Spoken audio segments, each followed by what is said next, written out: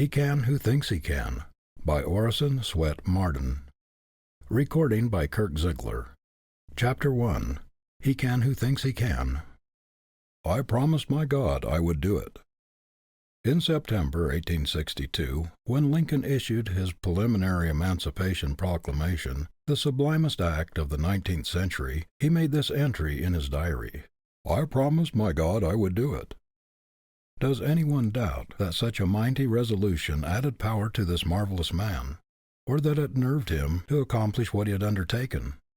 Neither ridicule nor caricature, neither dread of enemies nor desertion of friends, could shake his indomitable faith in his ability to lead the nation through the greatest struggle in its history.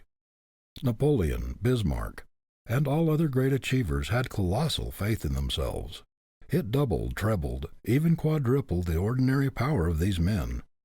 In no other way can we account for the achievements of Luther, Wesley, or Savonarola.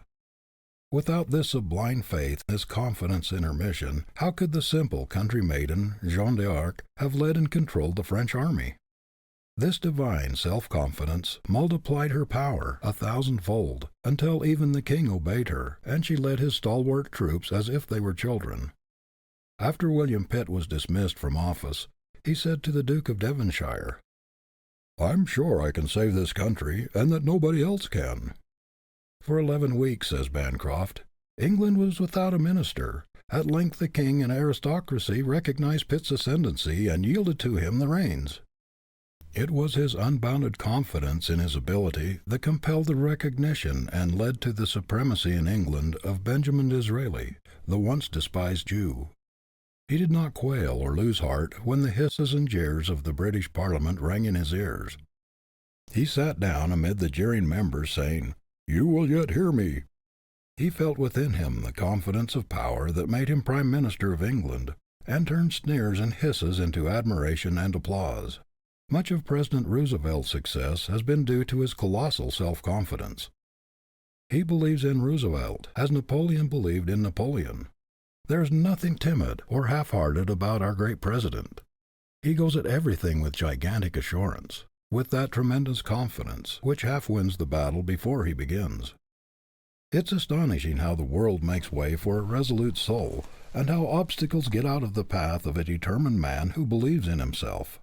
There is no philosophy by which a man can do a thing when he thinks he can't.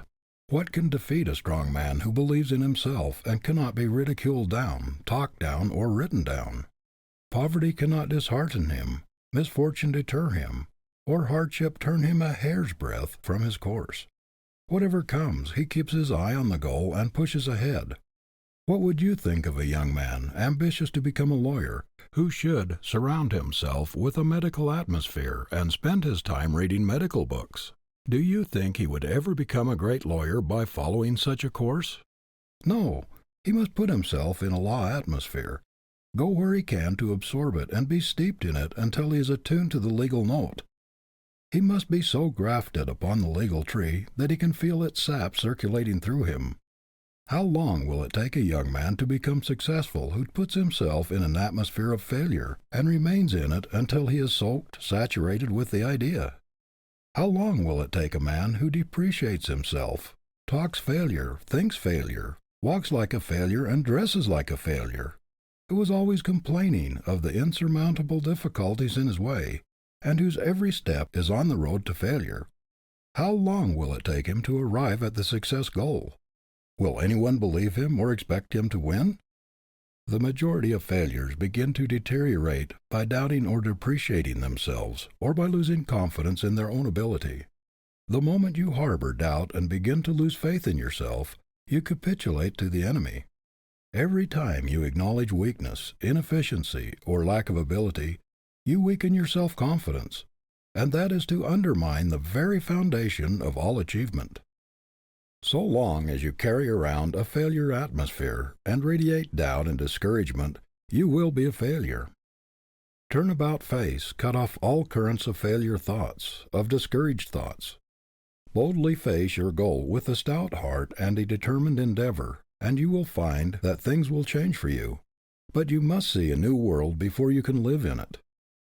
It is to what you see, to what you believe, to what you struggle incessantly to attain that you will approximate. Trust thyself. Every heart vibrates to that iron string. I know people who have been hunting for months for a situation because they go into an office with the confession of weakness in their very manner. They show their lack of self-confidence. Their prophecy of failure is in their face, in their bearing. They surrender before the battle begins. They are living witnesses against themselves. When you ask a man to give you a position, and he reads this language in your face and manner, "Please give me a position. Do not kick me out. Fate is against me. I am an unlucky dog. I am disheartened. I have lost confidence in myself," he will only have contempt for you. He will say to himself that you are not a man to start with, and he will get rid of you as soon as he can. If you expect to get a position, you must go into an office with the air of a conqueror. You must fling out self-confidence from yourself before you can convince an employer that you are the man he's looking for. You must show by your very presence that you are a man of force, a man who can do things with vigor, cheerfulness, and enthusiasm. Self-reliance, which carries great, vigorous self-faith, has ever been the best substitute for friends, pedigree, influence, and money. It is the best capital in the world. It has mastered more obstacles, overcome more difficulties, and carried through more enterprises than any other human quality. I have interviewed many timid people as to why they let opportunities pass by them that were eagerly seized by others with much less ability, and the answer was invariably a confession like the following. "I have not the courage," said one. "I lack confidence in myself," said another. "I shrink from trying for fear I shall make a mistake, and I shall have the mortification of being turned down," said a third. "It would look so cheeky for me to have the nerve to put myself forward," said a fourth. "Oh, I do not think it would be right to seek a place so far above me," said another. "I think I ought to wait until the place seeks me, or I am better prepared." So they run through the whole gamut of self-distrust. This shrinking, this timidity or self-effacement often proves a worse enemy to success than actual incompetence. Take the lantern in hand, and you will always have light enough for your next step, no matter how dark, for the light will move along with you. Do not try to see the long way ahead. One step is enough for me. A physical trainer in one of our girls' colleges says that his first step is to establish the girls in self-confidence, to lead them to think only of the ends to be attained and not of the means. He shows them that the greater power lies behind the muscles, in the mind, and points to the fact so frequently demonstrated that a person in a supreme crisis, as in a fire or other catastrophe, can exert strength out of all proportion to his muscle. He thus helps them get rid of fear and timidity, the great handicaps to achievement. I believe if we had a larger conception of our possibilities, a larger faith in ourselves, we could accomplish infinitely more. And if we only better understood our divinity, we would have this larger faith. We are crippled by the old orthodox idea of man's inferiority. There is no inferiority about the man that God made. The only inferiority in us is what we put into ourselves. What God made is perfect. The trouble is that most of us are but a burlesque of the man God patterned and intended. A Harvard graduate, who has been out of college a number of years, writes that because of his lack of self-confidence, he has never earned more than $12 a week. A graduate of Princeton tells us that except for a brief period, he has never been able to earn more than $1 a day. These men do not dare to assume responsibility. Their timidity and want of faith in themselves destroy their efficiency. The great trouble with many of us is that we do not believe enough in ourselves. We do not realize our power. Man was made to hold up his head and carry himself like a conqueror, not like a slave, as a success, not as a failure, to assert his God-given birthright. Self-depreciation is a crime. If you would be superior, you must hold the thought of superiority constantly in the mind. A singularly modest man of so retiring a disposition that at one time he did not show half of his great ability, whose shrinking nature and real talent for self-abasement had actually given him an inferior appearance, told me one day how he had encountered this tendency toward self-depreciation. Among other things, he said, he had derived a great benefit from the practice he had formed of going about the streets, especially where he was not known, with an air of great importance, as though imagining himself the mayor of the city, the governor of the state, or even President of the United States. By merely looking as though he expected everybody to recognize that he must be a person of note, he changed not only his appearance, but also his convictions. It raised him immeasurably in his own estimation. It had a marked effect upon his whole character. Where once he walked through the streets shrinking from the gaze of others, and dreading their scrutiny, he now boldly invites, even demands, attention by his evident superiority, for he has the appearance of one whom people would like to know. In other words, he has caught a glimpse of his divinity. He really feels his superiority, and his self-respecting manner reflects it. Be sure that your success will never rise higher than your confidence in yourself. The greatest artist in the world could not paint the face of a Madonna with a model of depravity in his mind. You cannot succeed while doubting yourself or thinking thoughts of failure. Cling to success thoughts. Fill your mind with cheerful, optimistic pictures, pictures of achievement. This will scatter the specters of doubt and fear and send a power through you which will transform you into an achiever.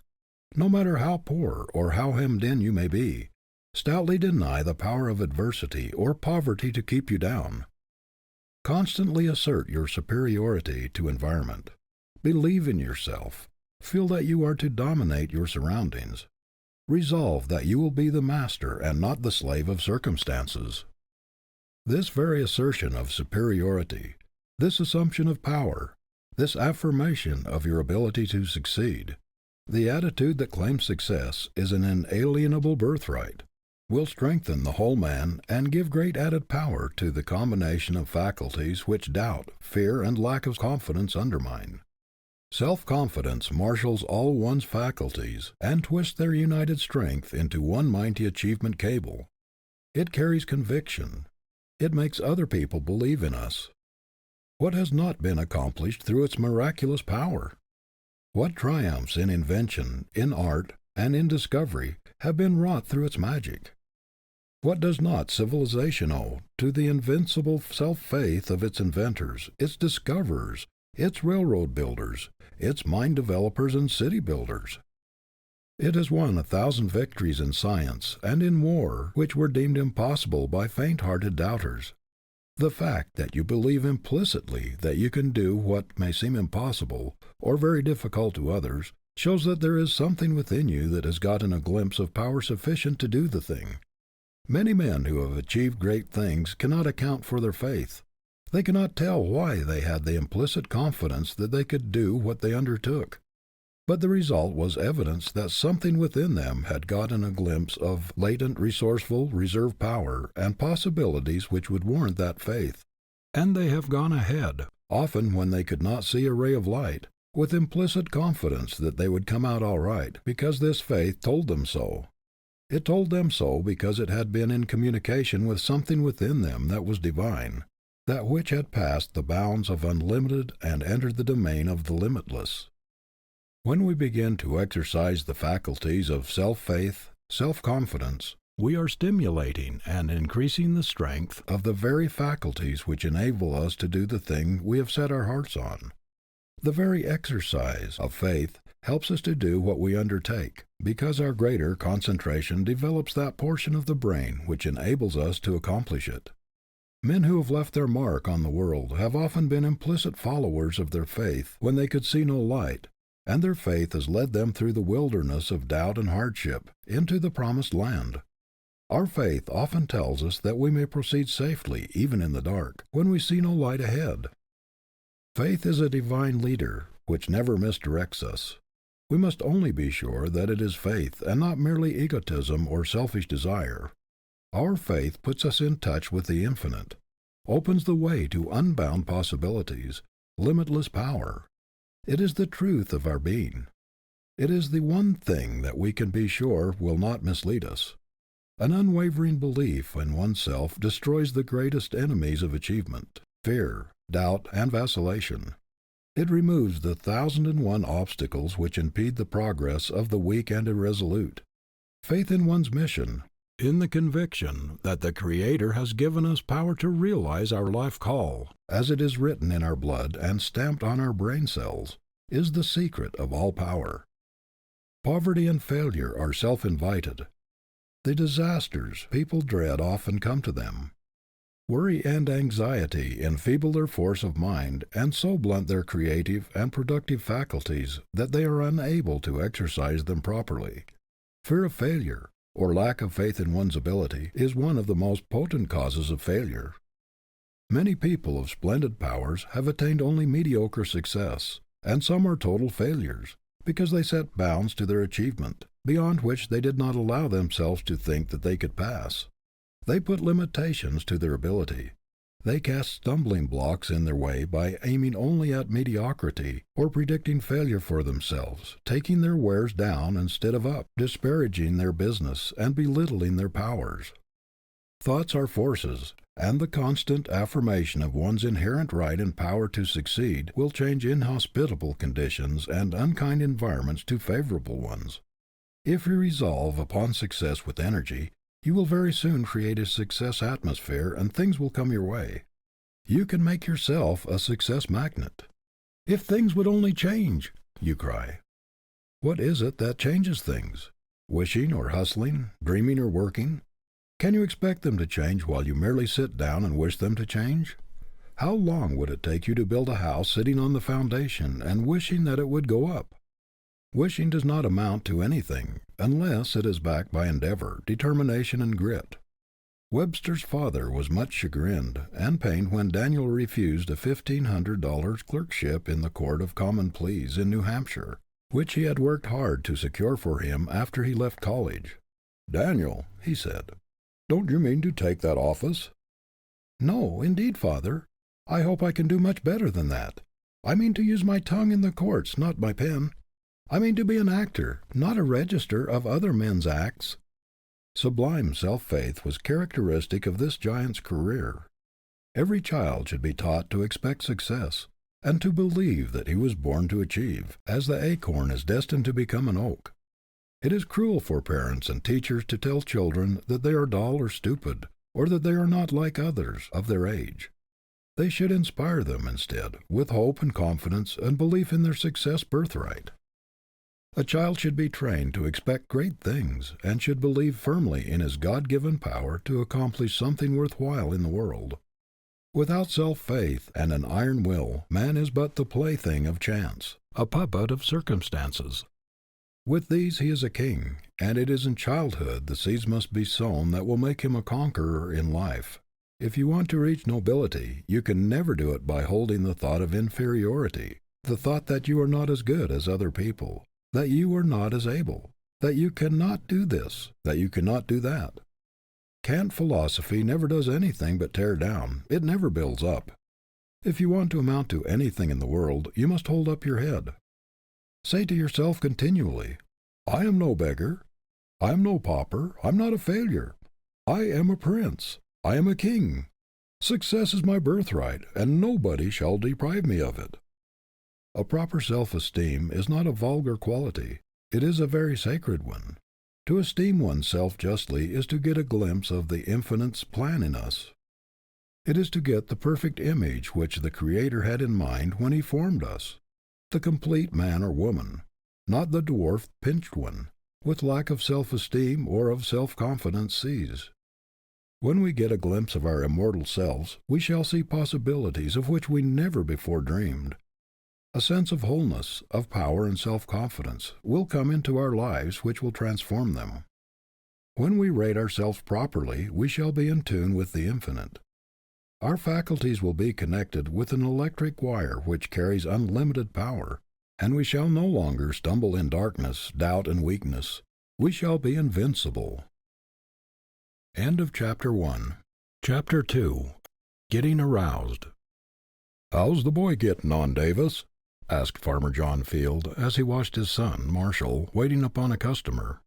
"Well, John, you and I are old friends," replied Deacon Davis as he took an apple from a barrel and handed it to Marshall's father as a peace offering. "We're old friends, and I don't want to hurt your feelings. But I'm a blunt man, and air going to tell you the truth. Marshall is a good, steady boy, all right, but he wouldn't make a merchant, if he stayed in my store 1,000 years. He weren't cut out for a merchant. Take him back to the farm, John, and teach him how to milk cows." If Marshall Field had remained as clerk in Deacon Davis's store in Pittsfield, Massachusetts, where he got his first position, he could never have become one of the world's merchant princes. But when he went to Chicago and saw the marvelous examples around him of poor boys who had won success, it aroused his ambition and fired him with the determination to be a great merchant himself. "If others can do such wonderful things," he asked himself, "why cannot I?" Of course, there was the making of a great merchant in Mr. Field from the start, but circumstances and ambition-arousing environment had a great deal to do with stimulating his latent energy and bringing out his reserve force. It is doubtful if he would have climbed so rapidly in any other place than Chicago. In 1856, when young Field went there, this marvelous city was just starting on its unparalleled career. It had then only about 85,000 inhabitants. A few years before, it had been a mere Indian trading village. But the city grew by leaps and bounds, and always beat the predictions of its most sanguine inhabitants. Success was in the air. Everybody felt there were great possibilities there. Many people seem to think that ambition is a quality born within us, that is not susceptible to improvement, that it is something thrust upon us which will take care of itself. But it is a passion that responds very quickly to cultivation, and it requires constant care and education, just as the faculty for music or art does, or it will atrophy. If we do not try to realize our ambition, it will not keep sharp and defined. Our faculties become dull and soon lose their power if they are not exercised. How can we expect our ambition to remain fresh and vigorous through years of inactivity, indolence, or indifference? If we constantly allow opportunities to slip by us without making any attempt to grasp them, our inclination will grow duller and weaker. "What I most need," as Emerson says, "is somebody to make me do what I can." To do what I can, that is my problem. Not what a Napoleon or Lincoln could do, but what I can do. It makes all the difference in the world to me whether I bring out the best thing in me or the worst. Whether I utilize 10, 15, 25, or 90% of my ability. Everywhere we see people who have reached middle life or later without being aroused. They have developed only a small percentage of their success possibilities. They are still in a dormant state. The best thing in them lies so deep that it has never been awakened. When we meet these people, we feel conscious that they have a great deal of latent power that has never been exercised. Great possibilities of usefulness and of achievement are all unconsciously going to waste within them. Some time ago there appeared in the newspapers an account of a girl who had reached the age of 15 years, and yet had only attained the mental development of a small child. Only a few things interested her. She was dreamy, inactive, and indifferent to everything around her most of the time, until one day, while listening to a hand organ on the street, she suddenly awakened to full consciousness. She came to herself. Her faculties were aroused, and in a few days she leaped forward years in her development. Almost in a day she passed from childhood to budding womanhood. Most of us have an enormous amount of power of latent force, slumbering within us, as it slumbered in this girl, which could do marvels if we would only awaken it. The judge of the municipal court in a flourishing western city, one of the most highly esteemed jurists in his state, was in middle life before his latent power was aroused, an illiterate blacksmith. He is now 60, the owner of the finest library in his city, with the reputation of being its best-read man, and one whose highest endeavor is to help his fellow man. What caused the revolution in his life? The hearing of a single lecture on the value of education.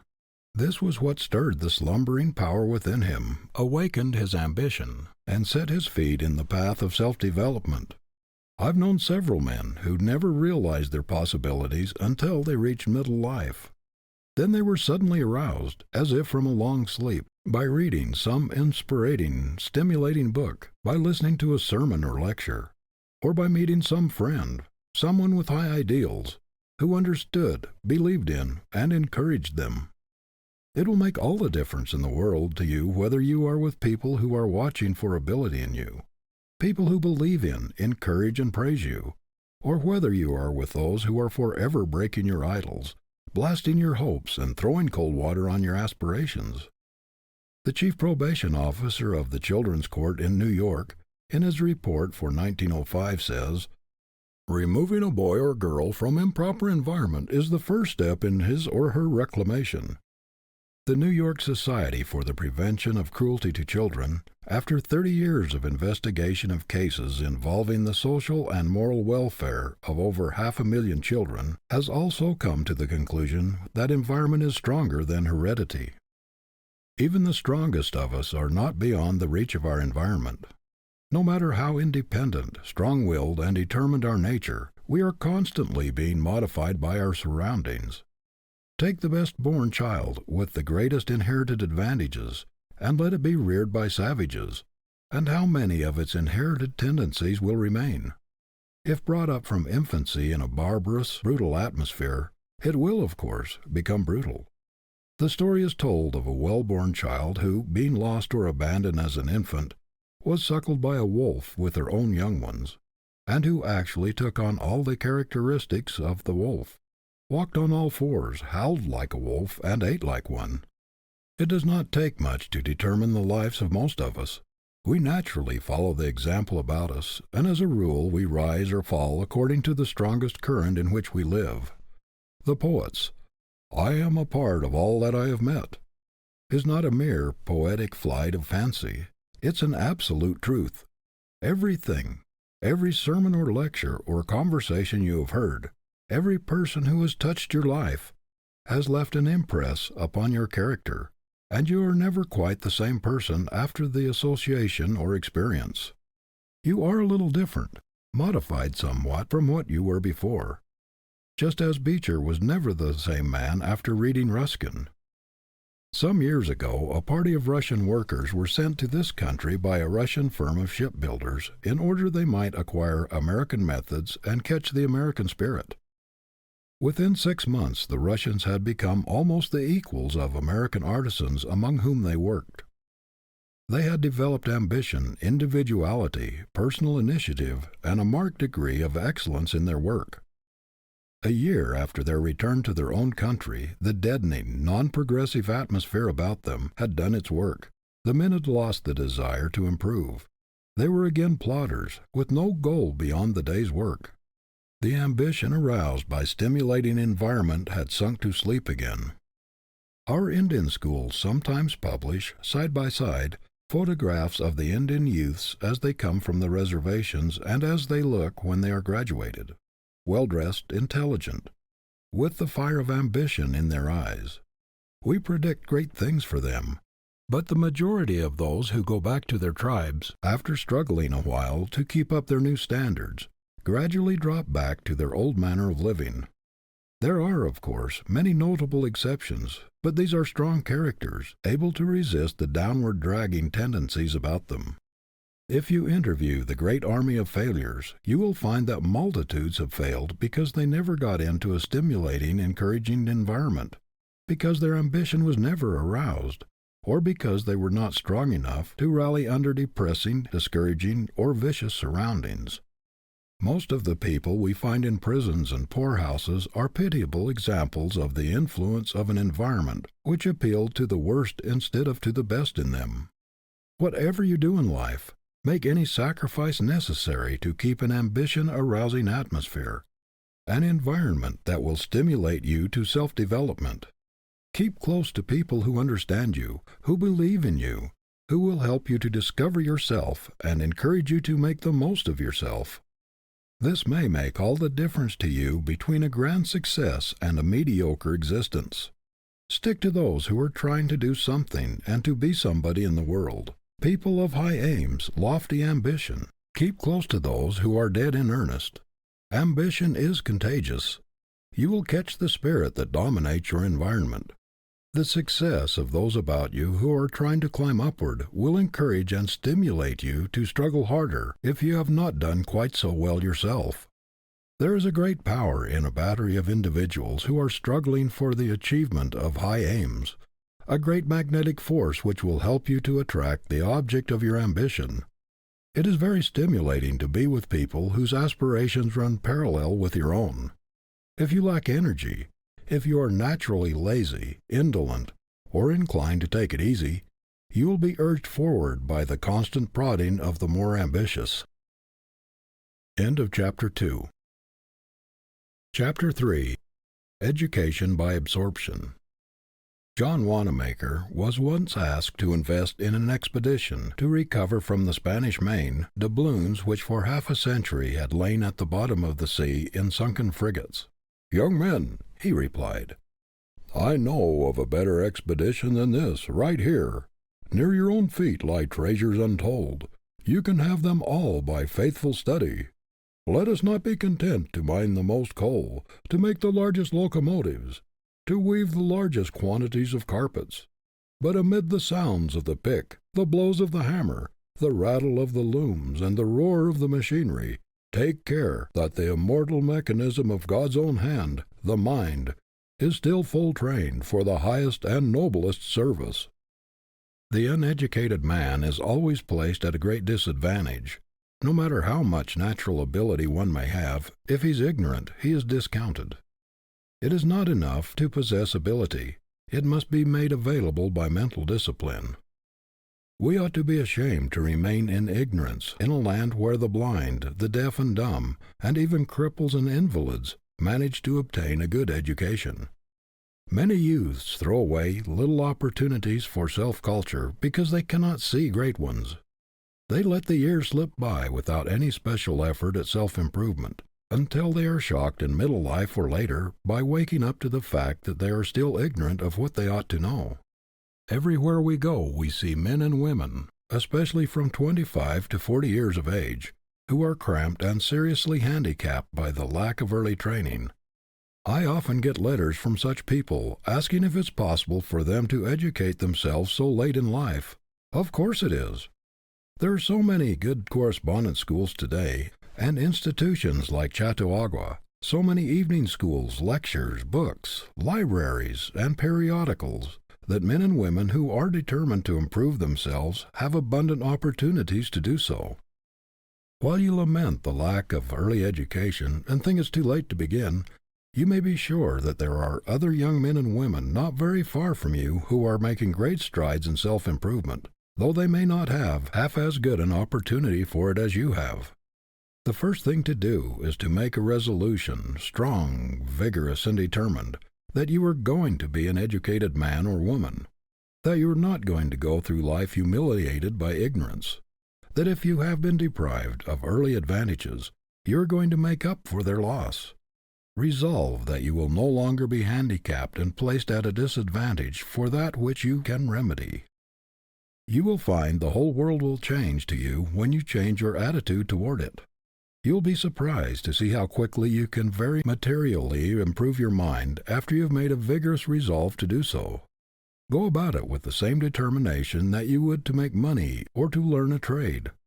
There is a divine hunger in every normal being for self-expansion, a yearning for growth or enlargement. Beware of stifling this craving of nature for self-unfoldment. Man was made for growth. It is the object, the explanation of his being. To have an ambition to grow larger and broader every day. To push the horizon of ignorance a little farther away, to become a little richer in knowledge, a little wiser and more of a man. That is an ambition worthwhile. It is not absolutely necessary that an education should be crowded into a few years of school life. The best educated people are those who are always learning, always absorbing knowledge from every possible source and at every opportunity. I know young people who have acquired a better education, a finer culture, through a habit of observation, or of carrying a book in the pocket to read at odd moments, or by taking courses in correspondence schools, than many who have gone through college. Youths who are quick to catch at new ideas, and who are in frequent contact with superior minds, not only often acquire a personal charm, but even, to a remarkable degree, develop mental power. The world is a great university. From the cradle to the grave we are always in God's great kindergarten, where everything is trying to teach us its lesson, to give us its great secret. Some people are always at school, always storing up precious bits of knowledge. Everything has a lesson for them. It all depends upon the eye that can see, the mind that can appropriate. Very few people ever learn how to use their eyes. They go through the world with a superficial glance at things. Their eye pictures are so faint and so dim that details are lost, and no strong impression is made on the mind. Yet the eye was intended for a great educator. The brain is a prisoner, never getting out to the outside world. It depends upon its 5 or 6 servants, the senses, to bring it material, and the larger part of it comes through the eye. The man who has learned the art of seeing things looks with his brain. I know a father who is training his boy to develop his powers of observation. He will send him out upon a street with which he is not familiar for a certain length of time, and then question him on his return to see how many things he has observed. He sends him to the show windows of great stores, to museums, and other public places to see how many of the objects he has seen the boy can recall and describe when he gets home. The father says that this practice develops in the boy a habit of seeing things instead of merely looking at them. When a new student went to the great naturalist, Professor Agassiz of Harvard, he would give him a fish and tell him to look at it for half an hour or an hour, and then describe to him what he saw. After the student thought he had told everything about the fish, the professor would say, "You have not really seen the fish yet. Look at it a while longer, and then tell me what you see." He would repeat this several times until the student developed a capacity for observation. If we go through life like an interrogation point, holding an alert, inquiring mind toward everything, we can acquire great mental wealth, wisdom which is beyond all material riches. Ruskin's mind was enriched by the observation of birds, insects, beasts, trees, rivers, mountains, pictures of sunset and landscape, and by memories of the song of the lark and of the brook. His brain held thousands of pictures, of paintings, of architecture, of sculpture, a material wealth which he reproduced as a joy for all time. Everything gave up its lesson, its secret, to his inquiring mind. The habit of absorbing information of all kinds from others is of untold value. A man is weak and ineffective in proportion as he secludes himself from his kind. There is a constant stream of power, a current of forces running to and fro between individuals who have come in contact with one another, if they have inquiring minds. We are all giving and taking perpetually when we associate together. The achiever today must keep in touch with the society around him. He must put his finger on the pulse of the great busy world and feel its throbbing life. He must be a part of it, or there will be some lack in his life. A single talent which one can use effectively is worth more than 10 talents imprisoned by ignorance. Education means that knowledge has been assimilated and become a part of the person. It is the ability to express the power within one, to give out what one knows, that measures efficiency and achievement. Pent-up knowledge is useless. People who feel their lack of education and who can afford the outlay can make wonderful strides in a year by putting themselves under good tutors, who will direct their reading and study along different lines. The danger of trying to educate oneself lies in desultory, disconnected, aimless studying, which does not give anything like the benefit to be derived from the pursuit of a definite program for self-improvement. A person who wishes to educate himself at home should get some competent, well-trained person to lay out a plan for him, which can only be effectively done when the advisor knows the vocation, the tastes, and the needs of the would-be student. Anyone who aspires to an education, whether in country or city, can find someone to at least guide his studies, some teacher, clergyman, lawyer, or other educated person in the community to help him. There is one special advantage in self-education. You can adapt your studies to your own particular needs better than you could in school or college. Everyone who reaches middle life without an education should first read and study along the line of his own vocation, and then broaden himself as much as possible by reading on other lines. One can take up, alone, many studies, such as history, English literature, rhetoric, drawing, mathematics, and can also acquire by oneself, almost as effectively as with a teacher, a reading knowledge of foreign languages. The daily storing up of valuable information for use later in life, the reading of books that will inspire and stimulate to greater endeavor, the constant effort to try to improve oneself and one's condition in the world, are worth far more than a bank account to a youth. How many girls there are in this country who feel crippled by the fact that they have not been able to go to college, and yet they have the time and the material close at hand for obtaining a splendid education, but they waste their talents and opportunities in frivolous amusements and things which do not count in forceful character building. It is not such a very great undertaking to get all the essentials of a college course at home, or at least a fair substitute for it. Every hour in which one focuses his mind vigorously upon his studies at home may be as beneficial as the same time spent in college. Every well-ordered household ought to protect the time of those who desire to study at home. At a fixed hour every evening during the long winter there should be by common consent a quiet period for mental concentration. For what is worth while in mental discipline, a quiet hour uninterrupted by time-thief callers. In thousands of homes where the members are devoted to each other and should encourage and help each other along, it is made almost impossible for anyone to take up reading, studying, or any exercise for self-improvement. Perhaps someone is thoughtless and keeps interrupting the others so that they cannot concentrate their minds. Or those who have nothing in common with your aims or your earnest life drop in to spend an evening in idle chatter. They have no ideals outside of the bread and butter and amusement questions, and do not realize how they are hindering you. There is constant temptation to waste one's evenings, and it takes a stout ambition and a firm resolution to separate oneself from a jolly, fun-living, and congenial family circle, or happy-hearted youthful callers, in order to try to rise above the common herd of unambitious persons who are content to slide along, totally ignorant of everything but the requirements of their particular vocations.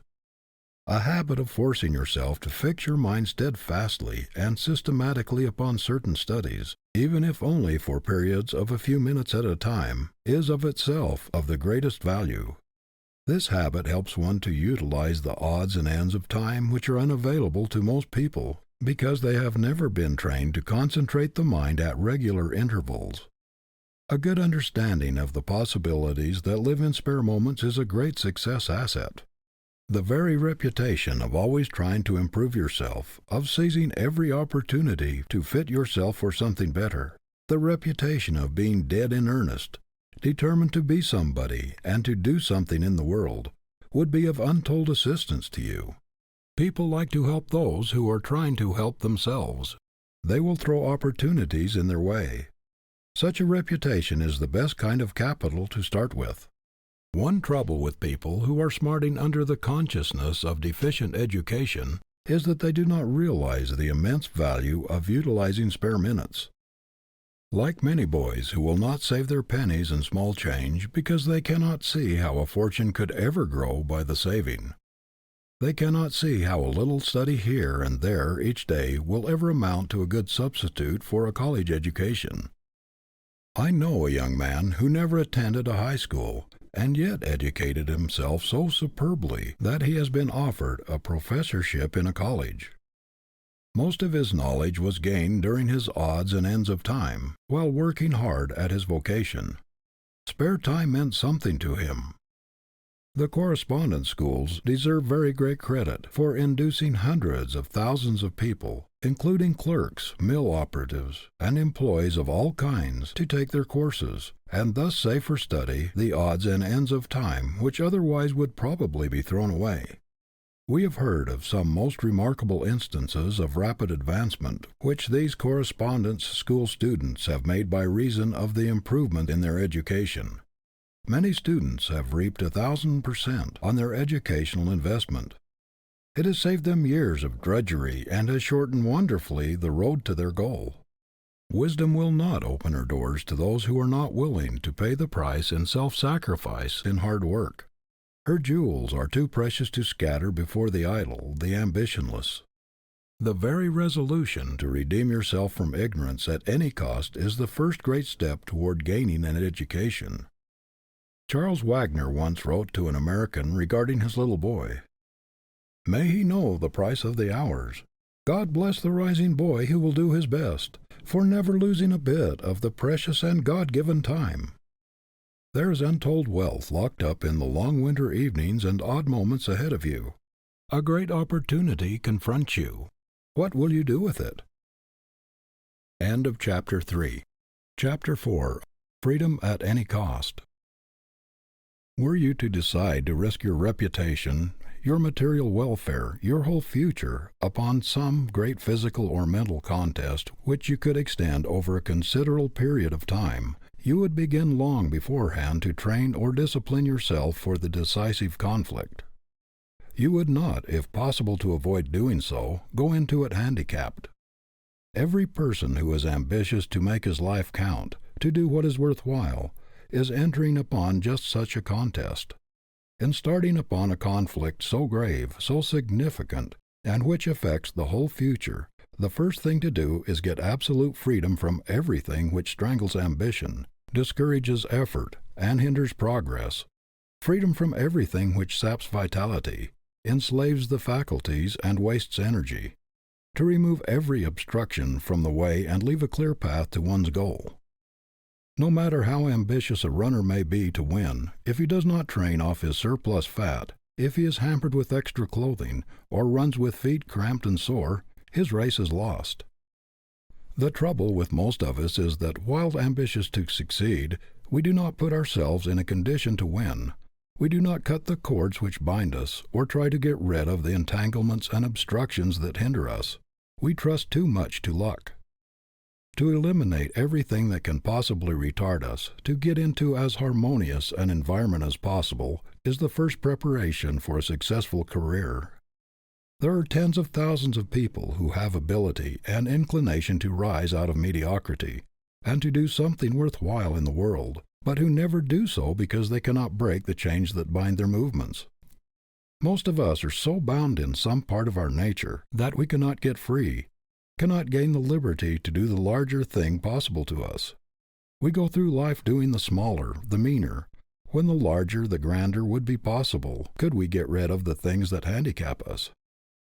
Every normal man has a reserve power within him, a mighty coil of force and purpose, which would enable him to make his life strong and complete, were he free to express the largest and the best things in him, were he not fettered by some bond, physical or moral. You can tie a strong horse with a very small cord, and he cannot show his greatest speed or strength till he is free. On every hand we see people with splendid ability tied down by some apparently insignificant thing which handicaps all their movements. They cannot go ahead until they are free. A giant would be a weakling if he were confined to so small a space that he did not have room to exert himself with freedom. The majority of people live in a cramped and uncongenial environment, in an atmosphere which dampens enthusiasm, discourages ambition and effort, scatters energy and wastes time. They have not the courage or stamina to cut the shackles that bind them, to throw away all crutches and props, and to rely on themselves to get into an environment where they can do what they desire. Their ambition finally dies through discouragement and inaction. I recall the case of a youth with artistic talent who let precious years go by, drifting by accident from one vocation to another, without encouraging this God-given ability or making any great effort to get rid of the little things which stood in the way of a great career, although he was always haunted by a longing for it. He was conscientious in his everyday work, but his heart was never in it.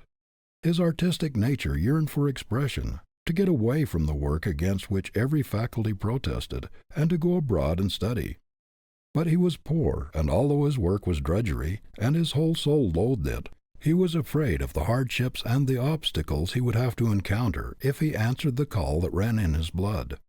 He kept resolving to break away and to follow the promptings of his ambition, but he also kept waiting and waiting for a more favorable opportunity, until, after a number of years, he found other things crowding into his life.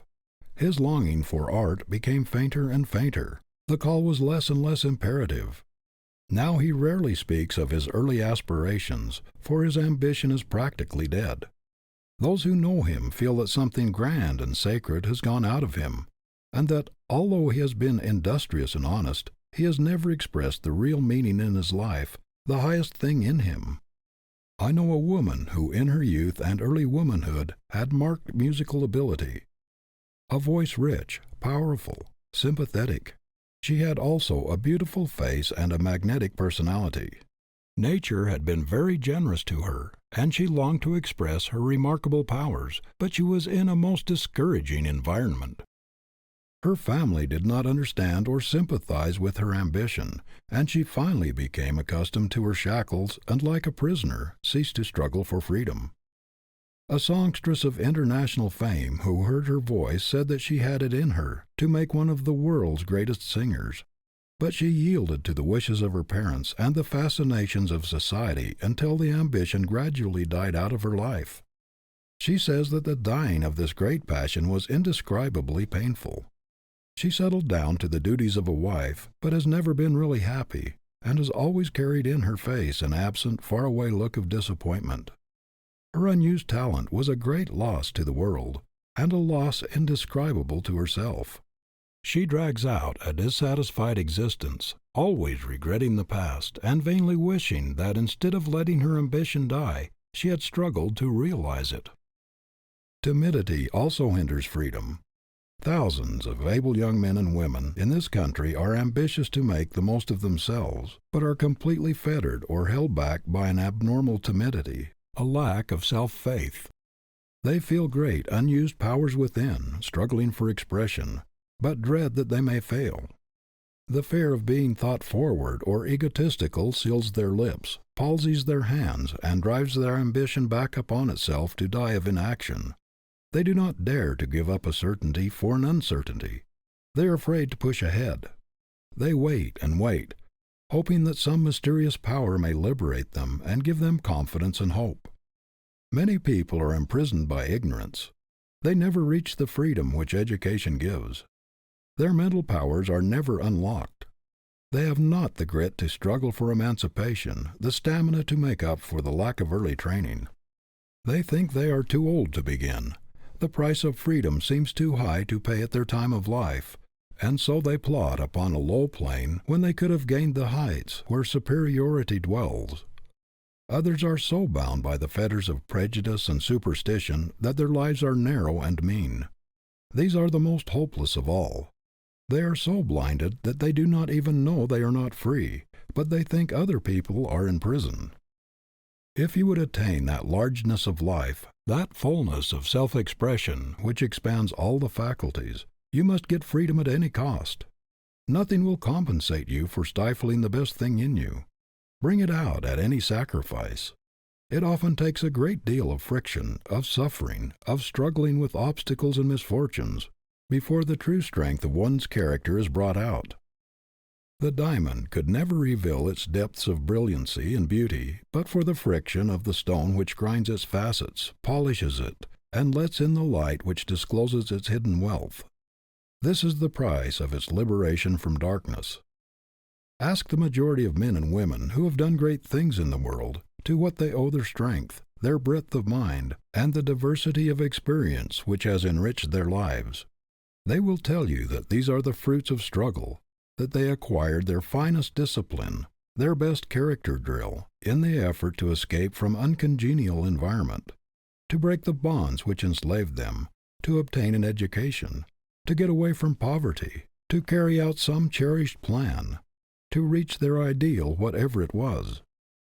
The efforts we are obliged to make to free ourselves from the bonds of poverty or heredity, of passion or prejudice, whatever it is that holds us back from our heart's desire, call to our aid spiritual and physical resources which would have remained forever unused, perhaps undiscovered, but for the necessity thrust upon us. Unsatisfied longings and stifled ambitions eat away at the very heart of desire. They sap strength of character, destroy hope, and blot out ideals. They play havoc with the lives of men and women. They make them mere shells, empty promises of what they might have been. I do not believe that anybody in any circumstances can be happy until he expresses that which God has made to dominate in his life, until he has given vent to that grand passion which speaks loudest in his nature, until he has made the best use of that gift which was intended to take precedence of all his other powers. No man can live a half-life when he has genuinely learned that it is a half-life, said Philip Brooks. After we have gained a glimpse of a life higher and better than we have been living, we must either break the bonds that bind us and struggle towards the attainment of that which we see, or development will cease and deterioration set in. Even the longing to reach an ideal will soon die out if no effort is made to satisfy it. No one should follow a vocation except by inevitable compulsion, which does not tend to unlock his prison house and let out the man. No one should voluntarily remain in an environment which prevents his development. Civilization owes its greatest triumphs to the struggles of men and women to free themselves from the bonds of circumstance. No man can live a full life while he is bound in any part of his nature. He must have freedom of thought as well as freedom of action to grow to his full height.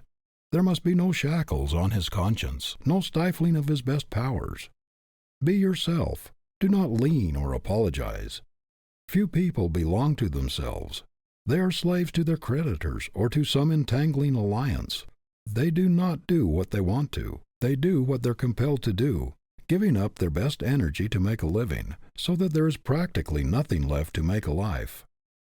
There are plenty of men today working for others who really have more ability than their employers, but who have been so enslaved, so entangled and faculty-bound by debt or unfortunate alliances that they have not been able to get the freedom to express their ability.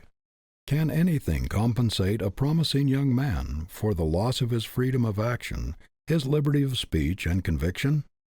Can any money pay him for cringing and crawling, sneaking and apologizing throughout his life, when it is within his power to hold up his head and without wincing look at the world squarely in the face? Never put yourself in a position, no matter what the inducement, whether a big salary or other financial reward, or the promise of position or influence, where you cannot act the part of a man. Let no consideration tie your tongue or purchase your opinion. Regard your independence as your inalienable right, with which you will never part for any consideration. One talent with freedom is infinitely better than genius tied up and entangled so that it must do everything at a disadvantage. Of what use is a giant intellect so restrained and hampered that it can only do a pygmy's work? To make the most of ourselves, we must cut off whatever drains vitality, physical or moral, and stop all the waste of life. We must cut off everything which causes friction, which tends to weaken effort, lower the ideals, and drag down the life standards. Everything which tends to kill the ambition and to make us satisfied with mediocrity.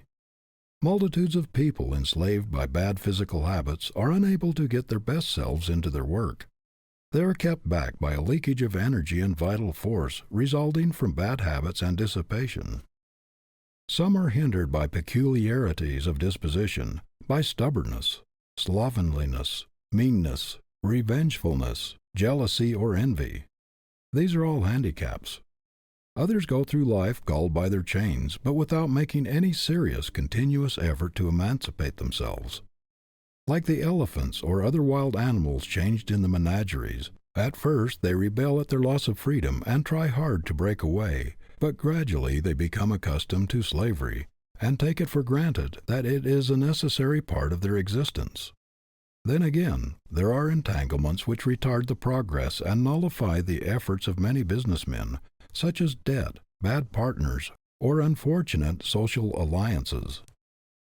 Comparatively few men belong to themselves or are really free.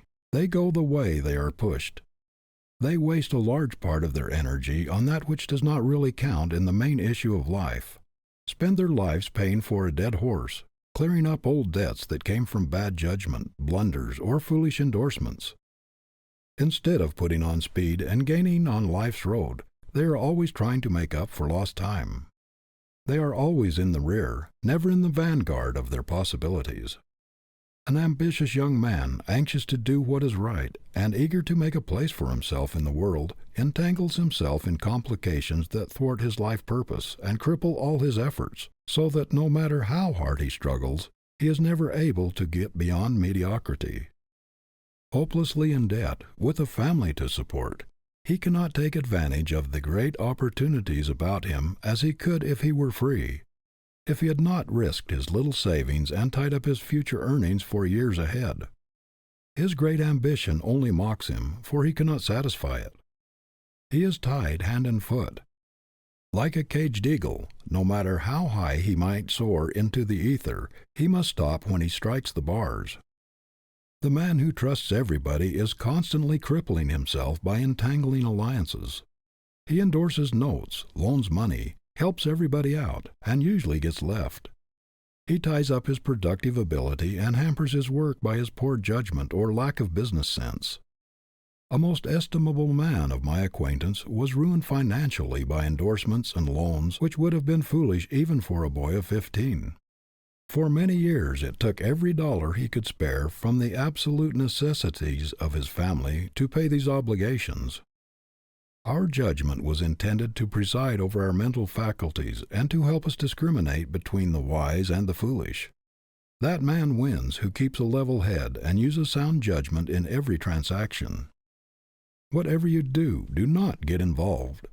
Make it a life rule to keep yourself clean and clear, with everything safeguarded. Before you go into anything of importance, think it through to the end. Make reasonably sure that you know where you are coming out. Do not risk a competence, or your home and your little savings in the hope of getting something for nothing. Do not be carried away by the reports of those who in some venture have made a great deal on a little money. Where one makes, 100 lose. There is no greater delusion in the world than thinking that by putting out a little flyer here and there, you can make a few hundreds or a few thousands. If you cannot make money in the vocation which you have chosen for your life work, and in which you have become expert, if you cannot get rich in the business whose every detail you understand, how can you expect that somebody else will take your money and give you a tremendous return for it, when it will not get your personal supervision? I know a lawyer in New York, now a millionaire, who had worked most of his way through college, and came to the metropolis an utter stranger, taking a little desk room in a broker's office near Wall Street, who at the outset made a cast-iron rule he would always keep himself free from debt and entangling alliances. By this inflexible rule, it is true, he often lost opportunities which would have brought him excellent returns, but he has never tied himself up in any transaction. The result is that he has not worried himself to death, but he has reserved his strength. Nearly every enterprise he has gone into has been very successful, because he has not touched anything unless he could see through to the end and knew how he would come out, even taking into consideration possible shrinkage, accident, and loss. In this way, although he has never made any very brilliant strides or lucky hits, he has not gone up by leaps and bounds, he has never had to undo what he has done, and has always kept in a secure position. He has gained the confidence not only of men in his profession, but also of capitalists and men of wealth, who have entrusted large sums to him because he has always kept his head level and himself free from entanglements. People know that their business and their capital will be safe in his hands. Through steady growth and persistent pushing of practical certainties, he has not only become a millionaire, but a broad, progressive, comprehensive man of affairs. Develop your judgment early and exercise your caution until it becomes reliable. Your judgment is your best friend. Your common sense is your great life partner, given you for guidance and to protect your interests. Depend upon these three great friends, sound judgment, caution, and common sense, and you will not be flung about at the mercy of adverse winds. Chapter 5. What the World Owes to Dreamers. Once when Emerson was in the company of men of affairs, who had been discussing railroad stocks and other business matters for some time, he said, "Gentlemen, now let us discuss real things for a while." Emerson was called the dreamer of dreams, because he had the prophetic vision that saw the world to be, the higher civilization to come. Tens of thousands of men and women stand today where he then stood almost alone. Edison is a dreamer because he sees people half a century hence using and enjoying inventions, discoveries, and facilities which make the most advanced utilities of today seem very antiquated. His mind's eye sees as curiosities in museums, 50 years hence, those mechanisms and devices which now seem so marvelous to us. Dreamers in this sense are true prophets. They see the civilization that will be long before it arrives. As it was the dreamers of '49 who built the old San Francisco and made it the greatest port on the western coast, so after the recent great earthquake and fire, when the city lay in ashes and 300,000 people were homeless, it was the dreamers of today who saw the new city in the ashes where others saw only desolation, and who, with indomitable grit, the unconquerable American will that characterized the pioneers of a half-century before, began to plan a restored city greater and grander than the old. It was in dreams that the projectors of the great transcontinental railroads first saw teeming cities and vast business enterprises, where the more practical men, without imagination, saw only the great American desert, vast alkali plains, sage-grass, and impassable mountains. The dreams of men like Collis P. Huntington and Leland Strafford bound together the East and the West with bands of steel, made the two oceans neighbors, reclaimed the desert, and built cities where before only desolation reigned. It was the persistency and grit of dreamers that triumphed over the congressmen without imagination who advised importing dromedaries to carry the mails across the great American desert, because they said it was ridiculous, a foolish waste of money, to build a railroad to the Pacific Ocean, as there was nothing there to support a population. It was such dreamers as those who saw the great metropolis of Chicago in a straggling Indian village, who saw Omaha, Kansas City, Denver, Salt Lake City, Los Angeles, and San Francisco many years before they arrived, that made their existence possible. It was such dreamers as Marshall Field, Joseph Leiter, and Potter Palmer, who saw in the ashes of the burned Chicago a new and glorified city, infinitely greater and grander than the old. Take the dreamers out of the world's history, and who would care to read it? Our dreamers. They are the advance guard of humanity, the toilers who, with bent back and sweating brow, cut smooth roads over which man marches forward from generation to generation. Most of the things which make life worth living, which have emancipated man from drudgery and lifted him above commonness and ugliness, the great amenities of life, we owe to our dreamers. The present is but the sum total of the dreams of the ages that have gone before, the dreams of the past made real. Our great ocean liners, our marvelous tunnels, our magnificent bridges, our schools, our universities, our hospitals, our libraries, our cosmopolitan cities with their vast facilities, comforts, and treasures of art are all the result of somebody's dreams. We hear a great deal of talk about the impracticality of dreamers, of people whose heads are among the stars while their feet are on the earth. But where would civilization be today but for the dreamers? We should still be riding in the stagecoach or tramping across continents. We should still cross the ocean in sailing ships, and our letters would be carried across continents by the Pony Express. "It cannot be done," cries the man without imagination. "It can be done. It shall be done," cries the dreamer, and he persists in his dreams through all sorts of privations, even to the point of starvation, if necessary, until his visions, his inventions, his discoveries, his ideas for the betterment of the race are made practical realities. What a picture the dreamer Columbus presented as he went about exposed to continual scoffs and indignities, characterized as an adventurer. The very children taught to regard him as a madman and pointing to their foreheads as he passed. He dreamed of a world beyond the seas, and in spite of unspeakable obstacles, his vision became a glorious reality. It was the men who, a quarter of a century ahead of their contemporaries, saw the marvelous hoe press in the hand press that made modern journalism possible. Without these dreamers our printing would still be done by hand. It was the men who were denounced as visionaries who practically annihilated space and enabled us to converse and transact business with people thousands of miles away as though they were in the same building with us. How many matter-of-fact, unimaginative men who see only through practical eyes would it take to replace a civilization, an Edison, a Bell, or a Marconi? The very practical people tell us that the imagination is all well enough in artists, musicians, and poets, but that it has little place in the great world of realities. Yet all leaders of men have been dreamers. Our great captains of industry, our merchant princes, have had powerful prophetic imaginations. They had faith in the vast commercial possibilities of our people.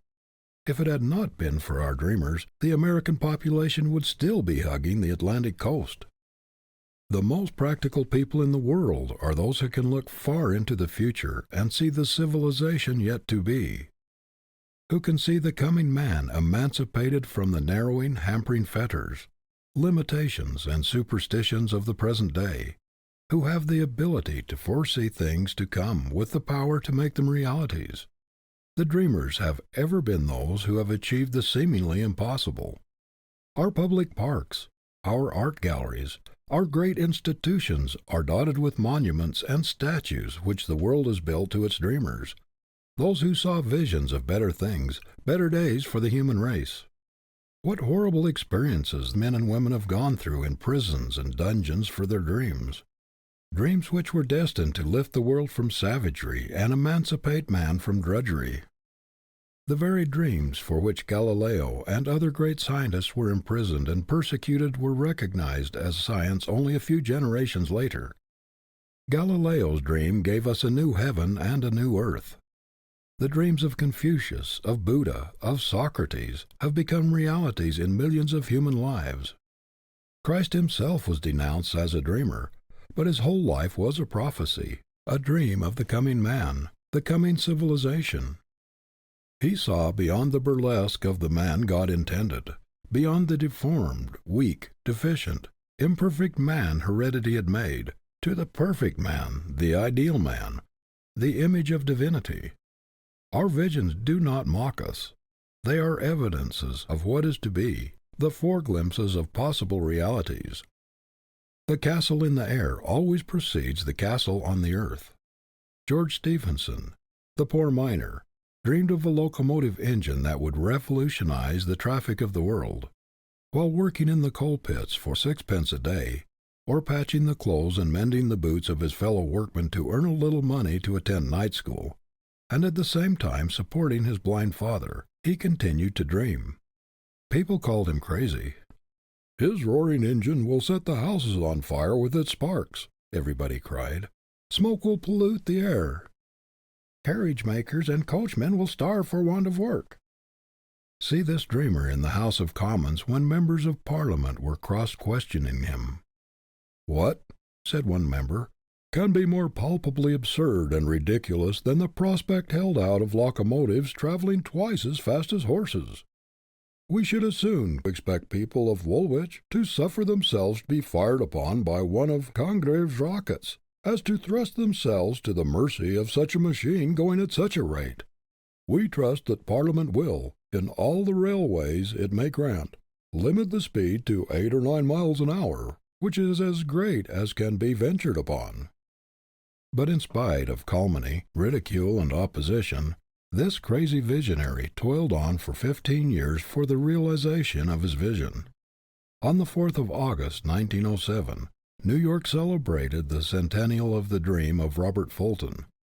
See the crowd of curious scoffers at the wharves of the Hudson River at noon on Friday, August 4th, 1807, to witness the results of what they thought the most ridiculous idea which ever entered a human brain, to witness what they believed would be a most humiliating failure of the dreams of a crank who proposed to take a party of people up the river to Albany in a steam vessel named Claremont. Did anybody ever hear of such an absurd idea as navigating against the current of the Hudson River without sail? Scornfully said the scoffing wiseacres. Many of them thought that the man who had fooled away his time and money on the Claremont was little better than an idiot, and that he ought to be in an insane asylum. But the Clermont did sail up the Hudson, and Fulton was hailed as a benefactor of the human race. What does the world not owe to Morse, who gave it its first telegraph? When the inventor asked for an appropriation of a few $1,000s for the first experimental line from Washington to Baltimore, he was sneered at by congressmen. After discouragements which would have disheartened most men, this experimental line was completed, and some congressmen were waiting for the message which they did not believe would ever come. When one of them asked the inventor how large a package he expected to be able to send over the wire. But very quickly the message did come, and derision was changed to praise. The dream of Cyrus W. Field, which tied two continents together by the ocean cable, was denounced as worse than folly. How long would it take to get the world's day-by-day news but for such dreamers as Field? When William Murdoch, at the close of the 18th century, dreamed of lighting London by means of coal gas conveyed to buildings in pipes, even Sir Humphrey Davy sneeringly asked, "Do you intend taking the dome of St. Paul's for a gasometer?" Sir Walter Scott, too, ridiculed the idea of lighting London by smoke, but he lived to use this same smoke dream to light his castle at Abbotsford. "What?" said the wise scientist. "A light without a wick? Impossible!" How people laughed at the dreamer Charles Goodyear, who struggled with hardships for 11 long years while trying to make India rubber of practical use. See him in prison for debt, still dreaming, while pawning his clothes and his wife's jewelry to get a little money to keep his children from starving. Note his sublime courage and devotion to his vision, even when without money to bury a dead child, while his 5 other children were near starvation, and his neighbors were denouncing him as insane. Women called Elias Howe a fool and crank, and condemned him for neglecting his family to dream of a machine which has proved a blessing to millions of their sex. The great masters are always idealists, seers of visions. The sculptor is a dreamer who sees the statue in the rough block before he strikes a blow with his chisel. The artist sees a vision of the finished painting in all its perfection and beauty of coloring and form before he touches a brush to the canvas. Every palace, every beautiful structure, is first the dream of the architect. It had no previous existence in reality. The building came out of his ideal before it was made real. Sir Christopher Wren saw St. Paul's Cathedral in all its magnificent beauty before the foundations were laid. It was his dream which revolutionized the architecture of London. It was the dreaming Baron Haussmann who made Paris the most beautiful city in the world. Think what we owe the beauty dreamers for making our homes and our parks so attractive. Yet there are thousands of practical men in New York today who, if they could have their way, would cut Central Park up into lots and cover it with business blocks. The achievements of every successful man are but the realized visions of his youth, his dreams of bettering his condition, of enlarging his power. Our homes are the dreams that begin with lovers and their efforts to better their condition, the dreams of those who once lived in huts and in log cabins. The modern luxurious railway train is the dream of those who rode in the old stagecoach.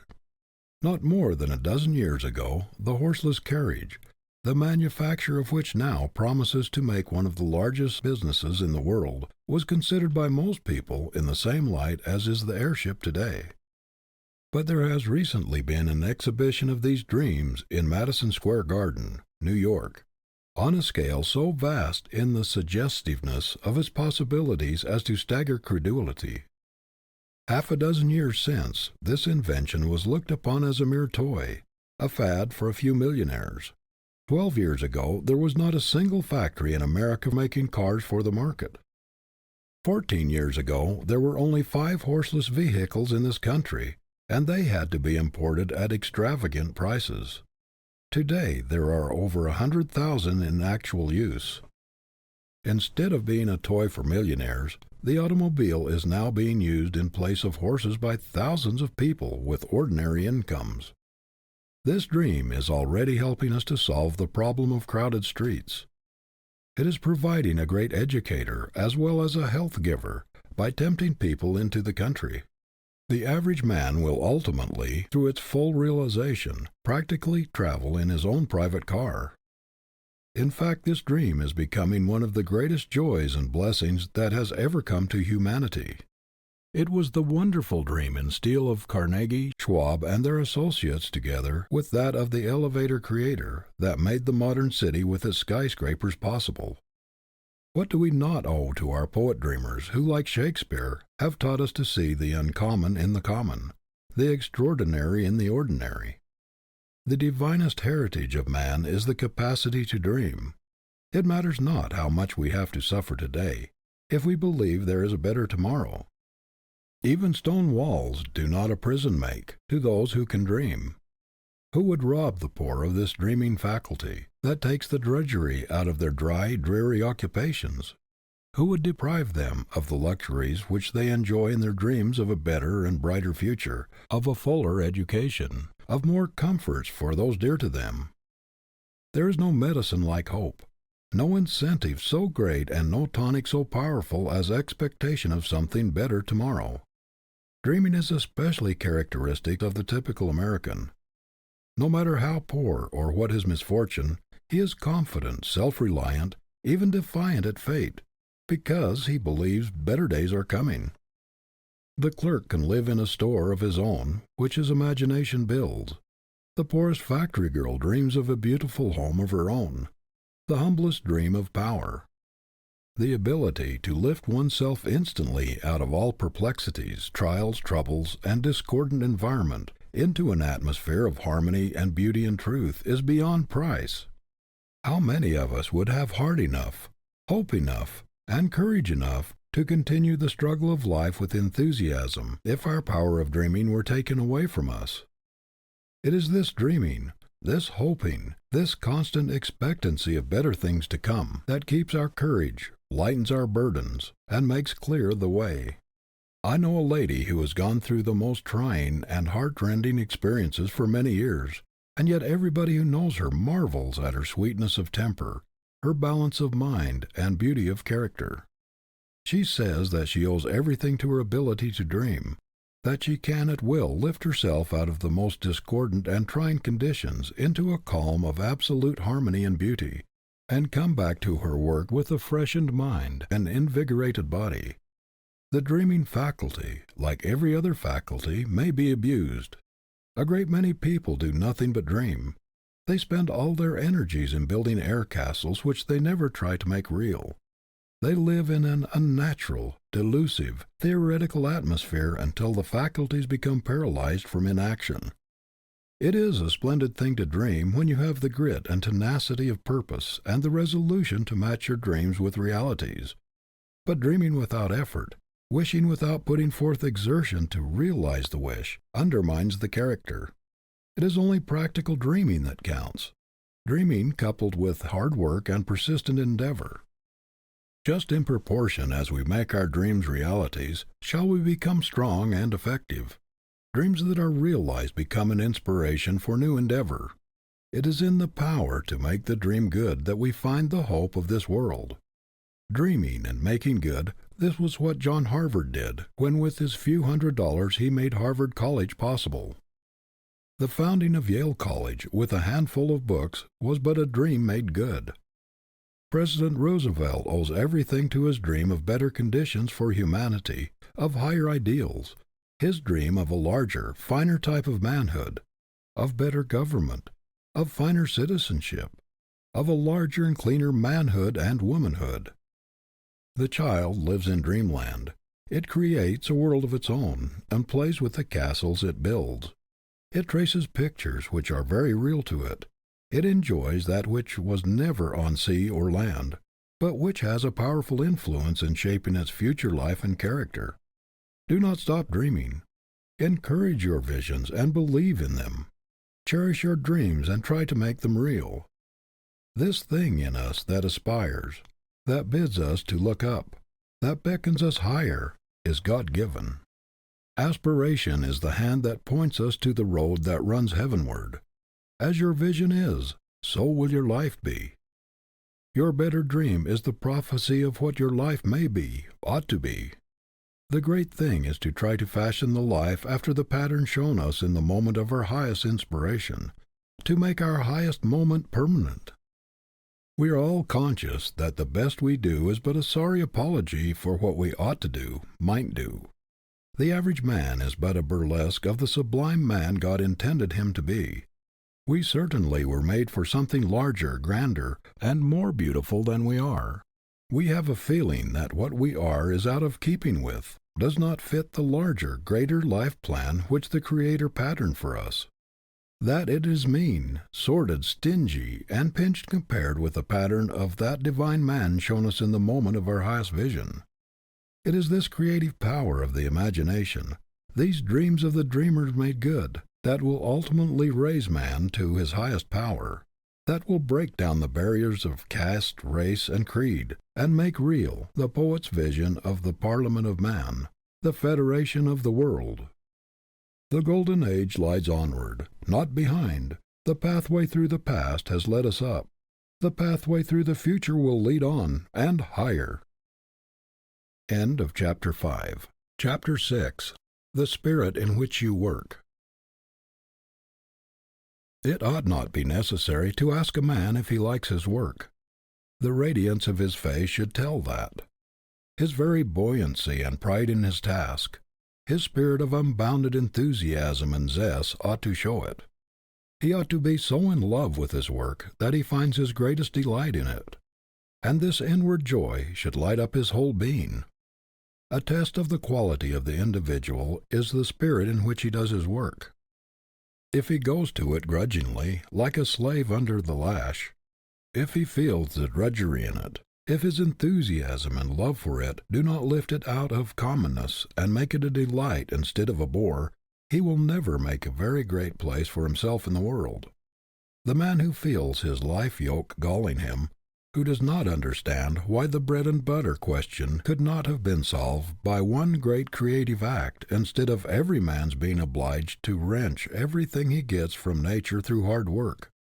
The man who does not see a beneficent design and a superb necessity in the principle that everyone should earn his own living has gotten a wrong view of life, and will never get the splendid results out of his vocation that were intended for him. Multitudes of people do not half respect their work.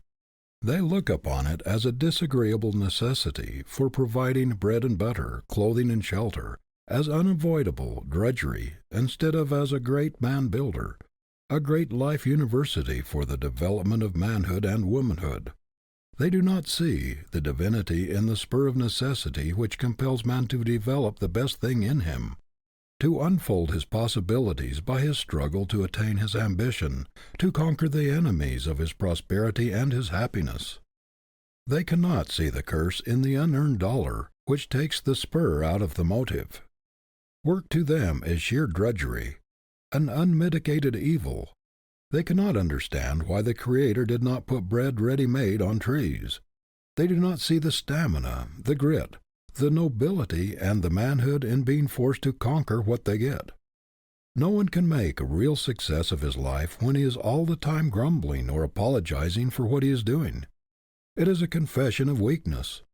What a pitiable sight to see one of God's noblemen, made to hold up his head and be a king, to be cheerful and happy and to radiate power, going about whining and complaining of his work, even deploring the fact that he should have to work at all.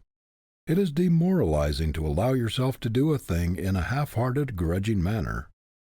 There is a great adaptive power in human nature.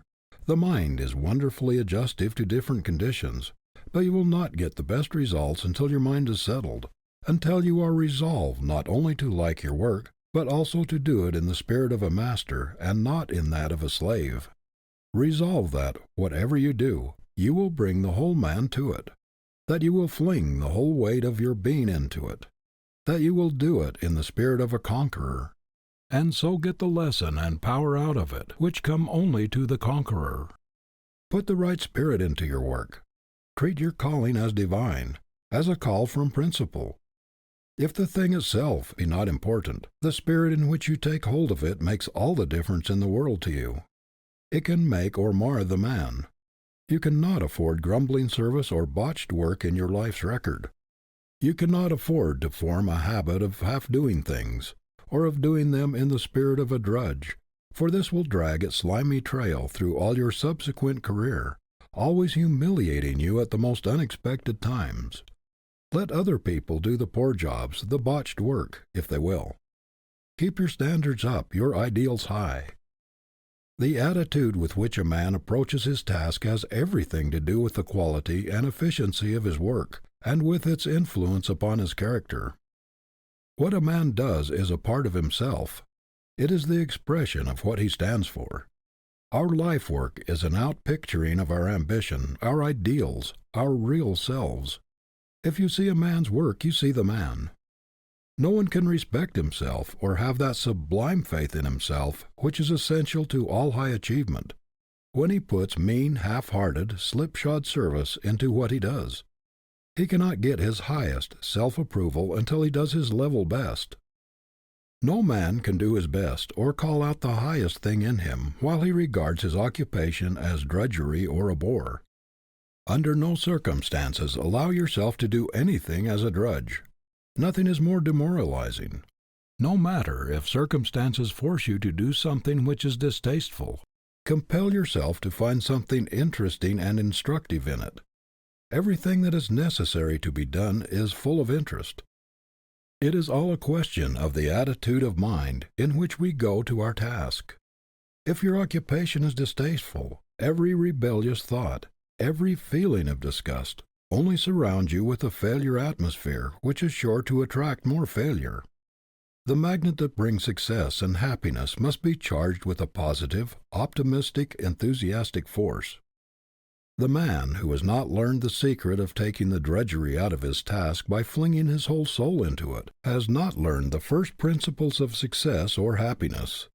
It is perfectly possible to so exalt the most ordinary business, by bringing to it the spirit of a master, as to make of it a dignified vocation. The trouble with us is that we drop into a humdrum existence and do our work mechanically, with no heart, no vim, and no purpose. We do not learn the fine art of living for growth, for mind and soul expansion. We just exist. It was not intended that any necessary employment should be merely commonplace. There is a great, deep meaning in it all, a glory in it. Our possibilities, our destiny are in it, and the good of the world. Why is it that most people think that the glory of life does not belong to the ordinary vocations, that this belongs to the artist, to the musician, to the writer, or to someone of the more gentle and what they call dignified professions? There is as much dignity and grandeur and glory in agriculture as in statesmanship or authorship. Some people never see any beauty anywhere. They have no soul for the beautiful. Others see it everywhere. Farming to one man is a humdrum existence, an unbearable vocation, a monotonous routine, while another sees the glory and the dignity in it, and takes infinite pleasure in mixing brains with the soil and in working with the Creator to produce grander results. I knew a cobbler in a little village who took infinitely more pride in his vocation than did the lawyer, or even the clergyman of that town. I know a farmer who takes more pride in his crops than any other person in his community takes in his calling. He walks over his farm as proudly as a monarch might travel through his kingdom. This true master farmer will introduce his visitor to his horses and cows and other animals as though they were important personages. That is the kind of enthusiasm that takes the drudgery out of the farm and makes a joy out of life, which to many is so dull and commonplace. I have known a stenographer on small pay who put a higher quality of effort into her work than the proprietor of the great establishment she worked for, and she got more out of life than he did. I knew a school teacher in a little district 25 miles from a railroad, in a schoolhouse right in the forest, who took more pride in her work and in the progress of her pupils than some presidents of colleges whom I've known appeared to take in their duties. A girl who declared that she never would do housework, that she never would cook, no matter what misfortunes might come to her, married a man who lost his money, and she was forced to part with her servants and to do the cooking herself for the family. She thought she never could do it, but she determined to make bread-making an art, to elevate cooking and make it a science in her home, and she succeeded. No matter how humble your work may seem, do it in the spirit of an artist, of a master. In this way you lift it out of commonness and rob it of what would otherwise be drudgery. You will find that learning to thoroughly respect everything you do, and not to let it go out of your hands until it has the stamp of your approval upon it as a trademark, will have a wonderful effect upon your whole character. The quality of your work will have a great deal to do with the quality of your life. If your work quality is down, your character will be down, your standards down, your ideals down. The habit of insisting upon the best of which you are capable, and of always demanding of yourself the highest, never accepting the lowest, will make all the difference between mediocrity or failure and a successful career. If you bring your work to the spirit of an artist instead of an artisan, if you bring a burning zeal, an all-absorbing enthusiasm, if you determine to put the best there is in everything you do, no matter what it is, you will not long be troubled with a sense of drudgery. Everything depends on the spirit we bring to the task. The right spirit makes an artist in the humblest task, while the wrong spirit makes an artisan in any calling, no matter how high that calling may be. There is a dignity, an indescribable quality of superiority in everything we do which we thoroughly and honestly respect. There is nothing belittling or menial which has to be done for the welfare of the race. You cannot afford to give the mere dregs, the mere leavings of your energies to your work. The best in you is none too good for it. It is only when we do our best, when we put joy, energy, enthusiasm, and zeal into our work, that we really grow. And this is the only way we can keep our highest self-respect. We cannot think much of ourselves when we are not honest in our work, when we are not doing our level best. There is nothing which will compensate you for the loss of faith in yourself, for the knowledge of your reputation for doing bungling, dishonest work. You have something infinitely higher within you to satisfy than to make a mere living, to get through your day's work as easily as possible. It is your sense of right, the demand within you to do your level best, to develop the highest thing in you, to do the square thing, to be a man. This should speak so loudly in you that the mere bread-and-butter question, the money-making question, should be absolutely insignificant in comparison. Start out with a tacit understanding with yourself that you will be a man at all hazards, that your work shall express the highest and best things in you, and that you cannot afford to debase or demoralize yourself by appealing to the lowest, the most despicable, mean side of yourself by deteriorating, by botching your work. How often we see people working along without purpose, half committed to their aim, only intending to pursue their vocation until they strike snags. They intend to keep at it as long as it is tolerable, or until they find something they like better. This is a cowardly way to face a life work which determines our destiny. A man ought to approach his life task, however humble, with the high ideals that characterize a great master as he approaches the canvas upon which he is going to put his masterpiece, with a resolution to make no false moves that will mar the model that lives in his ideal. A sacred thing, this approaching the uncut marble of life. We cannot afford to strike any false blows which might mar the angle that sleeps in the stone, for the image we produce must represent our life work. Whether it is beautiful or hideous, divine or brutal, it must stand as an expression of ourselves, as representing our ideals. It always pains me to see a young person approaching his life work with carelessness and indifference, as though it did not make much difference to him how he did his work if he only got through with it and got his pay for it. How little the average youth realizes the sacredness, the dignity, the divinity of his calling. There is a higher meaning, something broader, deeper, and nobler in a vocation than making a living or seeking fame.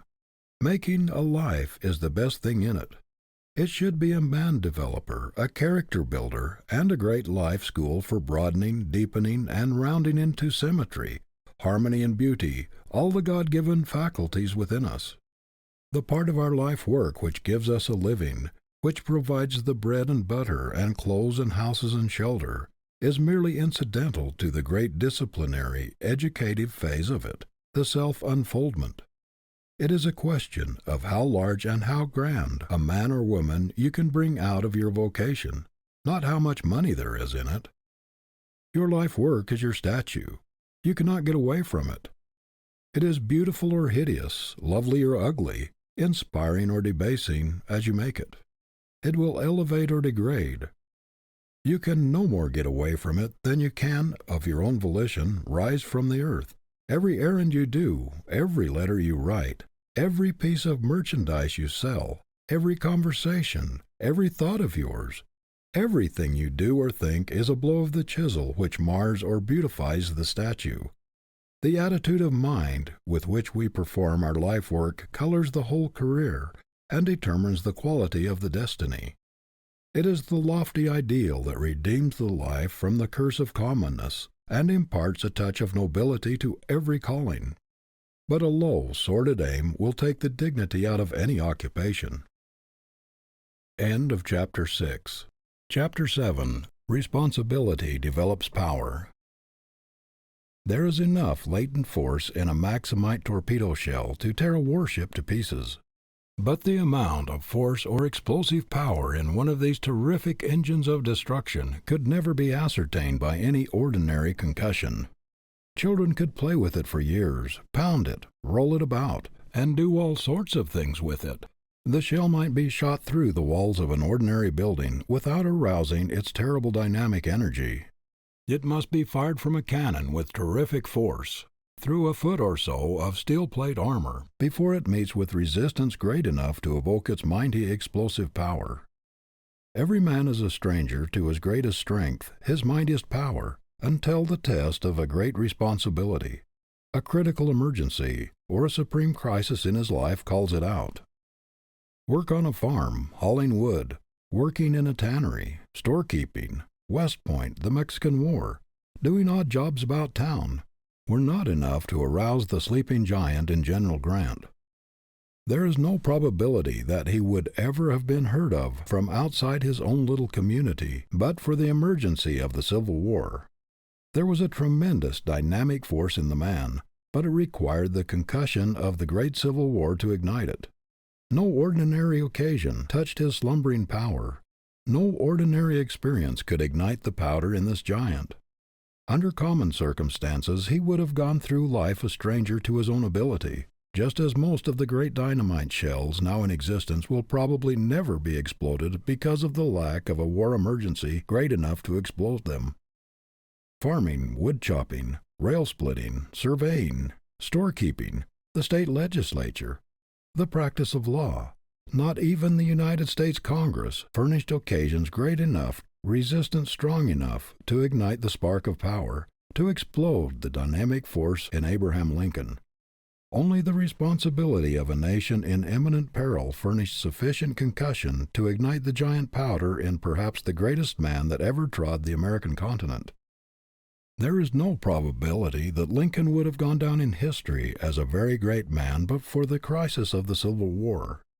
The nation's peril was the responsibility thrust upon him which brought out the last ounce of his reserves, his latent power of achievement, the resources which he never would have dreamed he possessed but for this emergency.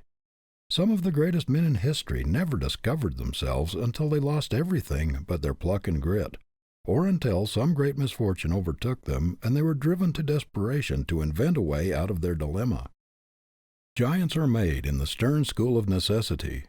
The strong, vigorous, forceful, stalwart men who have pushed civilization upward are the products of self-help.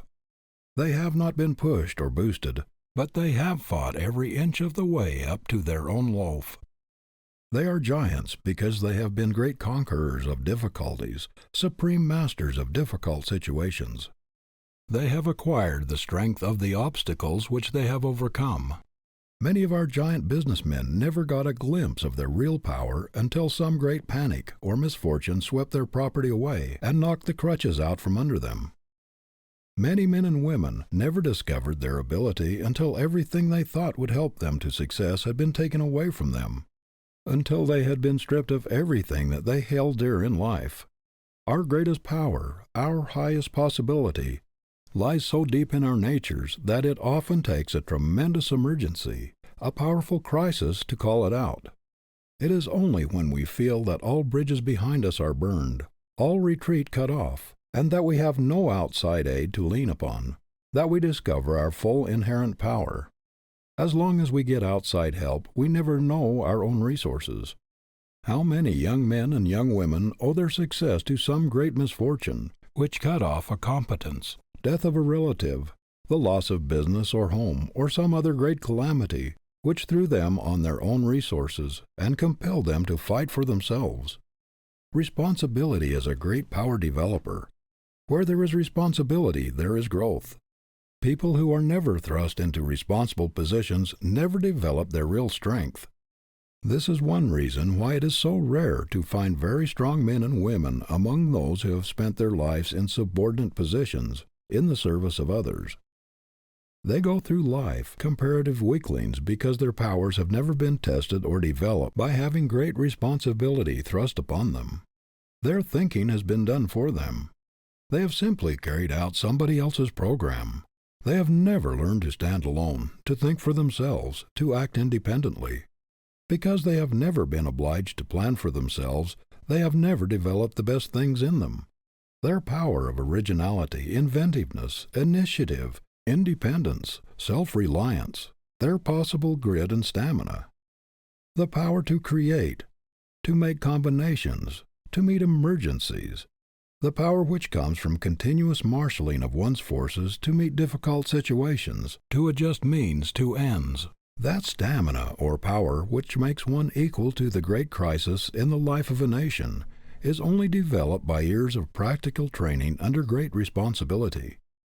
There is nothing more misleading than the philosophy that if there is anything in a youth it will come out.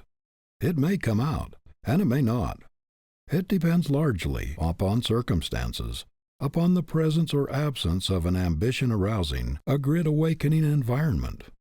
The greatest ability is not always accompanied by the greatest confidence or the greatest ambition.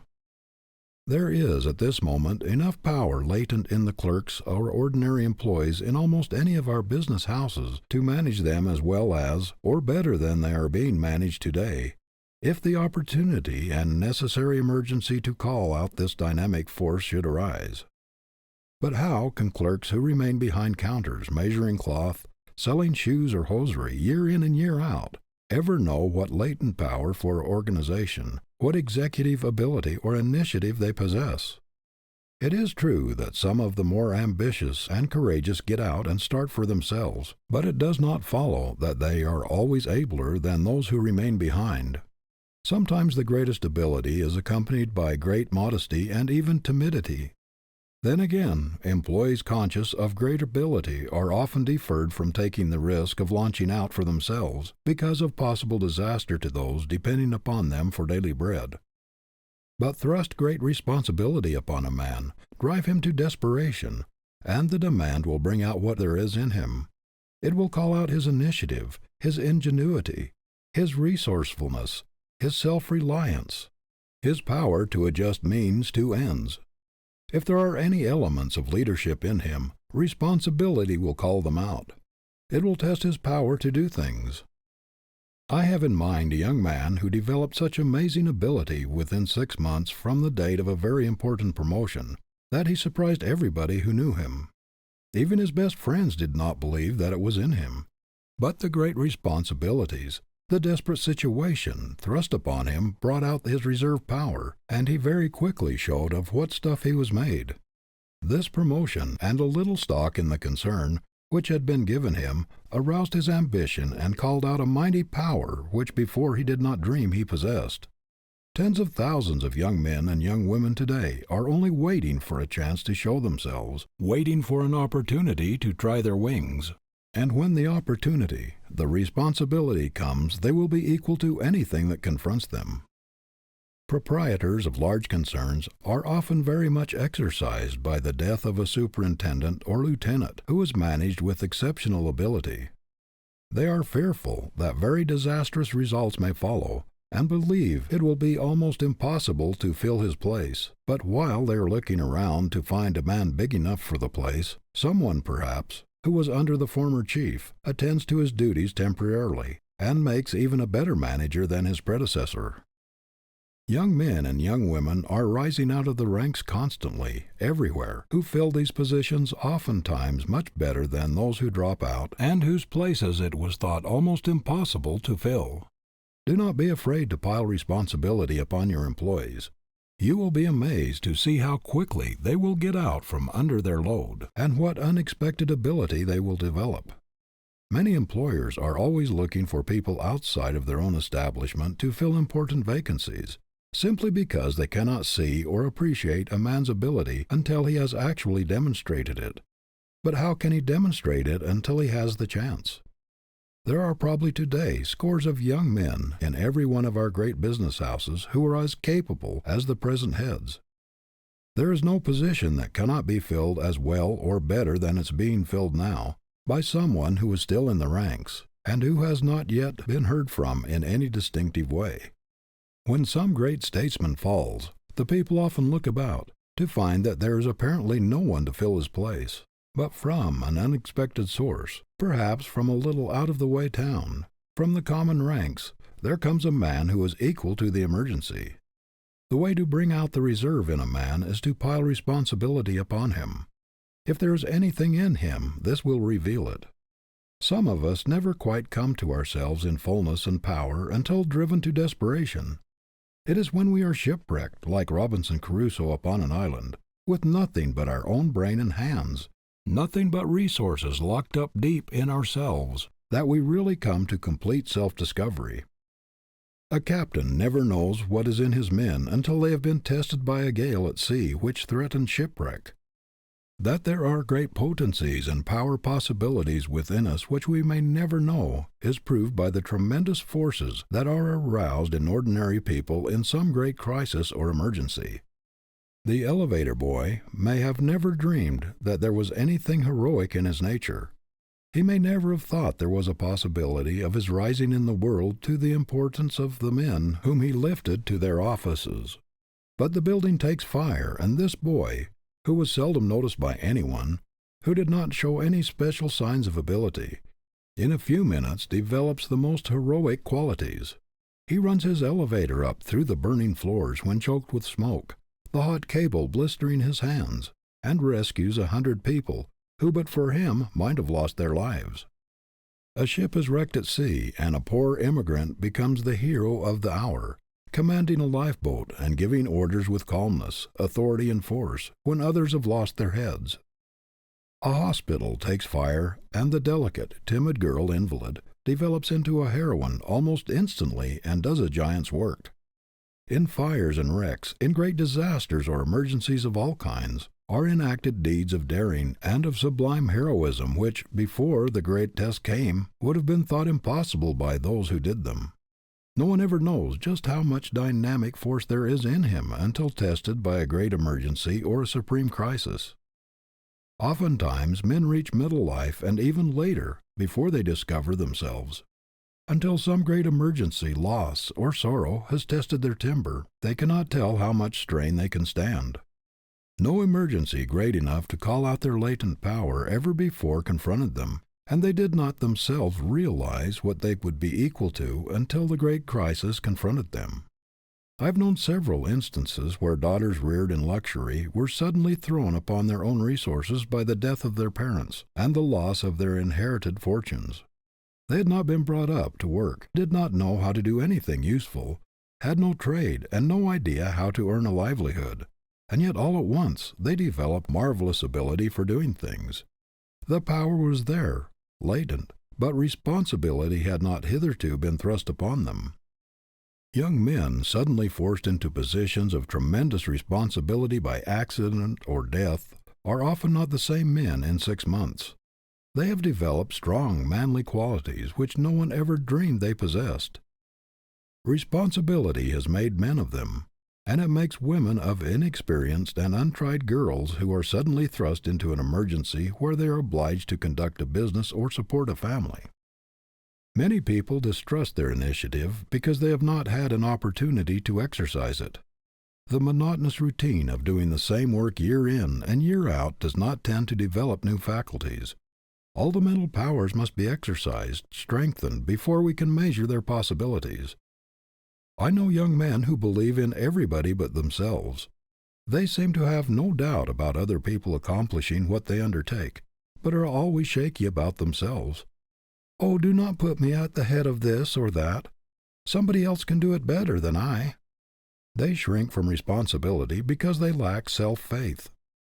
The only way to develop power is to resolve early in life never to let an opportunity for doing so go by. Never shrink from anything which will give you more discipline, better training, and enlarged experience. No matter how distasteful, force yourself into it.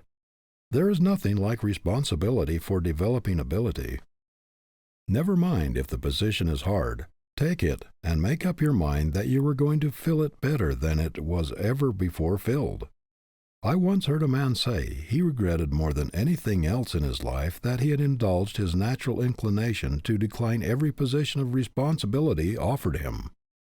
He was naturally so shy that any position which attracted attention or gave him the least publicity was distasteful to him. His magnificent possibilities remain undeveloped because he has never had that responsibility which calls out one's reserves and develops his latent powers. Many a time he thought he would change his course, and made up his mind never to let another opportunity for self-development go by him unimproved. But the habit of delaying until he should be better prepared got such a hold of him that he could not change.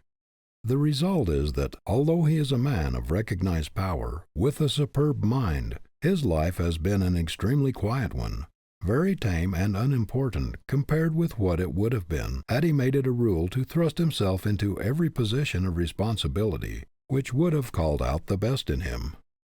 Many people never discover themselves or know their possibilities because they always shrink from responsibility. They lease themselves to somebody else and die with their greatest possibilities unreleased, undeveloped.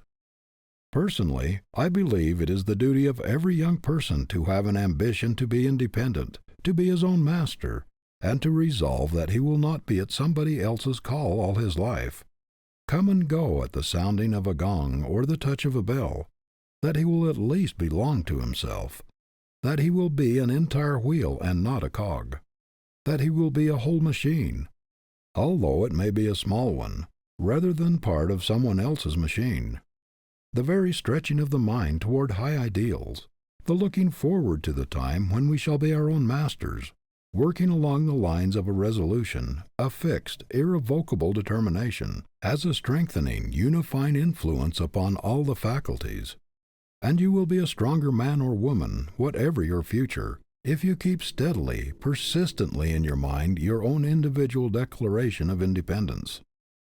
It means freedom. It means delivery from restraint, from a certain feeling of slavery which attaches to every subordinate position. I do not believe that it is possible for anyone to reach the same magnitude of manhood or womanhood, to grow to the same stature, after giving up the struggle for absolute independence, or the hope of going into business or profession, or something else all of one's own. It is true that not every person has the executive ability or strength of mind, the qualities of leadership, the moral stamina, or the push to conduct a business successfully for himself and stand his ground. There are also many instances of young men who have others dependent upon them, and who are not in a position to take the risks of going into business for themselves. A great many, however, work for others merely because they do not dare to take the risk of starting on their own responsibility. They lack the courage to branch out. The fear of possible failure deters them. Moreover, a great many start as boys in certain occupations, work up to a fairly good salary, and though they may be ambitious to be independent, are yet held back by the distrust of their own powers and the advice of others to let well enough alone, until the habit of doing the same thing year in and year out becomes so fixed that it is very difficult to wrench themselves out of their environment. Again, a great many people prefer a small certainty to a big uncertainty. There is no disposition to hazard, no desire to take risks in their make-up. They do not want to assume large responsibilities. They prefer steady employment, and the certainty that every Saturday night they will find fixed sums in their pay envelopes, to the great risks, responsibilities, and uncertainties of a business of their own. You may not have the ambition, the desire, or the inclination to take responsibility. You may prefer to have an easier life and to let somebody else worry about the payment of notes and debts, the hard times, the dull seasons, and the panics. But if you expect to bring out the greatest possibilities in you, if growth, with the largest possible expansion of your powers, is your goal, you cannot realize your ambition in the fullest and completest sense while merely trying to carry out somebody else's program and letting him furnish the ideas. There must be a sense of complete independence, not partial but complete, in order to reach the highest growth. We do not attain our full stature of manhood or womanhood in captivity or in slavery, but in freedom, in absolute liberty. The eagle must be let out of the cage, no matter how large or how comfortable, before it can exhibit all the powers of an eagle. It is the locked-up forces within, that lie deep in our natures, not those which are on the surface, that test our mettle. It is within everybody's power to call out these hidden forces, to be somebody, and to do something worthwhile in the world, and the man who does not do it is violating his sacred birthright. Every man or woman who goes through the world with a great continence of undiscovered possibilities locked up within him commits a sin against himself, and that which borders on a crime against civilization. Don't be afraid to trust yourself. Have faith in your own ability to think along original lines. If there is anything in you, self-reliance will bring it out. Whatever you do, cultivate a spirit of manly independence in doing it. Let your work express yourself. Don't be a mere cog in a machine. Do your own thinking and carry out your own ideas as far as possible, even though working for another. End of Chapter 7. Chapter 8. An Overmastering Purpose.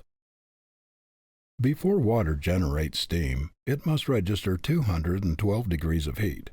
200 degrees will not do it. 210 will not do it. The water must boil before it will generate enough steam to move an engine, to run a train. Lukewarm water will not run anything. A great many people are trying to move their life trains with lukewarm water, or water that's almost boiling, and they are wondering why they are stalled, why they cannot get ahead. They are trying to run a boiler with 200 or 210 degrees of heat, and they cannot understand why they do not get anywhere. Lukewarmness in his work stands in the same relation to a man's achievement as lukewarm water does to the locomotive boiler. No man can hope to accomplish anything great in this world until he throws his whole soul, flings the force of his whole life into it.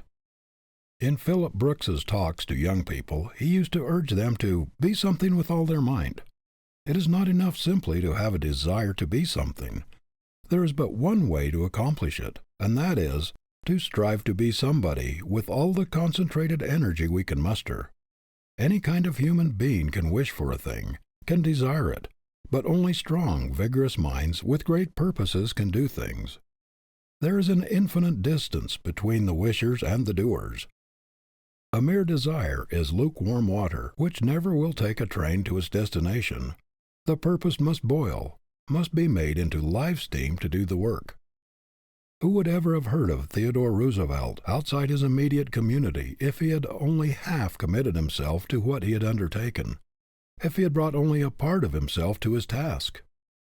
The great secret of his career has been that he has flung his whole life, not a part of it, with all the determination and energy and power he could muster, into everything he has undertaken. No dilly-dallying, no faint-hearted efforts, no lukewarm purpose for him. Every life of power must have a great master purpose which takes precedence of all other motives, a supreme principle which is so commanding and so imperative in its demands for recognition and exercise that there can be no mistaking its call. Without this the water of energy will never reach the boiling point. The life train will not get anywhere. The man with a vigorous purpose is a positive, constructive, creative force.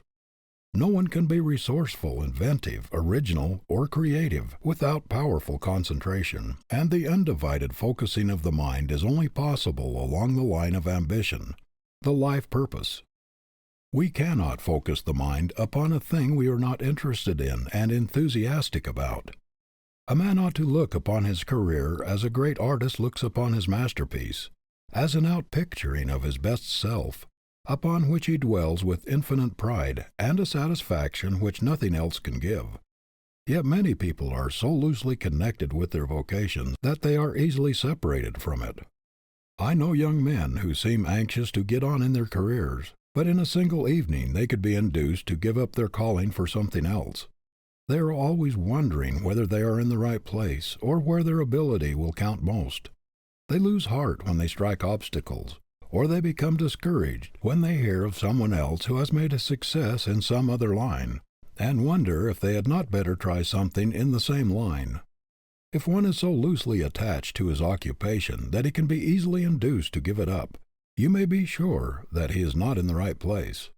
If nature has called you to a position, if the call runs in your blood, it is a part of your life and you cannot get away from it. It is not a separate thing from yourself. It exists in every brain cell, every nerve cell, every blood corpuscle contains some of it. You can no more get away from it than a leopard can get away from his spots. So when a young man asks me if I do not think he had better make a change, I feel very certain that he is not in the place God called him to, for the thing he was made for is as much a part of his real being as his temperament. It is nearer to him than his heartbeat, closer than his breath. There is a photograph of the thing he was made for in every cell in his body. He cannot get away from it. The thing which will make the life distinctive, which will make it a power, is the one supreme thing which we want to do, and feel that we must do, and no matter how long we may be delayed from this aim, or how far we may be swerved aside by mistakes or iron circumstances, we should never give up hope or a determination to pursue our object. Some people have not the moral courage, the persistence, the force of character, to get the things out of the way which stand between them and their ambition. They allow themselves to be pushed this way and that way into things for which they have no fitness or taste. Their willpower is not strong enough to enable them to fight their way to their goal. They are pushed aside by the pressure about them, and do the things for which they have little or no liking or adaptation. If there's anything in the world a person should fight for, it is freedom to pursue his ideal, because in that is his great opportunity for self-expression, for the unfoldment of the greatest thing possible to him. It is his great chance to make his life tell in the largest, completest way, to do the most original, distinctive thing possible to him. If he does not pursue his ideal, does not carry out his supreme aim, his life will be more or less a failure, no matter how much he may be actuated by a sense of duty, or how much he may exert his willpower to overcome his handicap. There is great power in a resolution that has no reservation in it, a strong, persistent, tenacious purpose which burns all bridges behind it, clears all obstacles from its path, and arrives at its goal no matter how long it may take, no matter what the sacrifice or the cost. The inspiration of a great, positive aim transforms the life, and revolutionizes a shiftless, ambitionless, dissipated, good-for-nothing man, as if some divine energy had worked in him, even as love sometimes transforms a slovenly, purposeless, coarse man into a clean, methodical, diviner being. When the awakening power of a new purpose, a resolute aim, is born in a man, he is a new creature. He sees everything in a new light, the doubts, the fears, the apathy, the vicious temptations which dogged his steps but yesterday, the stagnation which had blighted his past life, all vanish as if by magic. They are dispelled by the breath of a new purpose. Beauty and system take the place of unsightliness and confusion. Order reigns in the place of anarchy. All his slumbering faculties awaken to activity. The effect of this new ambition is like the clarifying change made by a waterway in a stagnant, swampy district. The water clarifies as soon as it begins to move, to do something.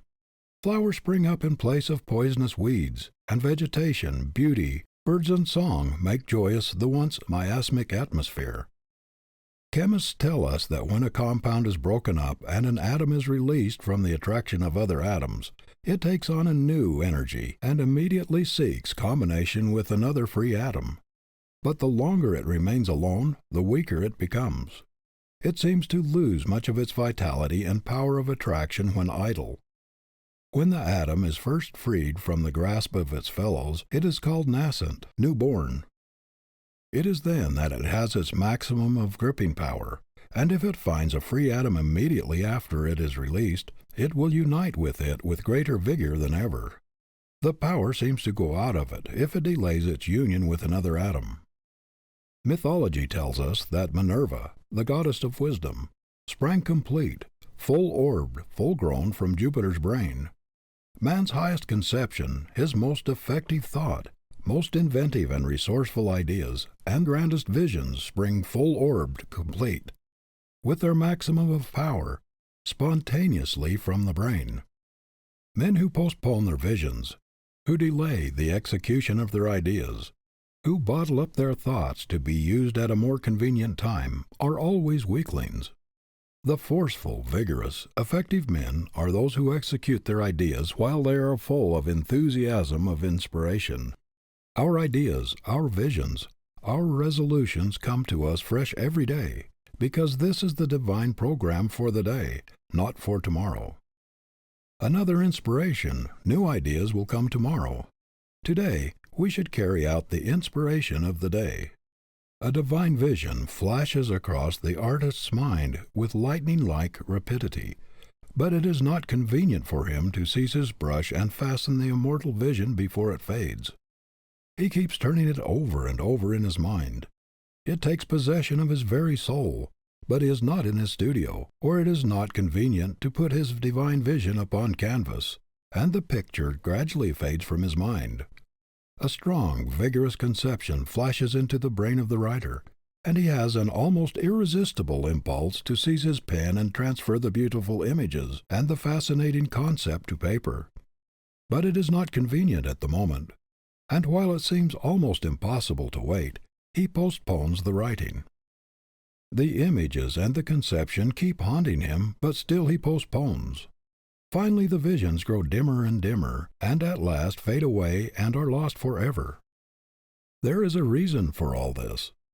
Why do we have these strong, vigorous impulses, these divine visions of splendid possibilities?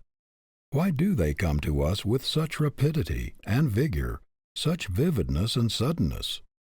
It is because it is intended that we shall use them while fresh, execute them while the inclination is hot. Our ideas, our visions are like manna of the wilderness, which the Israelites were obliged to gather fresh every day. If they undertook to hoard it, it became stale, the nourishment evaporated, the life went out of it. They could not use old manna. There is something about allowing a strong resolution to evaporate without executing it that has a deteriorating influence upon the character. It is the execution of a plan that makes stamina. Almost anybody can resolve to do a great thing. It is only the strong, determined character that puts the resolve into execution. If we could only make our highest moments permanent, what splendid things we should do in life, and what magnificent beings we should become. But let our resolutions cool, our visions fade, until it's more convenient to execute them, and they're gone.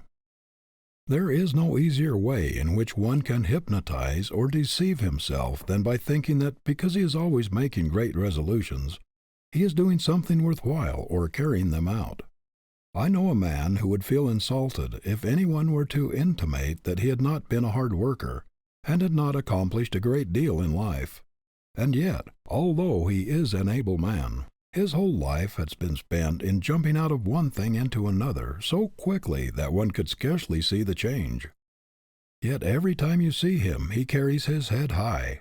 He is as enthusiastic and optimistic as though his whole life had been one triumphant march. His enthusiasm is intense, but it fades away just as quickly as it came. The very fact that he always lives in the clouds, is always dreaming of the great things he is going to do, seems to convince him that he actually does them. But he never stays at one thing long enough to reach effectiveness. His whole life has been spent in starting things brilliantly and enthusiastically. Few men have ever begun so many things as he, or completed so few. The putting off habit will kill the strongest initiative. Too much caution and lack of confidence are fatal enemies of initiative. How much easier it is to do a thing when the purpose impels us, when enthusiasm carries us along, than when everything drags in the postponement. One is drudgery, the other delight. Hungering and striving after knowledge is what makes a scholar. Hungering and striving after virtue is what makes a saint. Hungering and starving after noble action is what makes a hero a man. The great successes we see everywhere are but the realization of an intense longing, a concentrated effort. Everyone is gravitating toward his aim just in proportion to the power and intensity of his desire and his struggle to realize it. One merely desires to do this or that, or wishes he could, or would be glad if he could. Another knows perfectly well that if he lives, he's going to do the thing he sets his heart on, if it is within the limits of human possibility. We do not hear him whining because nobody will pay his way to college. He does not say he wishes to go. He says, "I am going to prepare myself for a great life work. I have faith in my future. I have made a vow to myself to succeed, and I am going to do so on a broad-gauge plan. I am not going to start out half-equipped, half-fitted. I will have college training." When you find a boy who resolves within himself that come what will, he is going to do the thing he sets his heart on, and that there are no ifs or buts or ands about it, you may be sure he's made of winning stuff. He will not postpone and postpone the realization of his vision until too late, until its glory has vanished. He will lose no time in putting forth all his energy to make it real, and if it is a possible thing, he will succeed. End of Chapter 8. Chapter 9. Has your vocation your unqualified approval? I quote from the following sentence from a letter just received. In your February editorial, the following paragraph has impressed me mightily. To spend a life in buying and selling lies, or cheap, shoddy shams, is demoralizing to every element of nobility, to excellence in any form. Now I happen to be in the sham business and hate it so heartily that I want to get out of it as soon as I can do so with justice to others' interests. This young man, who gets more than $10,000 a year in salary, says that he is expected to trade upon the credulity of the poorer classes who can ill afford to be preyed upon. And he continues, "While I need the money, I cannot enjoy this kind of work, nor can I write with conviction or ambition on projects which I naturally know to be fakes. Besides, I am afraid of the very thing pointed out in your editorial, namely growing down to the work. I hate hypocrisy worse than any other thing, and I cannot do my best work in any business based on such a foundation. I do not want to remain in an occupation which pays its highest salaries to the most skillful fakers. It is pitiable to see a strong, brilliant, promising young man, capable of filling a high position, trying to support himself and his family in an occupation which has not received his approval, which is lowering his ideals, which dwarfs his nature, which makes him despise himself, which strangles all that is best and noblest within him, and which is constantly condemning him and ostracizing him and his family from all that is best and truest in life. How often we hear a young man say, 'I do not like the business I am in. I know it has a bad influence on me. I do not believe in the methods used, or the deceptions practiced. I am ashamed to have my friends know what I am doing, and I say as little about it in public as possible. I know I ought to change, but it is the only business I understand in which I can earn as much money as I need to keep up appearances, for I have been getting a good salary, and I have contracted expensive habits of living, and I have not the force of character to risk a change.' Do not deceive yourself with the idea that somebody has got to do this questionable work, and that it might as well be you. Let other people do it, if they will. There is something better for you. The Creator has given you a guarantee, written in your blood and brain cells, that if you keep yourself clean and do that which He has indicated in your very constitution, you will be a man, will succeed, and will belong to the order of true nobility. But if you do not heed that edict, you will fail. You may get a large salary, but this alone is not success. If the almighty dollar is dragging its slimy trail all through your career, if money-making has become your one unwavering claim, you have failed, no matter how much you have accumulated. If your money smells of the blood of the innocent, if there is a dirty dollar in it, if there is a taint of avarice in it, if envy and greed have helped in its accumulation, if there is a sacrifice of the rights and comforts of others in it, if there is a stain of dishonor on your stocks and bonds, or if a smirched character looms up in your pile, do not boast of your success, for you have failed. Making money by dirty work is bad business, gild it how we will. There are 1,000 indications in you that the Creator did not fit you for what is wrong, but only for the right. Do the right, and all nature, all law, and all science will help you, because the attainment of rectitude is the plan of the universe. It is the very nature of things. Reverse it, and all these forces are pledged to defeat you. To the young men who have written for advice, let me say that if you are making money by forcing yourself by sheer willpower to do what you loathe, what does not engage your whole heart, or that into which you cannot fling your entire being because you fear that it is not quite right, you can do 1,000 times better in an occupation which has your unreserved, unqualified consent. If you refuse to smirch your ability, no matter what the reward, you will thereby increase your success power 1,000-fold. The very fact that you can come out of a questionable situation boldly and take a stand for the right, regardless of consequences, will help you immeasurably. The greater self-respect, increased self-confidence, and the tonic influence which will come from the sense of victory will give you the air of a conqueror instead of that of one conquered. Nobody ever loses anything by standing for the right with decision, with firmness, and with vigor. You have a compass within you, the needle of which points more surely to the right and to the true than the needle of the mariner points to the pole star. If you do not follow it, you are in perpetual danger of going to pieces on the rocks. Your conscience is your compass, given you when you were launched upon life's high seas. It is the only guide that is sure to take you safely into the harbor of true success. What if a mariner should refuse to steer by the pointing of his compass, declaring it to be all nonsense, that the needle should always point north, and should pull it around so that it would point in some other direction, fasten it there, and then sail by it? He would never reach the port in safety. It takes only a little influence, just a little force, to pull the needle away from its natural pointing. Your conscious compass must not be influenced by greed or expediency. You must not trammel it. You must leave it free. The man who tampers with the needle of his conscience, who pulls it away from its natural love, and who tries to convince himself that there are other standards of right, other stars as reliable as the pole star of his character, and proposes to follow them in some questionable business, is a deluded fool who invites disaster. Every little while I meet young men who dislike to tell me what their vocation is. They seem ashamed of what they're doing. One young man I met some time ago very reluctantly told me that he was a bartender in a large saloon. I asked him how long he had been there, and he said about 6 years.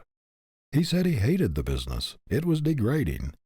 But that he was making pretty good money, and just as soon as he could get enough laid up so that he could afford it, he was going to quit and go into something else. Now this young man had been deceiving himself for years by thinking he was doing pretty well, and that he would soon leave the business. There is something very demoralizing to the whole nature in doing that against which the better self protests. An effort to reconcile the ideal with that which we cannot respect is fatal to all growth. This is the reason why men shrivel and shrink instead of expanding when they are out of place. A man does not grow when a large part of him is entering its protest against his work. A volunteer makes a better soldier than a drafted man. A great many young men try to justify themselves and check inward protests by the perpetual self-suggestion that it is better to keep on for the present, in questionable occupations, because the great financial reward will put them in a position to do better later. This is a sort of sedative to the conscience, to keep it quiet until they can afford to listen to it.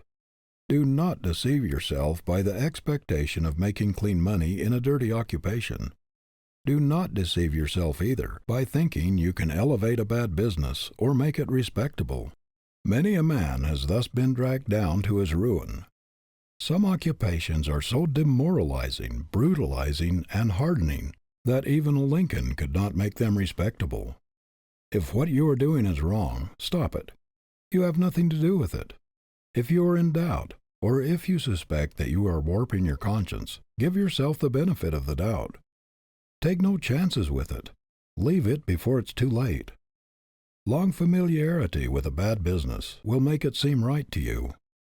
If it is very profitable, it will at last hush your doubts and blunt your moral faculties. It will make you feel that there is compensation in pursuing it, at least until capital is accumulated for something else.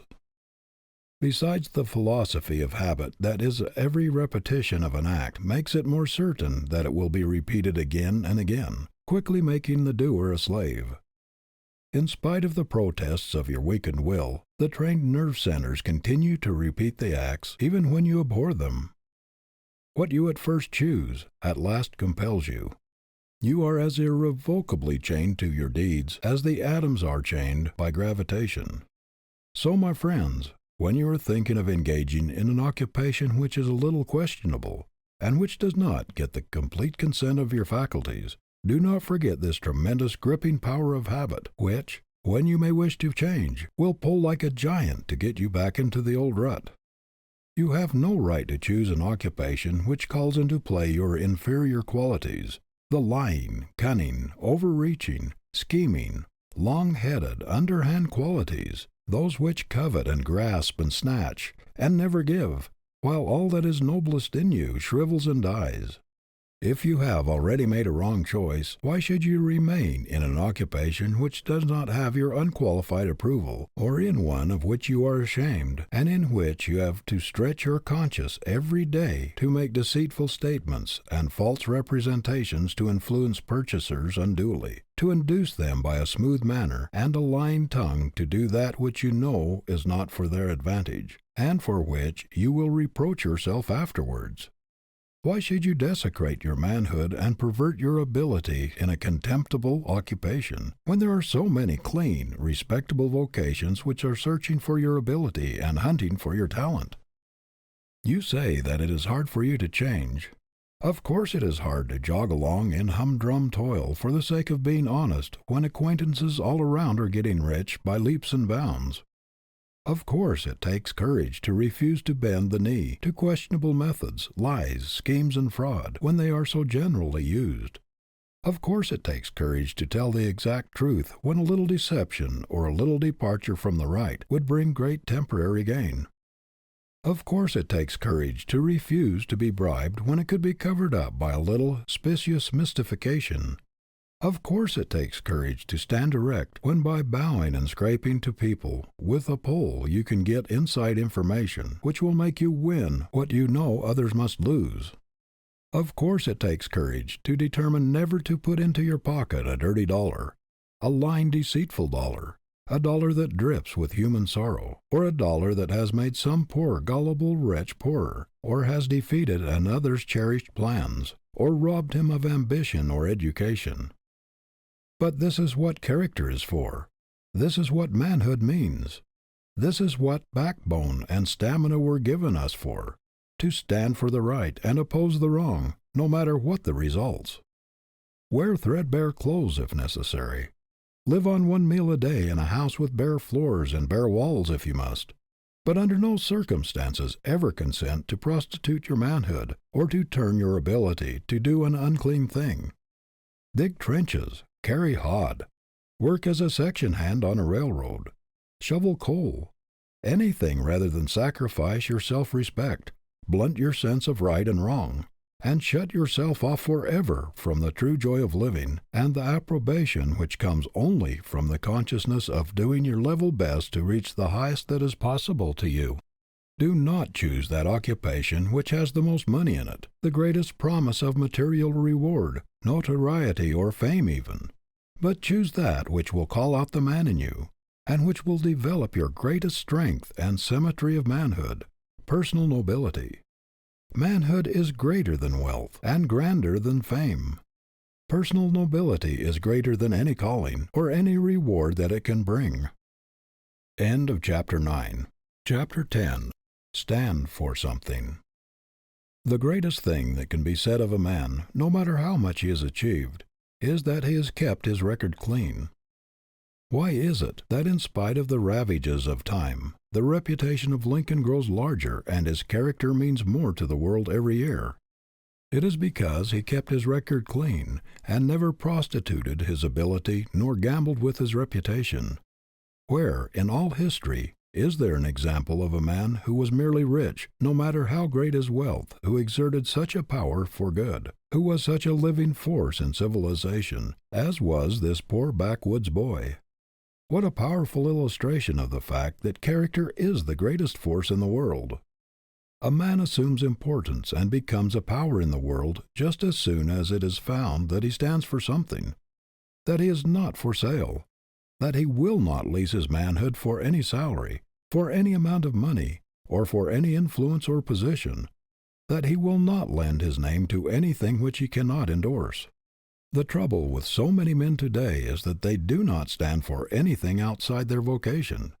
They may be well educated, well up on their specialities, may have a lot of expert knowledge, but they cannot be depended upon. There is some flaw in them which takes the edge off their virtue. They may be fairly honest, but you cannot bank on them. It is not difficult to find a lawyer or a physician who knows a good deal, who is eminent in his profession, but it is not so easy to find one who is a man before he is a lawyer or a physician, whose name is a synonym for all that is clean, reliable, solid, substantial. It is not difficult to find a good preacher, but it is not so easy to find a real man, sterling manhood, back of the sermon. It is easy to find successful merchants, but not so easy to find men who put character above merchandise. What the world wants is men who have principle underlying their expertness, principle under their law, their medicine, their business, men who stand for something outside of their offices and stores, who stand for something in their community, whose very presence carries weight. Everywhere we see smart, clever, long-headed, shrewd men, but how comparatively rare it is to find one whose record is as clean as a hound's tooth, who will not swerve from the right, who would rather fail than be a party to a questionable transaction. Everywhere we see businessmen putting the stumbling blocks of deception and dishonest methods right across their own pathway, tripping themselves up while trying to deceive others. We see men worth millions of dollars filled with terror, trembling lest investigations may uncover things which will damn them in the public estimation. We see them cowed before the law like whipped spaniels, catching at any straw that will save them from public disgrace. What a terrible thing to live in the limelight of popular favor, to be envied as rich and powerful, to be esteemed as honorable and straightforward, and yet to be conscious all the time of not being what the world thinks we are, to live in constant terror of discovery, in fear that something may happen to unmask us and show us up in our true light. But nothing can happen to injure seriously the man who lives foursquare to the world, who has nothing to cover up, nothing to hide from his fellows, who lives in a transparent, clean life, with never a fear of disclosures. If all his material possessions are swept away from him, he knows that he has a moment in the hearts of his countrymen, in the affection and admiration of the people, and that nothing can happen to harm his real self because he has kept his record clean. Mr. Roosevelt early resolved that, let what would come, whether he succeeded in what he undertook or failed, whether he made friends or enemies, he would not take chances with his good name. He would part with everything else first. That he would never gamble with his reputation, that he would keep his record clean. His first ambition was to stand for something. to be a man. Before he was a politician or anything else, the man must come first. In his early career, he had many opportunities to make a great deal of money by allying himself with crooked, sneaking, unscrupulous politicians. He had all sorts of opportunities for political graft, but crookedness never had any attraction for him. He refused to be a party to any political jobbery, any underhand business. He preferred to lose any position he was seeking, to let somebody else have it, if he must get smirched in the getting it.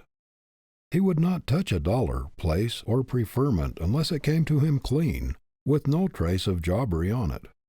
Politicians who had an axe to grind knew it was no use to try to bribe him, or to influence him with promises of patronage, money, position, or power. Mr. Roosevelt knew perfectly well that he would make many mistakes and many enemies, but he resolved to carry himself in such a way that even his enemies should at least respect him for his honesty of purpose, and for his straightforward, square-deal methods. He resolved to keep his record clean, his name white, at all hazards. Everything else seemed unimportant in comparison. In times like these, the world especially needs men as Mr. Roosevelt. Men who hew close to the chalk line of right and hold the line plumb to truth. Men who do not pander to public favor. Men who make duty and truth their goal and go straight to their mark, turning neither to the right nor to the left, though a paradise tempt them. Who can ever estimate how much his influence has done toward purging politics and elevating the American ideal? He has changed the viewpoint of many statesmen and politicians. He has shown them a new and better way. He has made many of them ashamed of the old methods of grafting and selfish greed. He has held up a new ideal, shown them that unselfish service to their country is infinitely nobler than an ambition for self-aggrandizement. American patriotism has a higher meaning today because of the example of this great American. Many young politicians and statesmen have adopted cleaner methods and higher aims because of his influence. There is no doubt that tens of thousands of young men in this country are cleaner in their lives and more honest and ambitious to be good citizens, because here is a man who always stands for the square deal, for civic righteousness, for American manhood. Every man ought to feel that there is something in him that bribery cannot touch, that influence cannot buy, something that is not for sale, something he would not sacrifice or tamper with for any price, something he would give his life for if necessary. If a man stands for something worthwhile, compels recognition for himself alone, on account of his real worth, he is not dependent upon recommendations, upon fine clothes, a fine house, or a pull. He is his own best recommendation. The young man who starts out with the resolution to make his character his capital and to pledge his whole manhood for every obligation he enters into will not be a failure, though he wins neither fame nor fortune. No man ever really does a great thing who loses his character in the process. No substitute has ever yet been discovered for honesty. Multitudes of people have gone to the wall trying to find one. Our prisons are full of people who have attempted to substitute something else for it. No man can really believe in himself when he is occupying a false position and wearing a mask. When the little monitor within him is constantly saying, "You know you are a fraud. You are not the man you pretend to be." The consciousness is not being genuine, not being what others think him to be, robs a man of power, honeycombs the character, and destroys self-respect and self-confidence. When Lincoln was asked to take the wrong side of a case, he said, "I could not do it. All the time while talking to that jury, I should be thinking, 'Lincoln, you're a liar. You're a liar,' and I believe I should forget myself and say it out loud." Character as capital is very much underestimated by a great number of young men. They seem to put more emphasis upon smartness, shrewdness, long-headedness, cunning, influence, a pull, than upon downright honesty and integrity of character. Yet why do scores of concerns pay enormous sums for the use of the name of a man who, perhaps, has been dead for half a century or more? It is because there is power in that name, because there is character in it, because it stands for something. because it represents reliability and square dealing. Think of what the name of Tiffany, of Park and Tilford, or any of the great names which stand in the commercial world as solid and immovable as the Rock of Gibraltar are worth. Does it not seem strange that young men who know these facts should try to build up a business on a foundation of cunning, scheming, and trickery, instead of building on the solid rock of character, reliability, and manhood? Is it not remarkable that so many men should work so hard to establish a business on an unreliable, flimsy foundation, instead of building upon the solid masonry of honest goods, square dealing, and reliability? A name is worth everything until it is questioned, but when suspicion clings to it, it is worth nothing. There is nothing in this world that will take the place of character. There is no policy in the world, to say nothing of the right or wrong of it, that compares with honesty and square dealing. In spite of, or because of, all the crookedness and dishonesty that is being uncovered, of all the scoundrels that are being unmasked, integrity is the biggest word in the business world today. There never was a time in all history when it was so big, and it is growing bigger. There never was a time when character meant so much in business, when it stood for so much everywhere as it does today. There was a time when the man who was the shrewdest and sharpest and cunningest in taking advantage of others got the biggest salary. But today, the man at the other end of the bargain is looming up as never before. Nathan Strauss, when asked the secret of the great success of his firm, said it was their treatment of the man at the other end of the bargain. He said they could not afford to make enemies. They could not afford to displease or take advantage of customers, or to give them reason to think that they had been unfairly dealt with, that in the long run, the man who gave the squarest deal to the man at the other end of the bargain would get ahead fastest. There are merchants who have made great fortunes, but who do not carry weight among their fellow men because they have dealt all their lives with inferiority.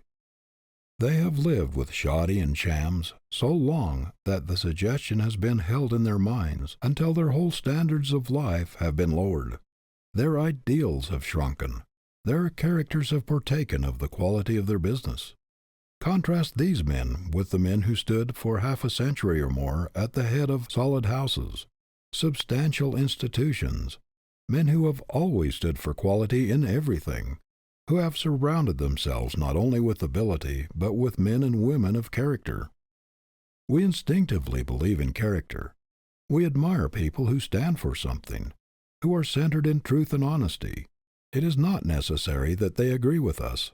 We admire them for their strength, the honesty of their opinions, the inflexibility of their principles. The late Carl Schurz was a strong man and agonized many people.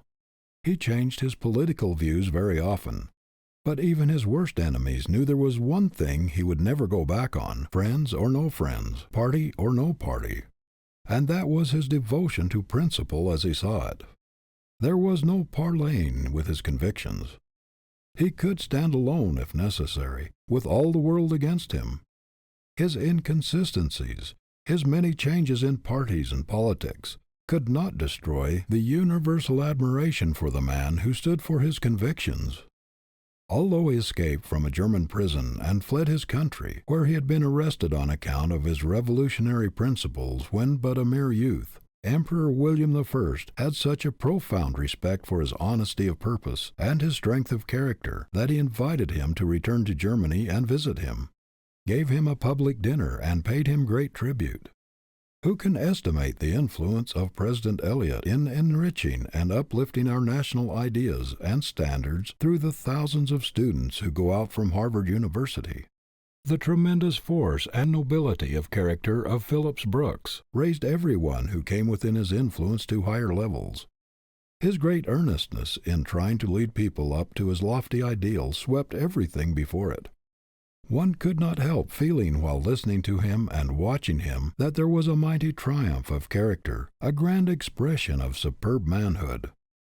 Such men as these increase our faith in the race, in the possibilities of the grandeur of the coming man. We are prouder of our country because of such standards. It is the ideal that determines the direction of life.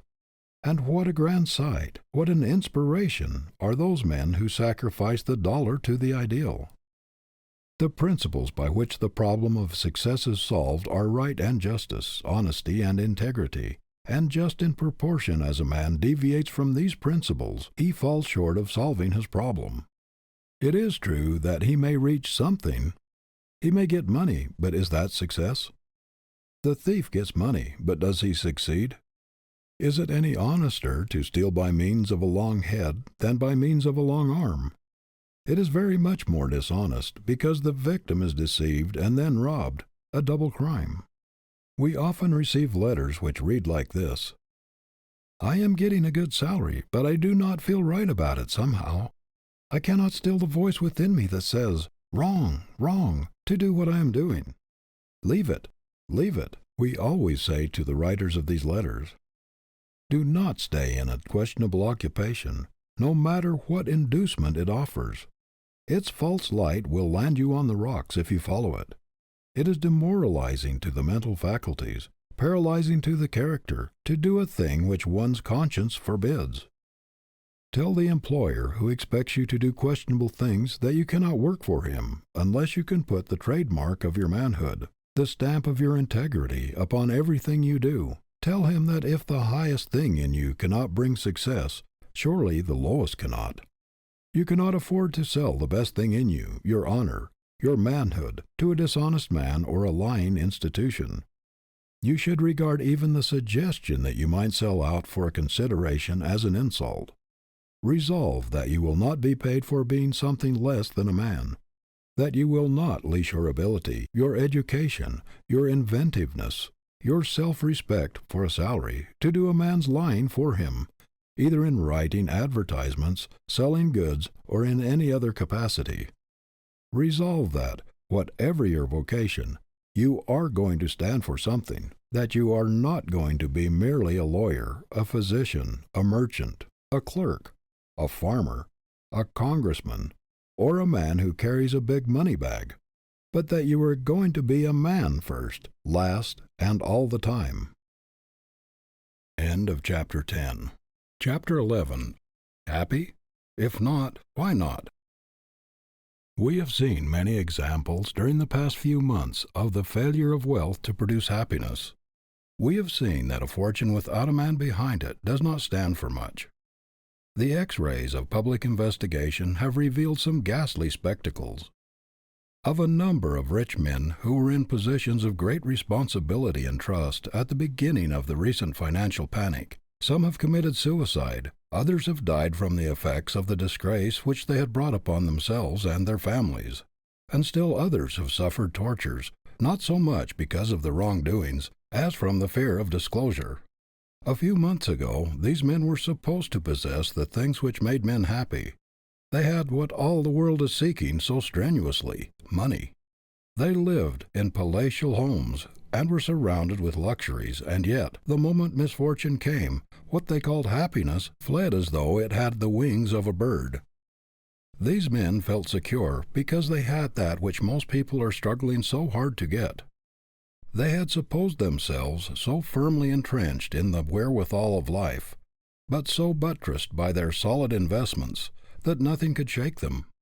But almost in the twinkling of an eye, their foundations slipped from under them, their reputations vanished, and instead of being the big men they thought they were, they not only found out that they were nobodies, but also that their happiness had flown with their reputations. Happiness is not such a transient visitor as that. If these men had had the genuine article, no panic could have shaken it, no fire burned it out, no ocean swallowed it up. Real happiness is not a fluttering, fly-away unreality. It is not superficial. It does not live in things. It does not depend upon money. It inheres in character, in personality. It consists in facing life the right way, and no one who faces it the wrong way, no matter how much money he may have, can ever be happy. The trouble with many of the men who went down in the panic was that they put the emphasis upon the wrong thing. Man is built upon the plan of honesty, of rectitude, the divine plan. When he perverts his nature by trying to express dishonesty, chicanery, and cunning, of course he cannot be happy. The very essence of happiness is honesty, sincerity, truthfulness. He who would have real happiness for his companion must be clean, straightforward, and sincere. The moment he departs from the right, she will take wings and fly away. What a pitiable thing it is to see the human race chasing the dollar, material things, trying to extract happiness, to squeeze joy out of money alone. How little people realize that the very thing they are hunting lives in themselves or nowhere. That if they do not take happiness with them, they may hunt the earth over without finding it. Happiness is a condition of mind. It is a fundamental principle, and he who does not understand the principle cannot possibly be happy. All the misery and the crime of the world rest upon this failure of human beings to understand the principle that no man can really be happy until he harmonizes with the best thing in him, with the divine, and not with the brute. No one can be happy who tries to harmonize his life with his animal instincts. The God, the good, in him is the only possible thing that can make him happy. Real happiness cannot be bribed by anything sordid or low. Nothing mean or unworthy appeals to it. There is no affinity between them.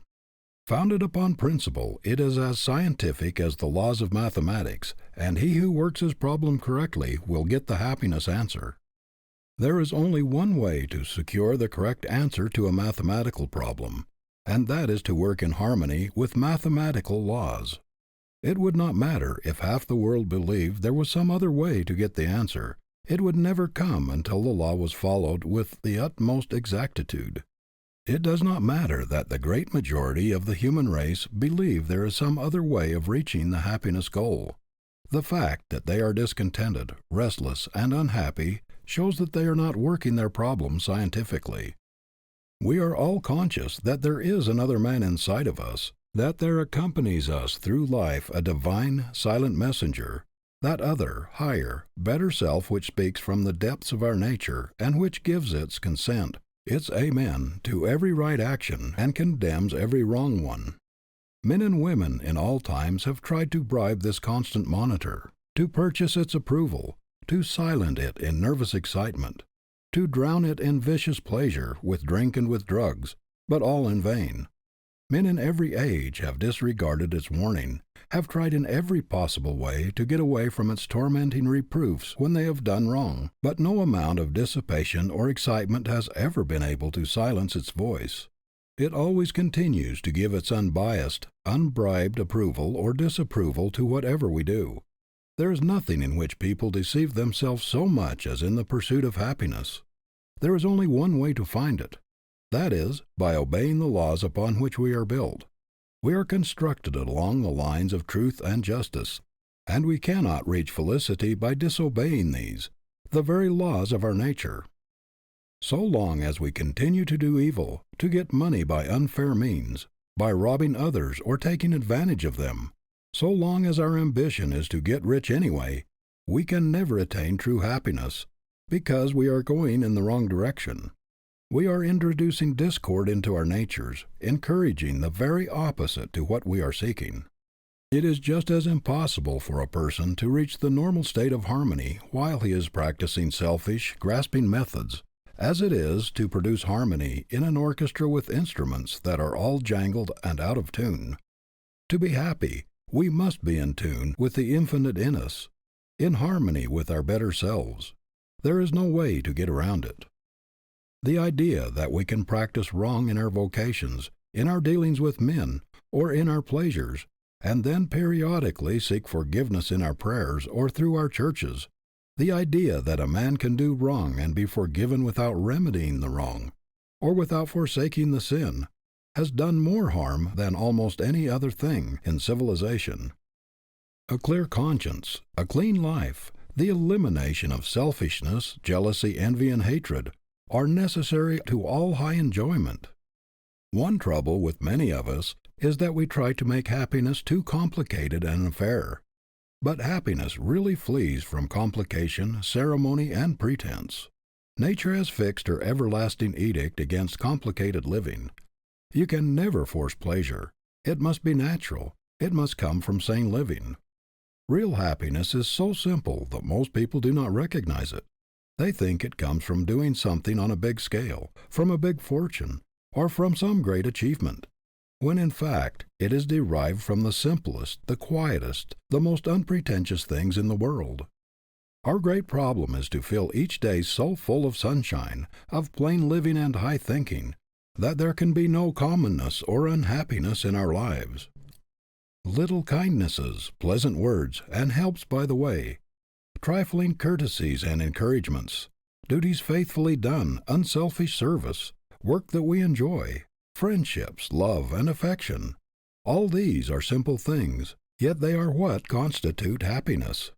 The great sanitariums, the noted springs of the world, are crowded with rich people, sent there by their physicians to get rid of the effects of complicated living. They tried to force their pleasures and came to grief. Not long ago I dined in the home of a very rich man, and it took 2 hours and a half to serve the dinner. There were 13 courses, made up of the richest kinds of food, and many of them absolutely incompatible with one another. In addition to this, there were 7 kinds of wine. Think of anyone being healthy or happy living upon such a diet. What are the enjoyments of the average rich?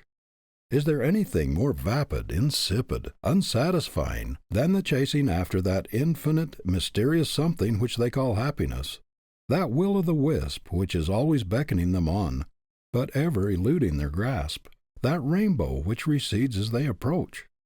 They may enjoy the titillation of the nerves for a moment, the temporary excitement and exhilaration which comes from even vicious pleasures. But what of it all? It is only animal enjoyment. Nothing but regret, disappointment, and disgust follow. There is within every normal person a strong desire to do something and to be something in the world, and every idler knows that he is violating the fundamental demand of his nature, that he is really cheating himself out of a very sacred prize, the getting of which would mean more to him than everything else in the world. I have talked with idle rich young men who said they knew that it was all wrong for them to refuse to do their part of the world's work, that it was a mistake for them not to enter into the activities of life and struggle for a prize which the Creator had fitted them to take, but that the paralyzing effect of not being obliged to work had undermined their inclination. Recently, a rich young man was asked why he did not work. "I do not have to," he said. "Do not have to" has ruined more young men than almost anything else. The fact is, nature never made any provision for the idle man. Vigorous activity is the law of life. It is the saving grace, the only thing that can keep a human being from retrograding. Activity along the line of one's highest ambition is the normal state of man, and he who tries to evade it pays the penalty in deterioration of faculty, in paralysis of efficiency. Do not flatter yourself that you can be really happy unless you are useful. Happiness and usefulness were born twins. To separate them is fatal. It is impossible for a human being to be happy who is habitually idle as it is for a fine chronometer to be normal when not running. The highest happiness is the feeling of well-being which comes from one who is actively employed in doing what he was made to do, carrying out the great life purpose patterned in his individual bent. The practical fulfilling of the life purpose is to man what the actual running and keeping of time are to the watch. Without action both are meaningless. There is no tonic like that which comes from doing things worthwhile. There is no happiness like that which comes from doing our level best every day, everywhere. No satisfaction like that which comes from stamping our superiority, putting our royal trademark upon everything which goes through our hands. Man was made to do things. Nothing else can take the place of achievement in his life. Real happiness without achievement of some worthy aim is unthinkable. One of the greatest satisfaction in this world is the feeling of enlargement, of growth, of stretching upward and onward. No pleasure can surpass that which comes from the consciousness of feeling one's horizons of ignorance being pushed farther and farther away, of making headway in the world, of not only getting on, but also of getting up. Happiness is incompatible with stagnation. A man must feel his expanding power lifting, tugging away at a lofty purpose, or he will miss the joy of living. The discords, the bickerings, and divorces, The breaking up of rich homes and the resorting to all sorts of silly devices by many rich people in their pursuit of happiness prove that it does not dwell within them, that happiness does not abide with low ideals, with selfishness, idleness, and discord. It is a friend of harmony, of truth and beauty, of affection and simplicity. Multitudes of men have made fortunes, but have murdered their capacity for enjoyment in the process. How often we hear the remark, "He has the money, but cannot enjoy it." A man can have no greater delusion than that he can spend the best years of his life coining all of his energies into dollars, neglecting his home, sacrificing friendships, self-improvement, and everything else that is really worthwhile, for money, and yet find happiness at the end. If a man coins his ability, his opportunities into dollars, and during all the years he is accumulating wealth, neglects the cultivation of the only faculties which are capable of appreciating the highest happiness, he cannot effectively revive his atrophied brain cells. His enjoyment, after he makes his money, must come from the exercise of the same faculties which he has employed in making it. He cannot undo the results of a life habit after he retires from business. If you have not kept alive your ability to appreciate the beautiful, the good, and the true, you will be as surprised to find that it has left you as Darwin was when in the middle of life he discovered that all at once that he had lost his power to appreciate Shakespeare and music. We ought to be able to get a good living, even to make fortunes, and yet have a jolly good time every day of our lives. This idea of being a slave most of the time, and of only occasionally enjoying a holiday is all wrong.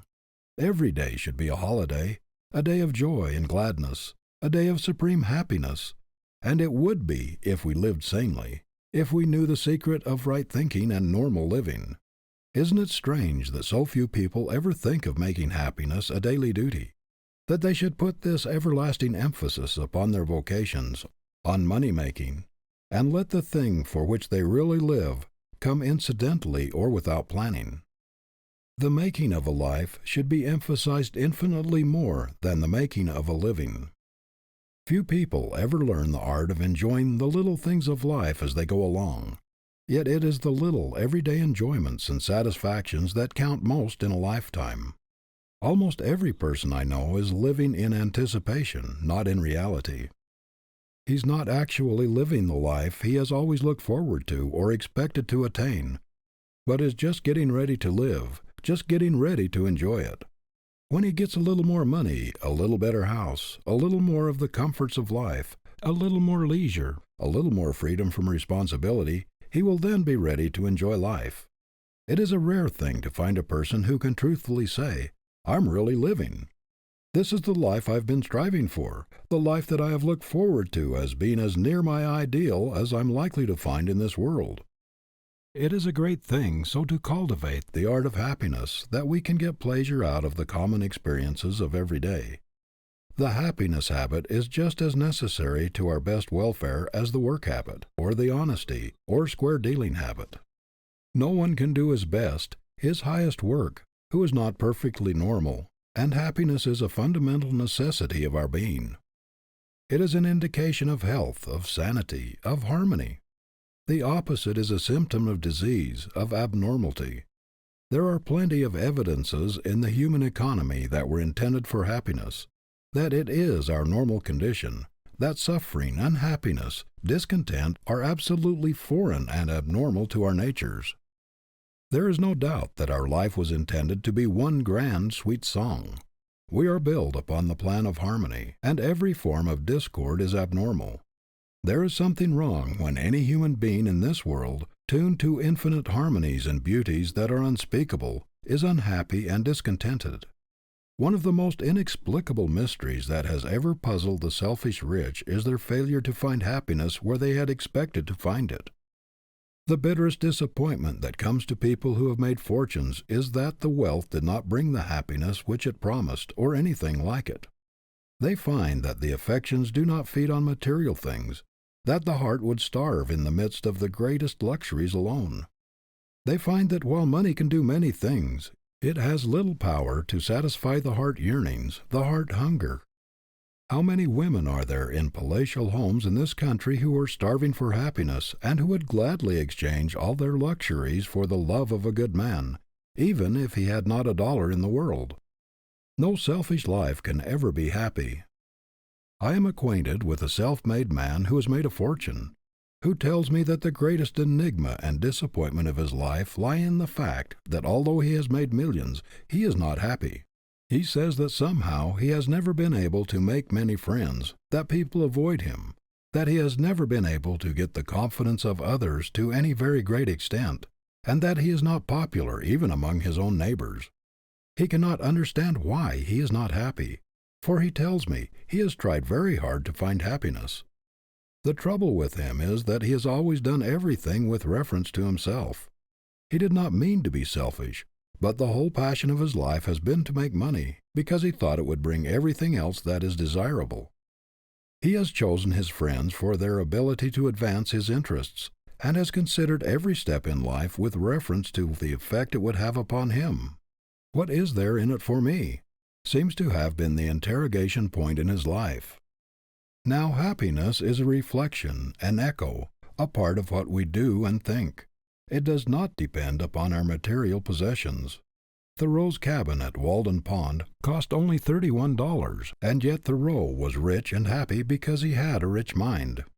It is impossible for the selfish, greedy, grasping thought, the thought always centered upon one's own interest, to produce a happy state of mind as it is for thistle seeds to produce wheat. But if we sow helpfulness, kindness, unselfishness, we shall reap a harvest of satisfaction, harmony, and happiness. Selfishness and real happiness never go together. They are fatally antagonistic. An inordinate ambition, a desire to get ahead of others, a mania to keep up appearances at all hazards, whether we can afford it or not, all these things feed selfishness, that corrosive acid which eats away our possible enjoyment and destroys the very sources of happiness. The devouring ambition to get ahead of others in money-making, to outshine others socially, develops a sordid, grasping disposition which is the bane of happiness. No man with greed developed big within him can be happy. Neither contentment, satisfaction, serenity, affection, nor any other member of the happiness family can exist in the presence of greed. It is as impossible for a man who has been dishonest, who has gotten his wealth by crushing others, and by taking advantage of them, to be happy as it is for a person really to enjoy himself while walking with pebbles in his shoes, or while constantly being nettled with pinpricks. No man can be happy who is conscious of being a drone, of shirking his share in the great world's work, who knows that he is taking all the good things he can get a hold of in life's great granary, put there by the toilers, and is putting nothing back. A debauched mind that has departed from the principles of right thinking and right living has incapacitated itself for real enjoyment. The only way to get the happiness that is worth while is to live a straight, clean, pure, honest, useful life. There is no power in the universe that can make a human being happy along any other lines. Straightforward, honest work, a determined endeavor to do one's best, an earnest desire to scatter flowers instead of thorns, to make other people a little better off, a little happier because of our existence. These are the only recipes for real happiness. No man can be happy when he despises his own acts, when he has any consciousness of wrong, whether of motive or act.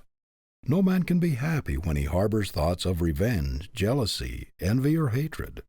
He must have a clean heart and a clean conscience, or no amount of money or excitement can make him happy. End of Chapter 11. Chapter 12. Originality. No human being ever yet made a success trying to be somebody else, even if that person was a success. Success cannot be copied, cannot be successfully imitated. It is an original force, an individual creation. Every man will be a failure just in proportion as he gets away from himself and tries to be somebody else, and to express somebody else instead of himself. Power comes from within or from nowhere. Be yourself.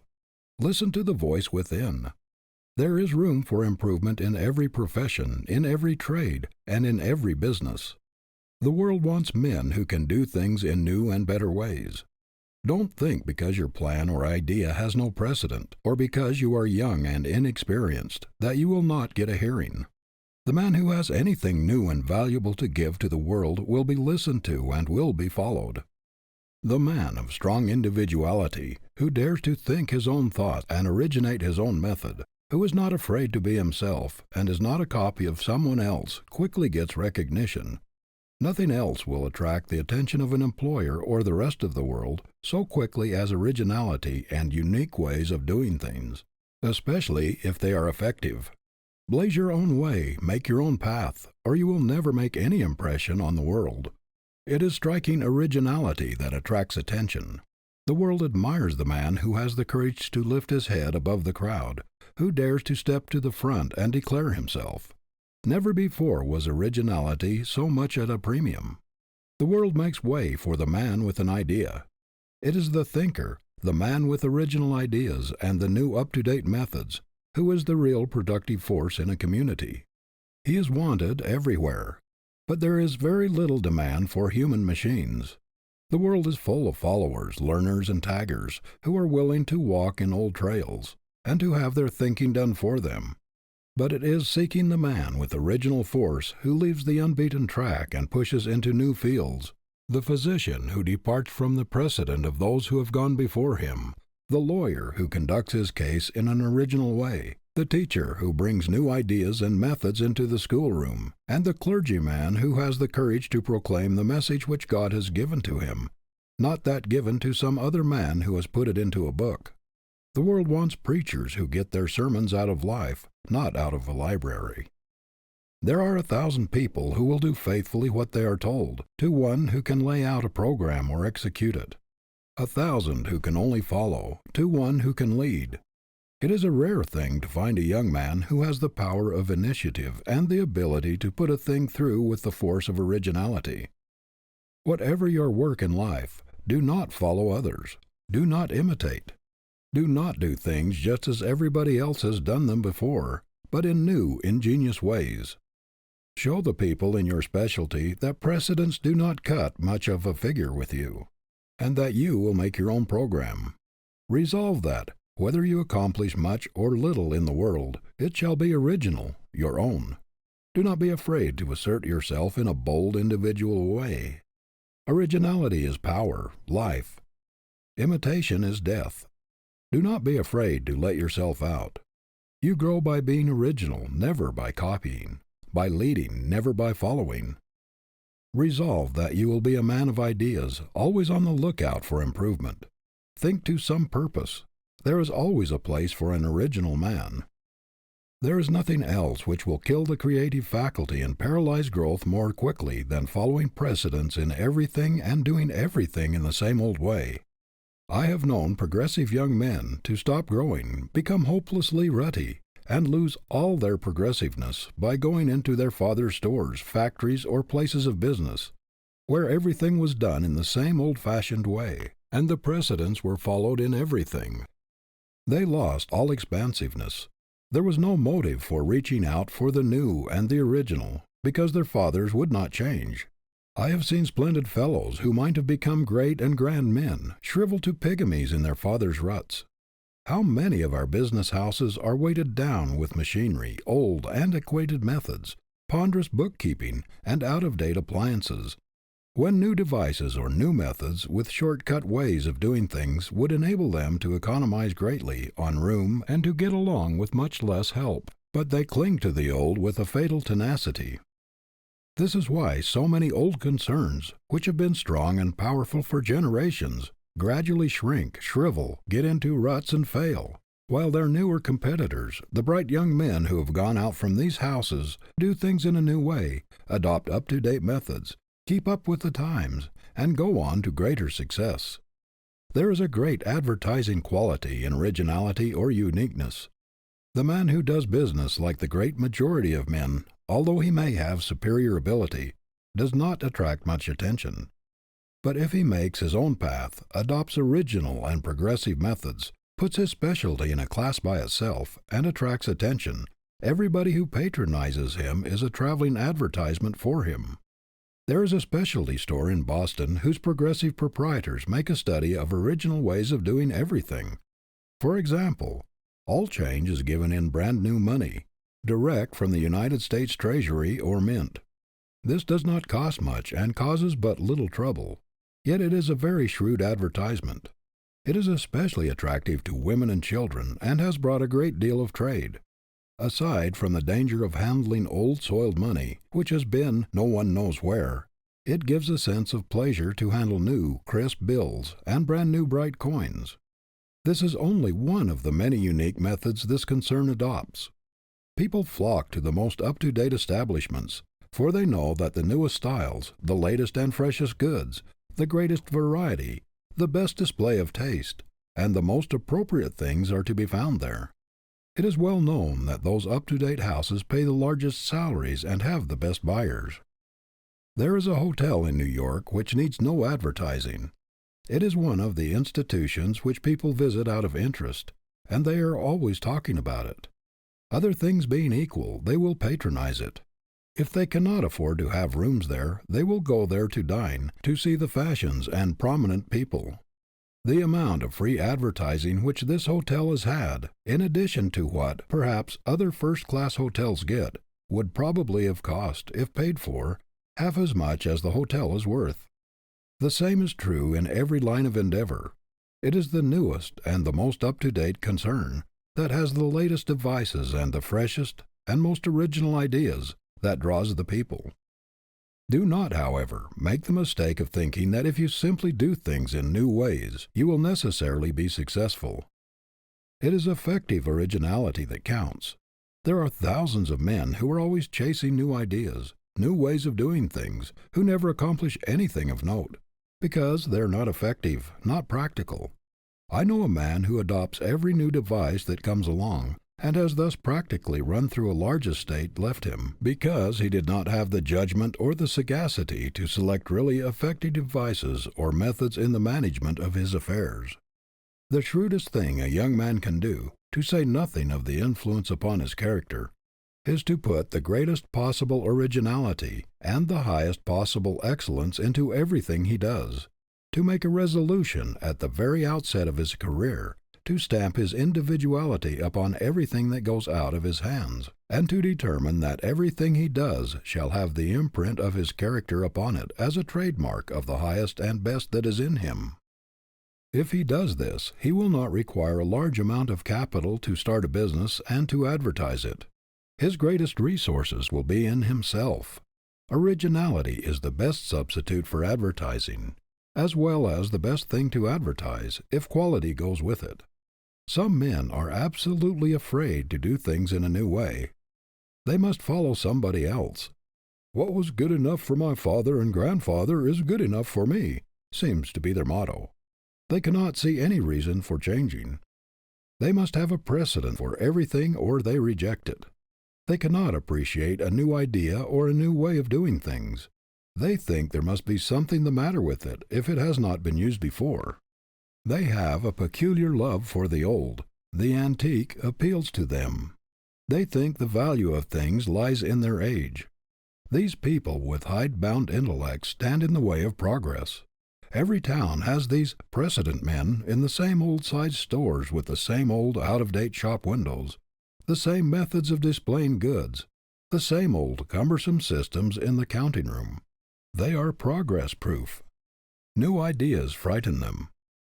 The precedent man is always nonplussed, embarrassed by anything new, or when confronted with a condition which requires something original. He must get hold of something which has been used before, or he is powerless. Many people think it is unfortunate to be unlike others in their personalities. They are always afraid of being thought peculiar or eccentric. Yet the Creator never made two things alike, nor any two people alike. Nature breaks her mold at every new birth. Great characters always have strong individuality and originality, characteristics which mark them from the crowd. To be eccentric is not to be weak, but more often it is a sign of strength. Lincoln had eccentricities, but they were inseparable from his great character. Eccentricities do not make a person disagreeable or repulsive, are often advantages rather than disadvantages. What is more monotonous than a dead level, insipid character that has no strongly marked features which individualize it? We all love a great nature, a strong, vigorous, rugged personality, which impresses us with power, something colossal which looms above us and inspires us with awe and admiration, such as we feel when standing under some mighty mountain cliff towering above us into the clouds. We do not wish the rugged crags smoothed off. They add to the peak's sublimity. They suggest majesty and power. Why should we want to plane off the eccentricities of a great character, or the individuality which characterizes him and distinguishes him from all others?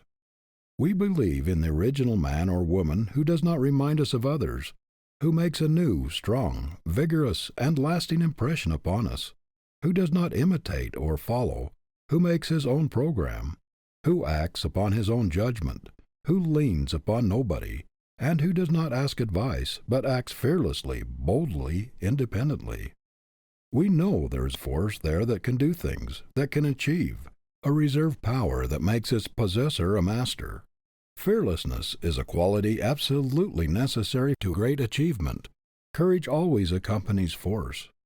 It is a marked quality of the original man. Imitators are timid, weak. Do not be afraid of being original. Be an independent, self-reliant, new man, not just one more individual in the world. Do not try to be a copy of your grandfather, your father, or your neighbor. That is as foolish as for a violet to try to be like a rose, or for a daisy to ape a sunflower. Nature has given each a peculiar equipment for its purpose. Every man is born to do a certain work in an original way. If he tries to copy some other man, or do some other man's work, he will be an abortion, a misfit, a failure. Do not imitate even your heroes. Scores of young clergymen attempted to make their reputations by imitating Beecher. They copied his voice and conversation, and imitated his gestures and his habits, but they fell as far short of the great man's power as the chromo falls short of the masterpiece. Where are those hundreds of imitators now? Not one of them has ever made any stir in the world. The world puts its ban upon all imitations. It despises a man who tags on to somebody else, leans, or imitates. He is always classed as a weakling, without force, power, or individuality. We hear a great deal about the dangers of the one-man power in our great corporations. People say that they should be managed by large committees, or boards of directors. That too much power should not be put into the hands of one man. But there is one original, dominating character in every committee, on every board of directors, who towers above all others and ultimately rules. It is impossible to get away from the domination of a strong, original, forceful character. Just be yourself. The consciousness that you are not another in the slightest degree, that there is no suggestion of being a copy of somebody else about you, is a great power in itself. It increases your confidence. The very reputation of being original buttresses you in any community. It helps you to have people say, after talking with you, "There I met an original man today, who did not even remind me of anybody else I have ever seen."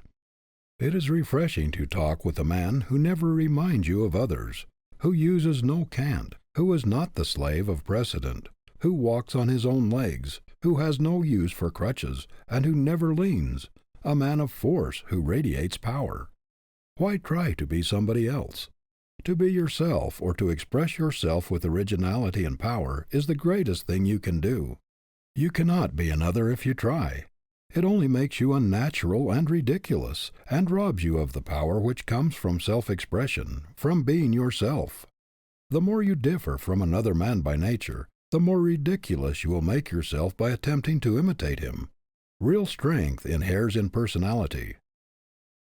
End of Chapter 12. Chapter 13. Had money but lost it.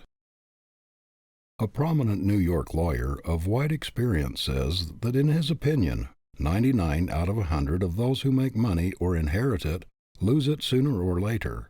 What a spectacle everywhere in this land of plenty, of inexhaustible resources and unlimited opportunity, where every man ought to be a king, to see God's noblemen living like European peasants because they never learned to do business in a business way. How many thousands of good, honest men and women are there in this country who have worked very hard and made all sorts of sacrifices of comfort and luxury in order to lay up something for the future, and yet have reached middle life or later without having anything to show for it? Many of them, indeed, finding themselves without a home or any probability of getting one, without property or a cent of money laid by for sickness, for the inevitable emergency, or for their declining years. It seems incredible that a strong, sturdy, self-made man, who has had to fight his way up from poverty, and who feels the backache in every dollar he has earned, should let his savings slip through his fingers in the most foolish investments, with scarcely any investigation, often sending his money thousands of miles away to people he has never seen, and about whom he knows practically nothing, except through an advertisement which has attracted his attention, or through the wiles of some smooth, unprincipled promoter. Great numbers of vast fortunes in this country have been and are being built up on the very ignorance of the masses in regard to business methods. The schemers bank on it that it is easy to swindle people who do not know how to protect their property. They thrive on the ignorance of their fellows. They know that a shrewd advertisement, a cunningly worded circular, a hypnotic appeal will bring the hard earnings of those unsuspecting people out of hiding places into their own coffers. For the sake of your home, for the protection of your hard earnings, for your peace of mind, your self-respect, your self-confidence, whatever else you do, do not neglect a good solid business training, and get it as early in life as possible. It will save you from many a fall, from 1,000 embarrassments, and perhaps from the humiliation of being compelled to face your wife and children and confess you have been a failure. It may spare you the mortification of having to move from a good home to a poor one, of seeing your property slip out of your hands, and of having to acknowledge your weakness and your lack of foresight and thoughtfulness, or it may prevent your being made the dupe of sharpers.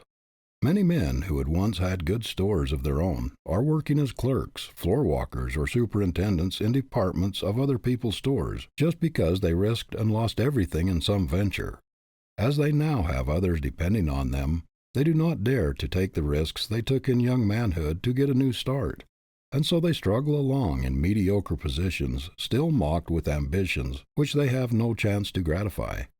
How many inventors and discoverers have fought the fight of desperation amidst poverty and deprivation for years and years, and have succeeded in giving the world that which helps to emancipate man from drudgery, and to ameliorate the hard conditions of civilization, and yet have allowed others to snatch their victories away from them and leave them penniless just because they did not know how to protect themselves.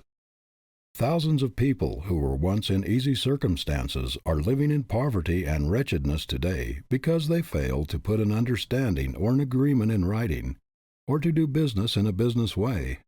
Families have been turned penniless out of house and home because they trusted to a relative or a friend to do what was right by them, without making a hard and fast practical business arrangement with him. It does not matter how honest people are, they may forget, and it is so easy for misunderstandings to arise that it is never safe to leave anything of importance to a mere oral statement. Reduce it to writing. It costs but little in time or money, and when all parties interested are agreed, that is the best time to formulate the agreement in exact terms. This will often save lawsuits, bitterness, and alienations. How many friendships have been broken because understandings were not put in writing? Thousands of cases are in the courts today for this reason, and a large part of lawyers' incomes is derived from them. Many people have a foolish idea that others, especially friends or relatives, will be sensitive and think their honesty questioned if they are asked to put their proposition or agreement or understanding in writing. It is not a question of confidence. It is a question of business, and business should be done in a business way, so that in case of death or some other unforeseen event, every possibility of complication or misunderstanding will be eliminated. The very people you may think will be sensitive or offended because you are so exacting will really think more of you for your straightforward business methods and your carefulness in avoiding misunderstanding. Many a cultured girl has been thrown suddenly on her own resources by the failure or the death of her father, and has found herself wholly incapable of administering his affairs or of earning a living. Many women, their husbands having died suddenly, are left with large business responsibilities which they are utterly unfit to assume. They are at the mercy of designing lawyers or dishonest businessmen, who know well that they are mere babes in their hands when it comes to important transactions. Business talent is as rare as a talent for mathematics. We find boys and girls turned out of school and college full of theories, and all sorts of knowledge or smatterings of knowledge, but without the ability to protect themselves from human thieves who are trying to get something for nothing. No girl or boy should be allowed to graduate, especially from any of the higher institutions, without being well grounded in practical business methods. Parents who send their children out in life without seeing that they are well versed in ordinary business principles do them an incalculable injustice. I have heard a young woman boast that she did not know anything about money matters and had no desire to.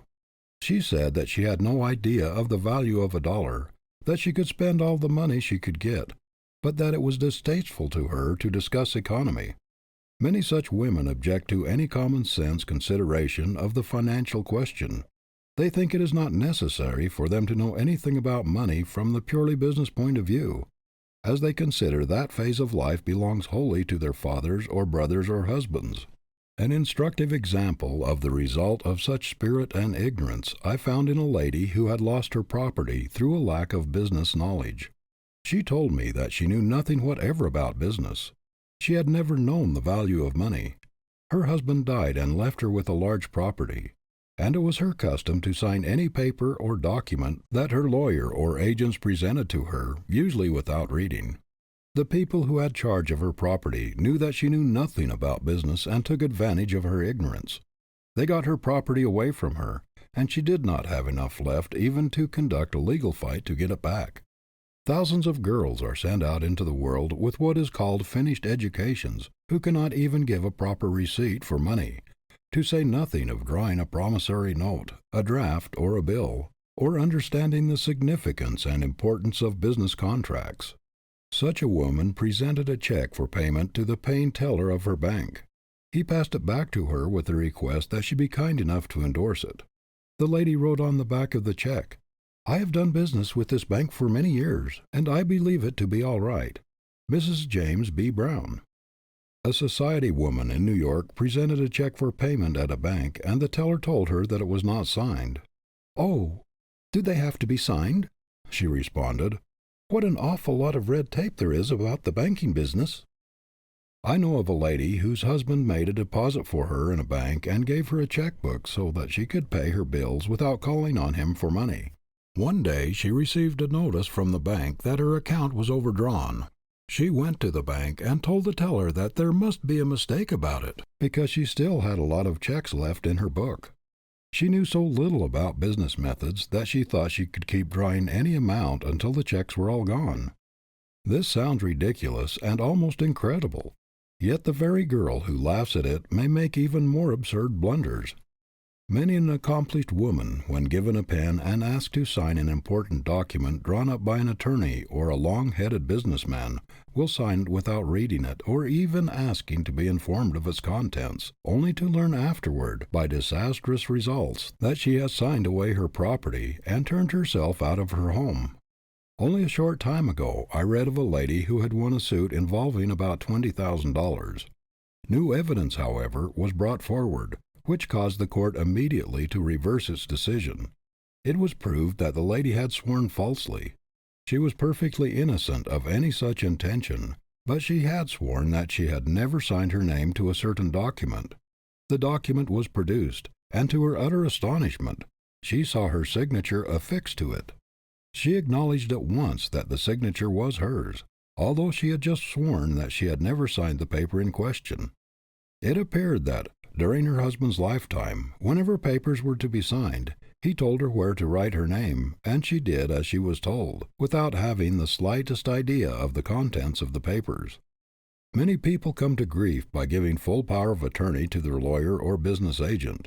Very few impractical people, especially women, understand the significance of a full power of attorney, which authorizes the person so empowered to deal with your property in all respects as if it were his own, or as if he had for the time being assumed your personality. He may sign your name to any instrument. He may bind you to anything he pleases. He may draw money from your bank. He may impersonate you in all business transactions. In short, as far as business arrangements are concerned, he stands practically and legally for yourself. It is a tremendous power to place in the hands of another, and people should be very careful to whom they assign it. It should never be conferred on any person but one whose honesty is above suspicion, and whose knowledge of business and of men and affairs has been tried and proved. Oh, I signed a paper giving full power of attorney to my lawyer before I went abroad. I trusted everything to him, and when I came back practically everything was gone. My business affairs were so complicated that I have not had the money to fight the man I trusted.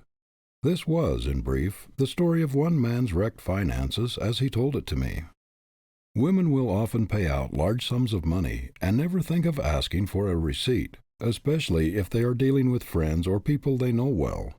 Intelligent women, however, ought to know that our government is a good example of how we should do business. It does not doubt President Roosevelt's honesty, and yet he must sign a voucher for his salary, just the same as the cheapest government employee. The justices of the United States Supreme Court, who are considered to be the soul of honor, and are the final arbiters of all great questions, must also sign a receipt for their salaries. If every child in America had a thorough business training, tens of thousands of promoters, long-headed, cunning schemers, who have thriven on the people's ignorance, would be out of an occupation. I believe that the business colleges are among the greatest blessings in American civilization today, because through their teaching they have been the means of saving thousands of homes, and have made happy and comfortable tens of thousands of people who might otherwise be living in poverty and wretchedness. This ignorance of practical business principles is very common among professional men. I know clergymen, journalists, authors, doctors, teachers, men in every profession, who are constantly subjected to serious embarrassment by their incapacity in business matters. Some of them do not know how to interpret the simplest business forms. Not long ago, a Harvard graduate, occupying a very important position as a teacher, went to the president of a commercial school and asked to give him some lessons on how to handle money, notes, etc. He said that when he went to his bank and asked them how much money he had there, they laughed at him, and that when the bank draft came to him, he did not know what to do with it. Nothing will stand you in better stead, in the hard, cold, practical, everyday world, than a good, sound business education. You will find that your success in any trade, occupation, or profession will depend as much on your general knowledge of men and affairs as on your technical training. No matter what your vocation may be, you must be a businessman first, or you will always be placed at a great disadvantage in the practical affairs of life. We cannot entirely ignore the money side of existence any more than we can the food side, and the very foundation of a practical, successful life is the ability to know how to manage the money side effectively. It is infinitely harder to save money and to invest it wisely than it is to make it. And if, even the most practical men who have had a long training in scientific business methods, find it a difficult thing to hold on to money after they make it, what is likely to happen to people who have no practical training in business methods? End of Chapter 13. Chapter 14. Sizing Up People. After Alexander the Great had conquered the Persians, he became suddenly very ill. One of his generals sent him a letter saying that his attending physician had resolved to poison him. He read the letter without the slightest sign of emotion and put it under his pillow. When the physician came and prepared medicine, Alexander said he would not take it just then, but told him to put it where he could reach it, and at the same time gave him the letter from his general. Alexander raised himself on his elbow and watched the physician's face with the most searching scrutiny, looking into his very soul, but he did not see in it the slightest evidence of fear or guilt. He immediately reached for the medicine bottle and without a word drank its contents. The amazed physician asked him how he could do that after receiving such a letter. Alexander replied, "Because you are an honest man." Alexander was a remarkable student of human nature. He knew men and the motives which actuated them. He could read the human heart as an open book.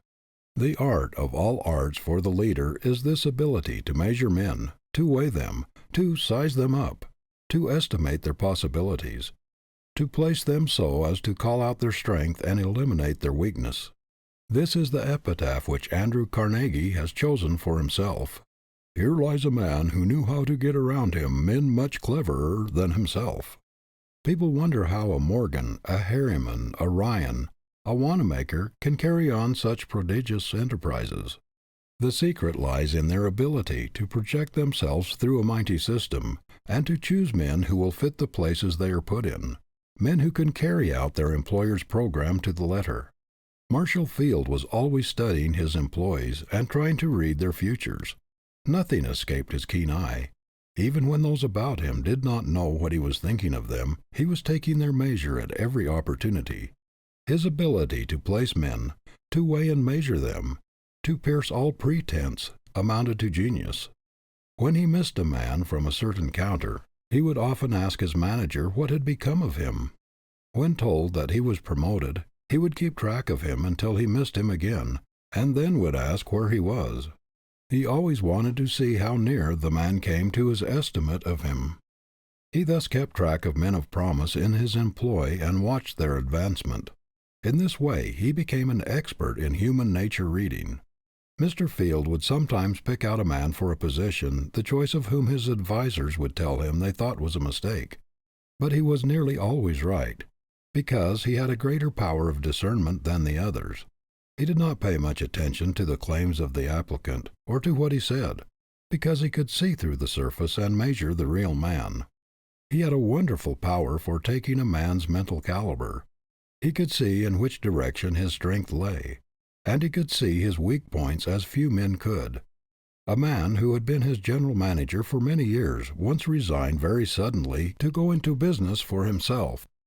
Without the slightest hesitation or concern, Mr. Field called to his office a man whom he had been watching, unknown to the man, for a long time. With very few words he made him general manager, and so great was his confidence that he had measured the man correctly that the very next day he sailed for Europe. He did not think it necessary to wait and see how this new manager turned out. He believed he had the right man and that he could trust him. He was not disappointed.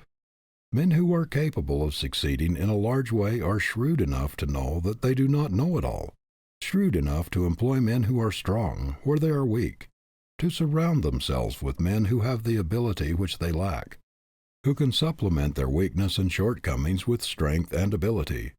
Thus, in their combined power, they make an effective force.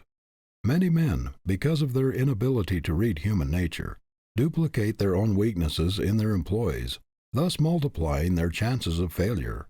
Few men are able to see their own weaknesses and limitations, and those who do not surround themselves with men who have the same weak links in their character, and the result is that their whole institution is weak. The leader must not only be able to judge others, but he must also be able to read himself, to take an inventory of his own strong points and weak points. Men who have been elected to high office or to fill very important positions at the head of great concerns because of their recognized ability have often disappointed the expectation of those who placed their hopes in them, simply because they could not read people. They may have been well educated, well posted, strong intellectually, may have had a great deal of general ability, but they lacked the skill to read men, to measure them, to weigh them, to place them where they belonged. Grant was cut out for a general, a military leader, but when he got into the White House he felt out of place. He was shorn of his great power. He could not use his greatest ability. He was obliged to depend too much upon the advice of friends. The result was that, as president, he did not maintain the high reputation he had made as a general. If he had had the same ability to read politicians and to estimate men for government positions that he had for judging of military ability, he would have made a great president. But he felt his weakness in the position which he was not fitted by nature to fill, and made the fatal mistake of putting himself into the hands of his friends. The young man starting out for himself ought to make a study of his power of penetration, of his character-reading ability. He ought to make it a business to study men, to estimate their capabilities and the motives which actuate them. He should scrutinize their actions, watch their tendencies in little things, and learn to read them as an open book. The involuntary acts and natural manner of a man indicate more than does his studied conversation. The eye cannot lie. It speaks the truth in all languages. It often contradicts the tongue. While the man is trying to deceive you with words, his eyes are telling you the truth. His actions are indicative of the real man, while the tongue may only represent the diplomat, the man who is acting. A very successful businessman in New York, noted for his ability to read men, will sometimes study an applicant for an important position for a long time, talking very little himself, but all the time trying to call the man out, watching every moment, scrutinizing every word, trying to read the motive behind every glance of the eye. His manner, everything, are all letters of the alphabet by which he spells out the real man. I have been in his office when he was measuring a man. It was a great lesson to watch his face as he seemed to read the applicant through and through, weigh him on the scale of his judgment, penetrate to the very marrow of his being, and estimate his capabilities and possibilities to a nicety. After a few minutes' conversation, and the man had passed out, he would tell me just how large that man was, what he was capable of doing, what his future would be, and what were his limitations. And he seldom makes a mistake. I have never known a man to succeed to any extent when he said there was nothing in him, and I have never known one to turn out badly when he endorsed him without reserve. We all know heads of business houses who work like slaves, dig and save, and yet do not make much headway, simply because they do not know how to surround themselves with the right men. Some men seem incapable of projecting system and order through their establishments. They may do their own work well, and then they strike their limitations. They are not good judges of human nature. Their discernment is not sharp. They are misled by conversational powers, display of education, and often place a theoretical man where only practical talent could succeed. They are likely to place a man of great refinement, sensitiveness, delicate makeup, in a position where a strong, robust, thick-skinned man is required, where an oversensitive soul will chafe and shrink from the cold, aggressive business methods necessary to effective, efficient management. People are continually being led into all sorts of unfortunate positions, entangling alliances and mortifying, embarrassing situations, because of their lack of ability to read human nature and to estimate character at a glance. Good people everywhere are being imposed upon and are losing their money in all sorts of foolish investments because of their ignorance of human nature. They are not able to see the rascal, the scoundrel behind the mask. They have not developed the power of discernment, the ability to see the wolf in sheep's clothing. The knowledge of human nature as a protector of money, of character, as a protector against frauds and imposition is inestimable. Gullible people are proverbial poor readers of human nature, and hence they are always open to imposition. Oily, cunning promoters are keen observers of human nature, and they can tell very quickly when they strike a good-natured, large-hearted professor, scholar, clergyman, or artist, who knows very little about business matters and who trusts everybody. They know that if they can only get an opportunity, they can very quickly make such a man believe almost anything. They know he will be an easy prey to their wiles and their keener knowledge of men. These promoters would not think of tackling a shrewd, level-headed businessman for their nefarious schemes, because he is too keen, too sharp, too good a judge of human nature. Such a man would be likely to penetrate the mask and see the real motive beneath the oily, honeyed words, the smooth, seductive manner. The ability to read people at sight is a great business asset. Expertness in reading human nature is just as valuable to a young lawyer as a knowledge of law. It is as valuable to a physician as a knowledge of medicine. The man who can read human nature, who can size up a person quickly, who can arrive at an accurate estimate of character, no matter what his vocation or profession, has a great advantage over others. With some men, the power to read people aright amounts to an instinct. They look through all pretenses. They tear off all masks. They see the man as he is, his reality, and measure him for what he is worth. A man possessing this power of character reading pays little attention to what a person seeking employment may say of himself. He can see for himself. Human nature is to him an open book, while to others it is a sealed book. They do not have the faculty of going back of pretensions. They are largely at the mercy of what he claims for himself, and they are always being duped. They make very poor employers. I know a popular businessman, a very able man in many respects, and one much beloved by everybody who knows him. But he has always been the victim of his ignorance of human nature. He cannot read motives, weigh or estimate the ability of others to do certain things. If an applicant for a position talks well, he immediately jumps to the conclusion that he is a good man for the position, and hires him, usually to be disappointed. He has a great weakness for clergymen who have lost their positions through failing health or for other reasons, and also for ex-teachers and professors.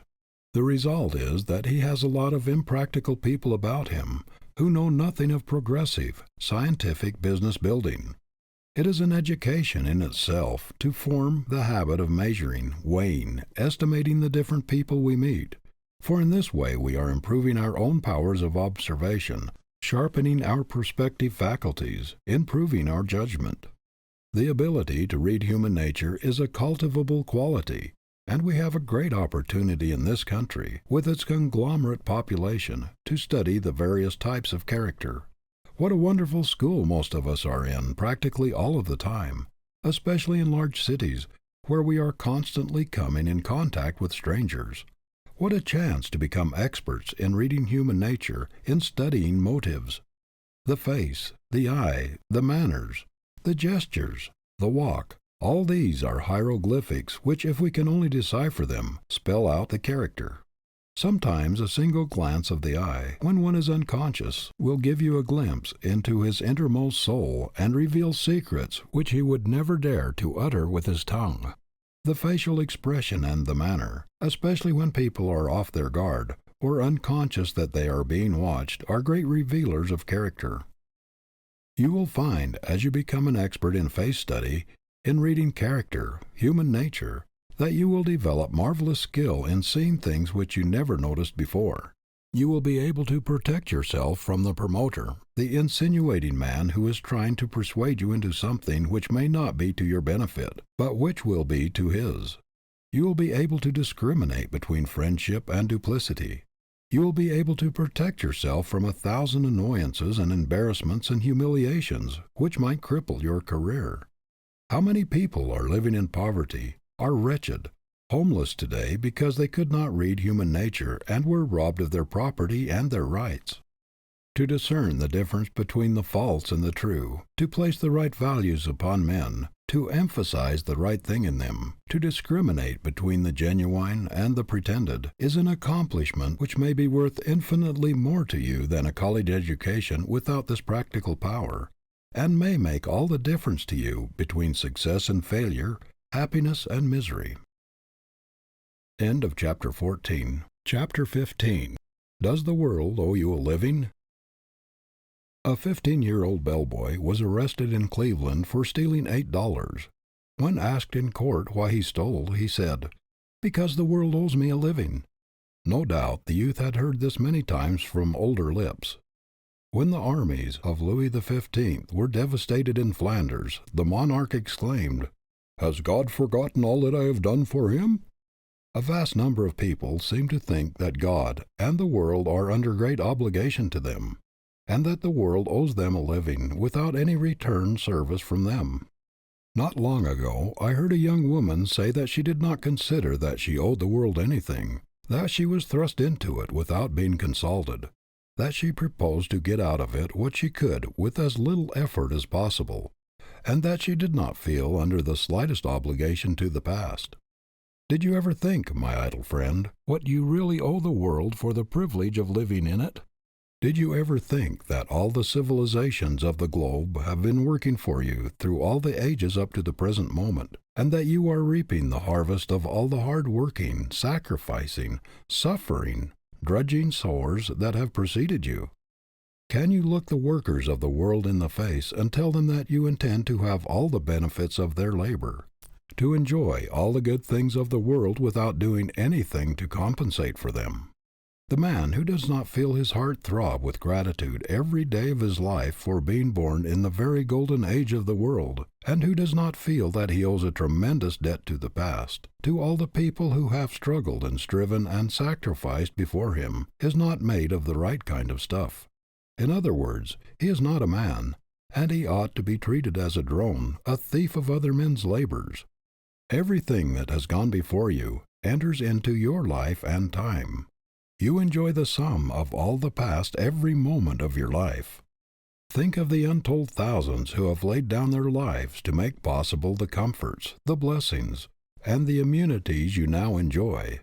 Think of the rivers of blood that have been spilt, of the thousands who have perished or lived in the misery of prison and dungeon to purchase the liberties of speech and freedom of action which you enjoy today.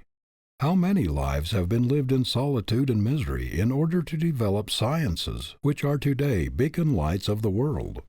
And think what multitudes of people are engaged in producing, manufacturing, and forwarding your clothing, your furniture, your food, the tropical fruits on your table, the foreign textiles, the bric-a-brac, and all the things which come from foreign lands to minister to your comfort and convenience. You buy an orange on the street for 2 or 3 cents, but did you ever think of what it had cost to bring it to you? Did you ever think of the number of people who have aided in its production and its transportation so that you might buy it for a few pennies? You get a yard of cotton for 10 cents, but did you ever think of the toil and hardships of the people in the South, of the operatives in the mill, the packers, shippers, and clerks who have handled and rehandled and shipped it by steamship and railroad that you might buy it for a song? Suppose these people who say that they owe the world nothing were obliged to make all the comforts and luxuries they enjoy. How long would it take them to produce even a lead pencil, a sheet of writing paper, a jackknife, a pair of spectacles, a pair of shoes, or a suit of clothes, representing an untold amount of drudgery and sacrifice? There is toil, struggle, and sacrifice in everything you purchase, everything you enjoy. How many thousands of people have worked like slaves to make it even possible for you to ride on a railroad or on a steamship? And how many lives have been sacrificed in order to reach the perfection and safety attained by modern trains and steamers, and to enable you to enjoy the comforts and luxuries which they provide? Wherever you go, tens of thousands of people have been preparing the way and getting things ready, guarding against danger, saving you trouble and drudgery, and yet you say that you do not consider yourself in debt to the world. If all the workers and all the wealth of the world today had been employed for thousands of years for your special benefit, to prepare for your reception upon the earth, they could not have provided the comforts, the conveniences, the facilities, the immunities, the luxuries which you found waiting for you when you were born, and for which you gave not even a penny or a thought. And yet you say that the world owes you this and the other, and that you owe it nothing. Did you ever think, my idle friend, that there are some things which are not purchasable with money? Do not deceive yourself by thinking that you will get something for nothing. All the laws of the universe are fighting such a theory. You must open an account with the world personally. No one else can pay the debt you owe. Whatever money or advantages your father or anyone else gets by his own efforts, nature has stamped untransferable. The law of the universe recognizes only one legal tender, and that is personal service.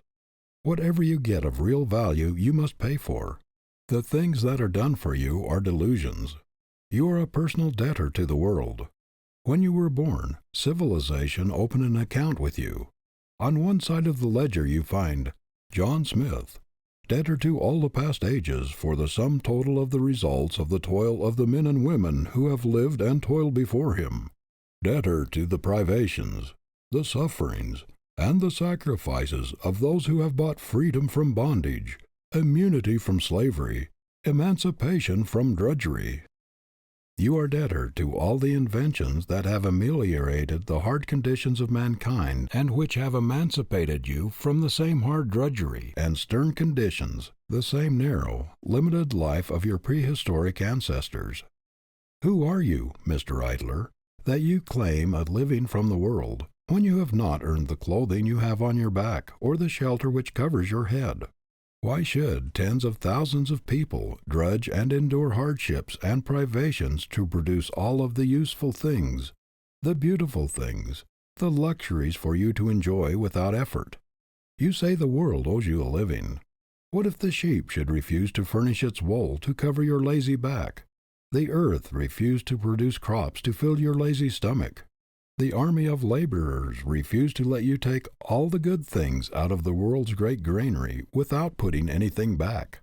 What would become of you who have never lifted a finger to learn a trade, or to prepare yourself for a career, or to do work of any kind, if an edict were to come from the skies that would force you henceforth to do your share of the world's work or starve? Is he not a thief, an enemy of civilization who thrusts his arm into the great world storehouse, pulling out all the good things he wishes, and refusing to put anything back in exchange? We hear a great deal about indiscriminate giving making paupers, but what shall we say about the giving of fortunes to youth who have never been taught that they should give anything in return for all they receive? What are the chances of growth in character, in sturdy manhood, for the boy who knows that a fortune is waiting for him when he is 21, and who is told every day that his father is rich and that he is a fool to work, that he should just make a business of having a good time? What are the chances of his developing a rugged, sturdy independence, resourcefulness, originality, inventiveness, and all the other qualities that make for vigorous manhood? It is cruel, little less than criminal, to leave vast fortunes to youth without stamina of character, a superb, practical training, or the experience or wisdom to use them wisely. Things are so arranged in this world that happiness as a profession must ever be a failure. It cannot be found by seeking. It is reflex action. It is incidental, a product which comes from doing noble things. It is impossible for a person to be really happy by making pleasure a profession. No idle life can produce a real man. A life of luxury calls out only the effeminate, destructive qualities. The creative forces are developed only by stern endeavor to better one's condition in the world. No wealth or efforts of the parents can bring the latent energies out in the son which make for sturdy manhood. He must work out his problem himself. It can never be done for him. How little Harry Thaw's parents realized the cruelty of bringing their son up in idleness, without a trade or profession, helpless to earn his own living in case of necessity. One would think they would have learned wisdom from the tens of thousands of lessons which ruined lives have taught. That there is no getting around God's fiat, no evading the law. That work, exercise of faculty, self-effort are the only things that will develop a real man. The Creator has put an enormous penalty upon idleness, the penalty of weakness, of deterioration, of destruction, of annihilation. Use or lose is nature's edict. The idle man is like an idle machine. It destroys itself very quickly. A score of enemies are in readiness to attack anything as soon as it is at rest. Rust, decay, and all sorts of disintegrating processes start in a man just as soon as he becomes idle. Self-destruction begins in the mind the moment it ceases to work. There is no power in heaven or on earth that can save an idle brain from deterioration. No power that can make a man strong and vigorous unless he obeys the natural laws of his life, written in his very constitution. Work, steady, persistent, with a purpose, with zeal, with enthusiasm, with a love for it, is the only thing that can save a man from the disgrace of being a nobody. Work is the inexorable law of growth. There is no getting away from it.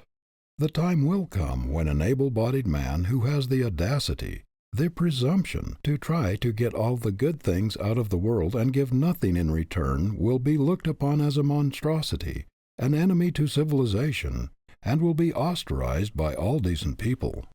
The youth who thinks he is going to go through this world on what somebody else has produced or done and still develop into the highest type of a man is attempting to fight against his Maker. The very laws of the universe have made it forever impossible. Leave this vast, living, complicated machine idle, if you will. Try to divert it to some other use.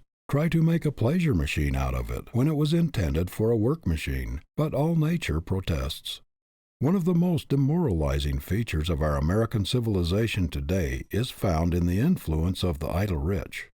Great human drones, who refuse to work, but who demand the best products of other men's labor and brains.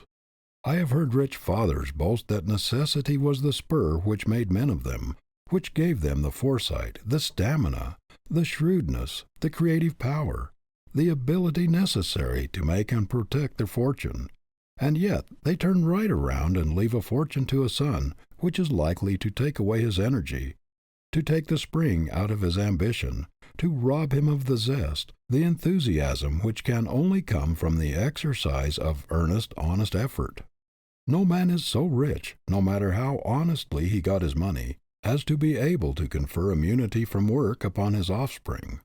The very nature of things, the eternal law of the universe, has made it forever impossible for you to transfer the stamina, the vigorous manhood, the stability, the character, everything that is of real value which you have gained in your struggle to get on in the world, to your son or daughter.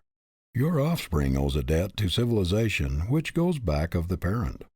It is a debt which can only be wiped out by the individual. It cannot be discharged by proxy. Personal effort is the condition of the child's development.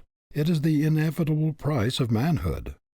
No, there are some things you rich fathers cannot do for your boy. There is a law of nature which prohibits it, an omnipotent principle which protests against it.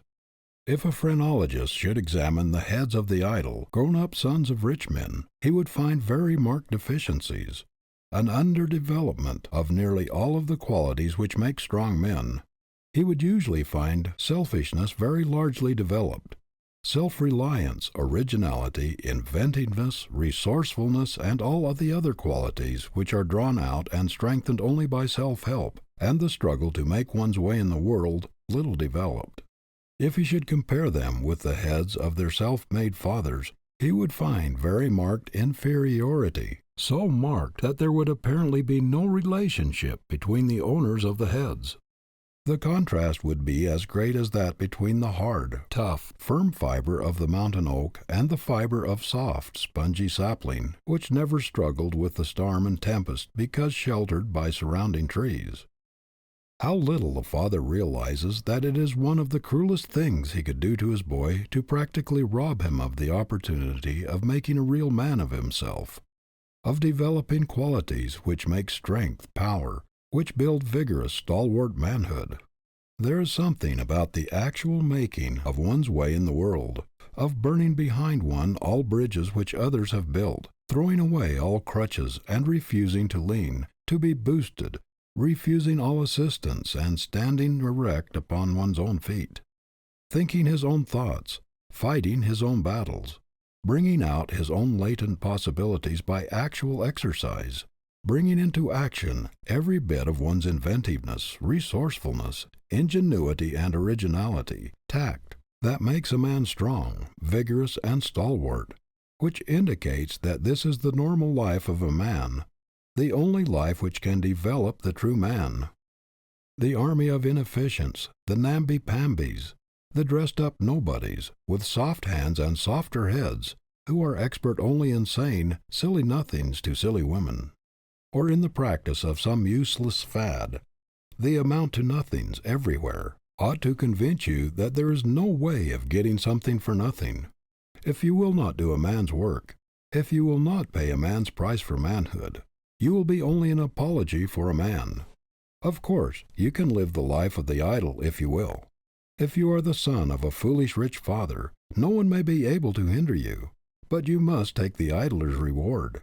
You must go through life branded with the shame, labeled with the weakness, marked with the deformities of idleness. You must pay the penalty of your choice and be a nobody. End of chapter 15. Chapter 16. What has luck done for you? Fortune brings in some boats that are not steered. People may say what they will about there not being such a thing as luck or chance, but we must all admit there is such a thing. We must all concede that things over which a man has no control, unforeseen happenings or events with which he has had nothing to do and on which he had not calculated, often change the whole course of his career. Good position do not always come by merit, or as the result of one's own direct efforts. It is now a poor laboring man or washerwoman who falls heir to a fortune by the death of some relative. Or again, it is a poor girl who is suddenly raised to wealth and what the world calls high position by marrying a man of rank or fortune. Every schoolboy knows that there is a great advantage in being in the right place in just the nick of time, and that being there is often a matter of chance. Men are constantly being moved up into positions which they did not get wholly by merit. Their elevation is due, perhaps, to a railroad accident, a stroke of paralysis, or the death of men in high places. We had a striking instance of this recently in the death of 2 presidents of the Long Island Railroad within a few months, which led to unexpected promotions. Everyone knows that men are constantly being put at the head of large concerns because of kinship with the owners of the business, when perhaps a score of those who are working in the establishments at the time are much better fitted to fill the positions. But after all, who will be foolish enough to say that man is the toy of chance, or that true success is the result of accident or fate? No, luck is not God's price for success, nor does he dicker with men.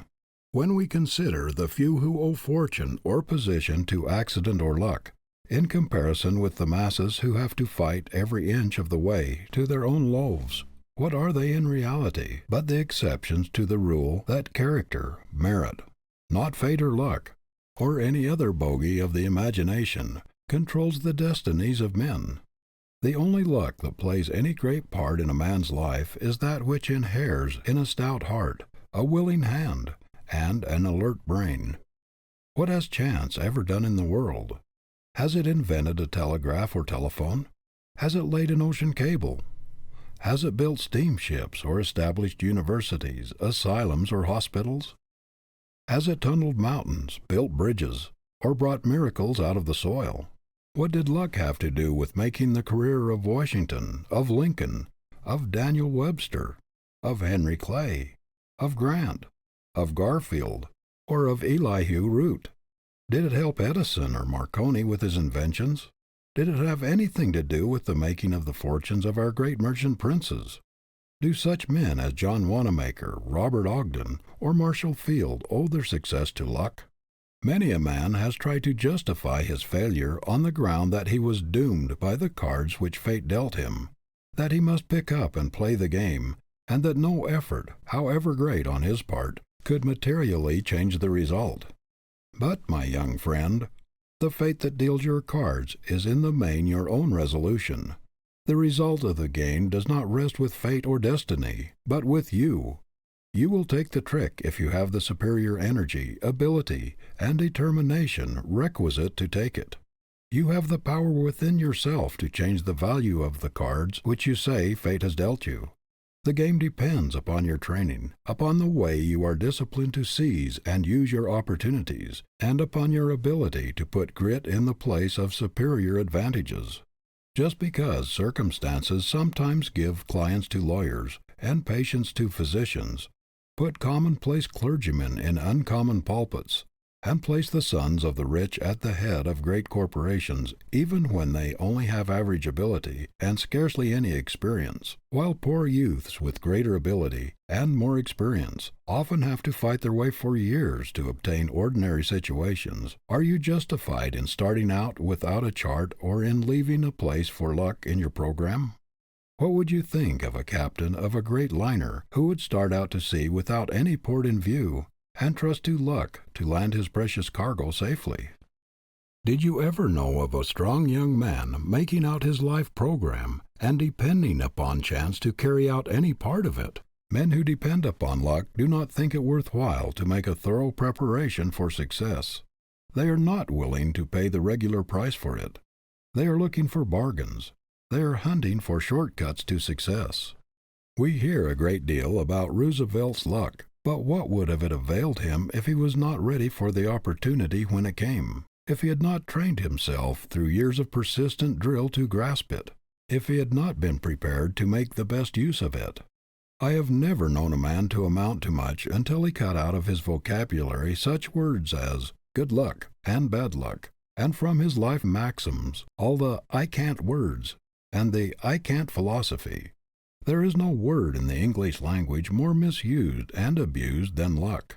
More people have excused themselves for poor work and mean, stingy, poverty-stricken careers by saying luck was against them than by any other plea.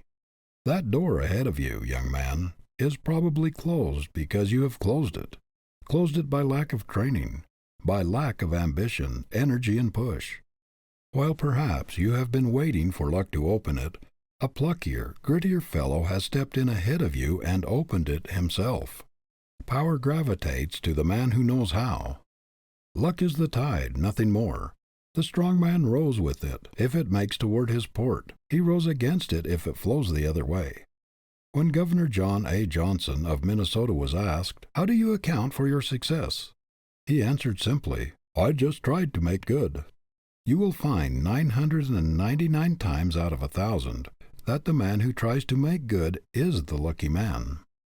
Young Johnson had to fight against poverty, heredity, and environment, everything that could be put forward as an excuse for bad luck or no chance. Yet in his hard battle with fate, he never once faltered or whined or complained that luck was against him. One of the most unfortunate delusions that ever found its way into a youth's brain is that there is some force or power outside of himself that will, in some mysterious way, and with very little effort on his part, lift him into a position of comfort and luxury.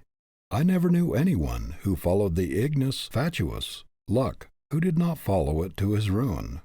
Good luck follows good sense, good judgment, good health, a gritty determination, a lofty ambition, and downright hard work.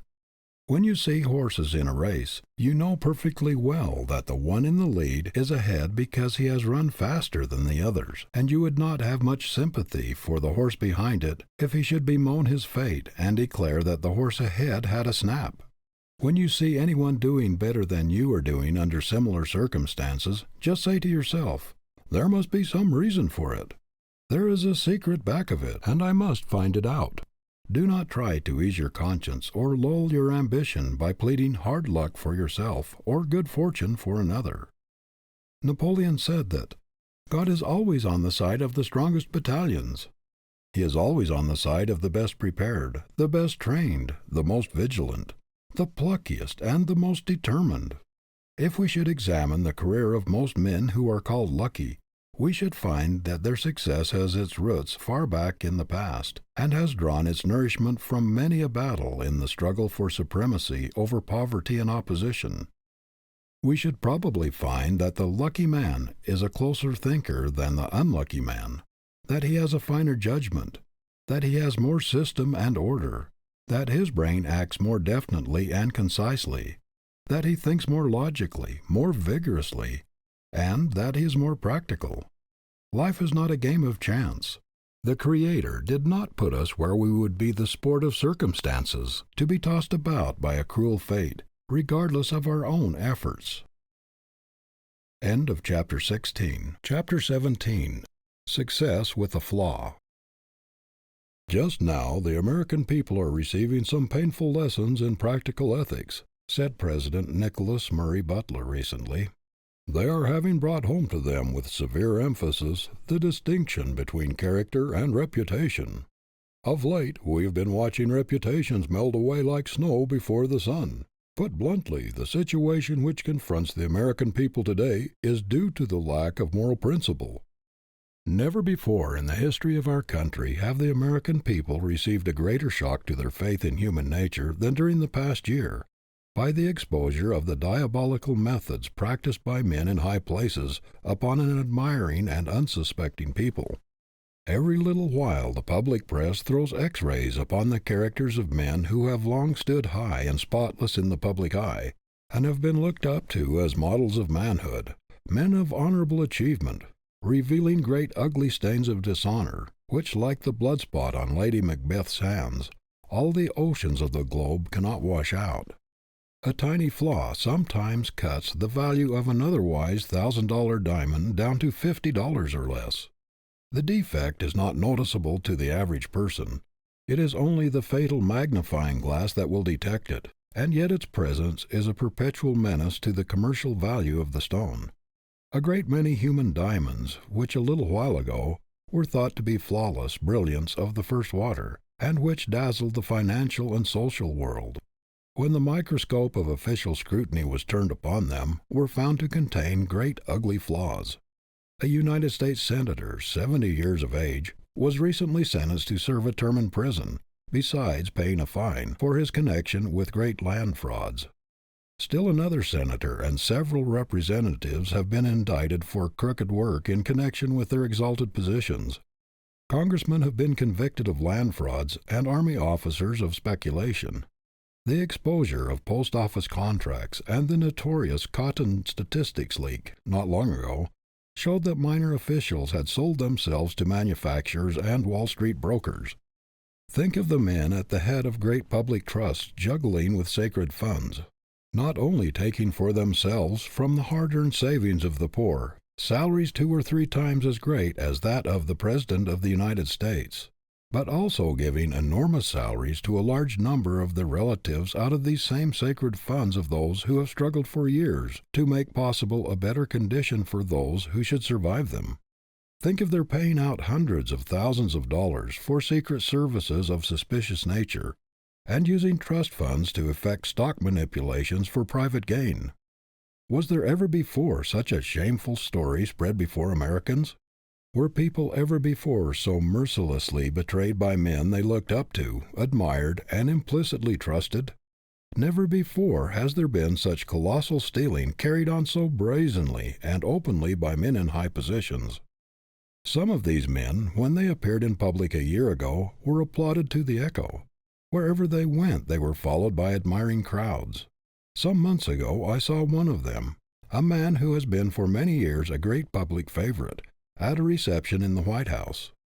He was pointed out by guests and seemed to attract almost as much attention as the President himself. People seemed to regard it as a great honor to be introduced to him. Now he would hardly dare to appear before an audience for fear of being hissed. What a humiliation for those whose names have been household words for a quarter of a century or more to be asked to withdraw from trusteeships or directorships in institutions which perhaps worked for years to secure these men, on account of their great influence and high reputations. What is there left worth living for when a man has lost the finest, the most sacred thing in him, and when he has forfeited the confidence and respect of his fellow men? Is there any quality which inheres in dollars that can compensate for such a loss? Is there anything which ought to be held more precious than honor or more sacred than the esteem and confidence of friends and acquaintances? The man who has nothing which he holds dearer than money or some material advantage is not a man. The brute has not been educated out of him. The abler a man, and the more money he has, the more we despise him if he has gotten that money dishonestly, because of the tremendous contrast between what he has done and what he might have done. What the world demands of you, whatever your career, whether you make money or lose it, whether you are rich or poor, is that you be a man. It is the man that gives value to achievement. You cannot afford success with a flaw in it. You cannot afford to have people say of you, "Mr. Blank has made money, but there is a stain on it. It is smirched. It has cost him too much. He exchanged his manhood for it." Every human being has it within his power to keep the foundation under him, his manhood, absolutely secure under all circumstances. Nothing can shake that but himself. The citadel can never be taken until he himself surrenders the keys. Calumny, distraction, slander, or monetary failure cannot touch this sacred thing. Every man, whether in private or public life, should so carry himself before the world that he will show in his very face and manner that there is something within him not for sale. something so sacred that he would regard the slightest attempt to debauch it as an unpardonable insult. He should so carry himself that no one would even dare to suggest that he could be bought or bribed. Who was so corrupt during the Civil War that he would have dared to attempt to bribe Abraham Lincoln? There was something in that face that would have cowed the hardest character. Who would be bold enough to presume to bribe our present president? Many a one has failed because he was not a man before he was a merchant or a lawyer or a manufacturer or a statesman, because character was not the dominating influence in his life. If you are not a man first, if there is not a man behind your book, behind your sermon, behind your law brief or your business transaction, if you are not larger than the money you make, the world will expose and despise your pretense and discount your success. History will cover up your memory no matter how much money you leave. That is the lesson of the startling disclosures of late. These men whose reputations have melted away so rapidly, men who have had such a drop in the public regard, were not real men to start with. There were flaws in their character foundations, and the superstructures of their achievement have fallen before the flood of public indignation. Those criminals in high places are beginning to realize that no smartness, brilliancy, genius, scheming, long-headed cunning, bluffing, or pretense can take the place of manhood or be a substitute for personal integrity. There are men in New York today whose names have been a power, who would give every dollar they have for a clean record, if they could wipe off all of their underhanded, unquestionable methods from the slate and start anew. But there is no way to buy a good name. It is above riches and beyond the price of rubies. How many men there are today in high positions who are in perpetual terror lest something should happen to expose the real facts of their lives, something which would pierce their masks and reveal them in their true light. How must a man feel who is conscious that he is walking all the time on the thin crust of a volcano, which is liable to open at any moment and swallow him? There is one thing no money or influence can buy. That is the heart's approval of a wrong deed or a questionable transaction. It will be bobbing up all along the future to remind you of your theft, of your dishonesty, or of your unfair advantage. It will take the edge off your enjoyment. It will appear, like Banquo's ghost, at every feast to which you sit down. Methinks that some men who have been exposed recently must have had strange dreams and horrid nightmares during their sleep, when the ghosts of the poor people whom they have wronged appeared to them and haunted their rest. Methinks they must have had strange visions, as these dollars intended for widows and orphans slipped through their fingers for luxuries and amusements, dollars which had been wrung out of the lives of those who trusted them. What a pitiable picture those great financial giants made, under investigation in courts of inquiry, squirming, ducking, dodging, and resorting to all sorts of ingenuity to avoid telling the exact truth, to keep from uncovering their tracks or exposing their crooked methods.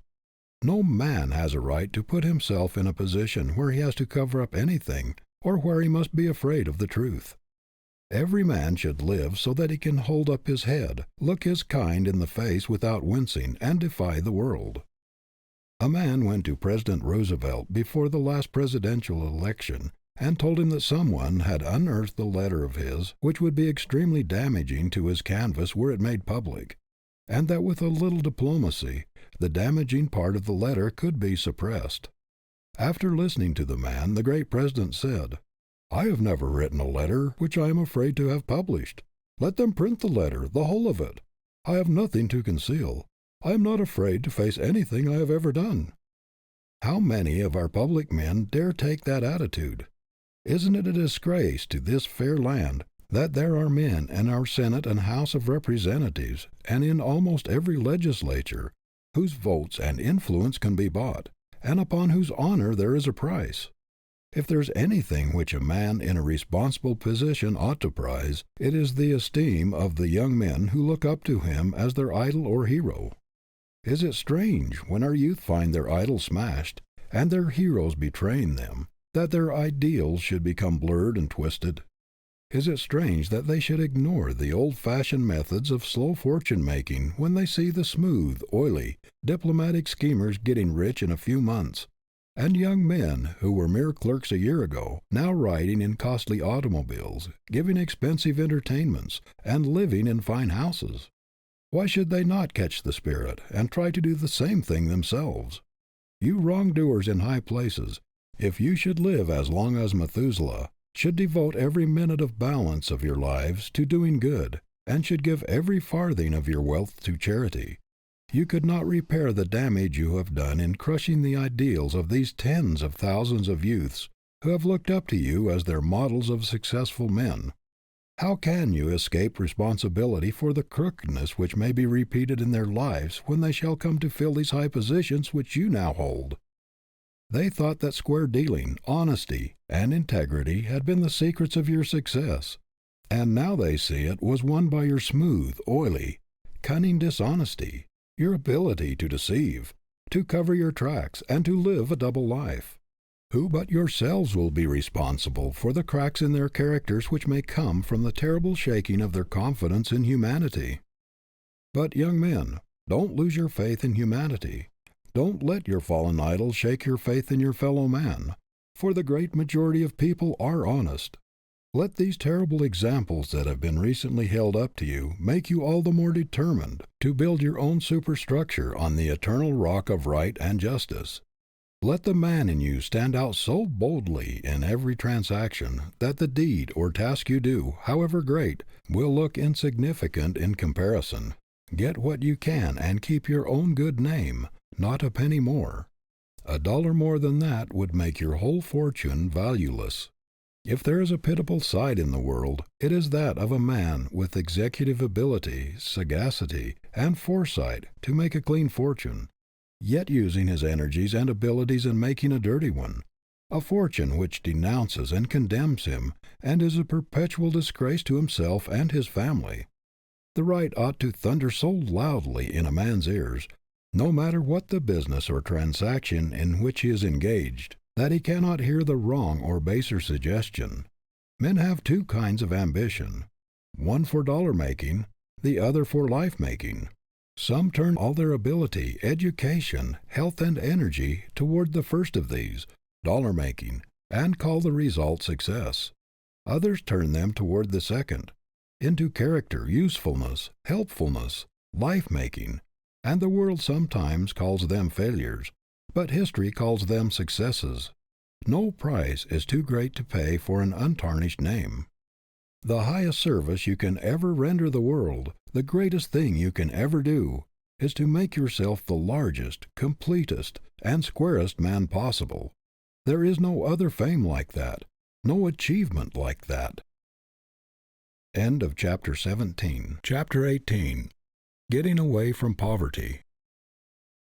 Those who have the misfortune to be rich men's sons are heavily weighted in the race, says Andrew Carnegie. The vast majority of rich men's sons are unable to resist the temptations to which wealth subjects them, and they sink to unworthy lives. It is not from this class that the poor beginner has rivalry to fear. The partner's sons will never trouble you, the poor boys, much, but look out for some boys poorer, much poorer than yourselves, whose parents cannot afford to give them any schooling, do not challenge you at the post and pass you at the grandstand. Look out for the boy who has to plunge into work directly from the common school, and who begins by sweeping out the office. He is the probable dark horse that will take all the money and win all the applause. The struggle to get away from poverty has been a great man developer.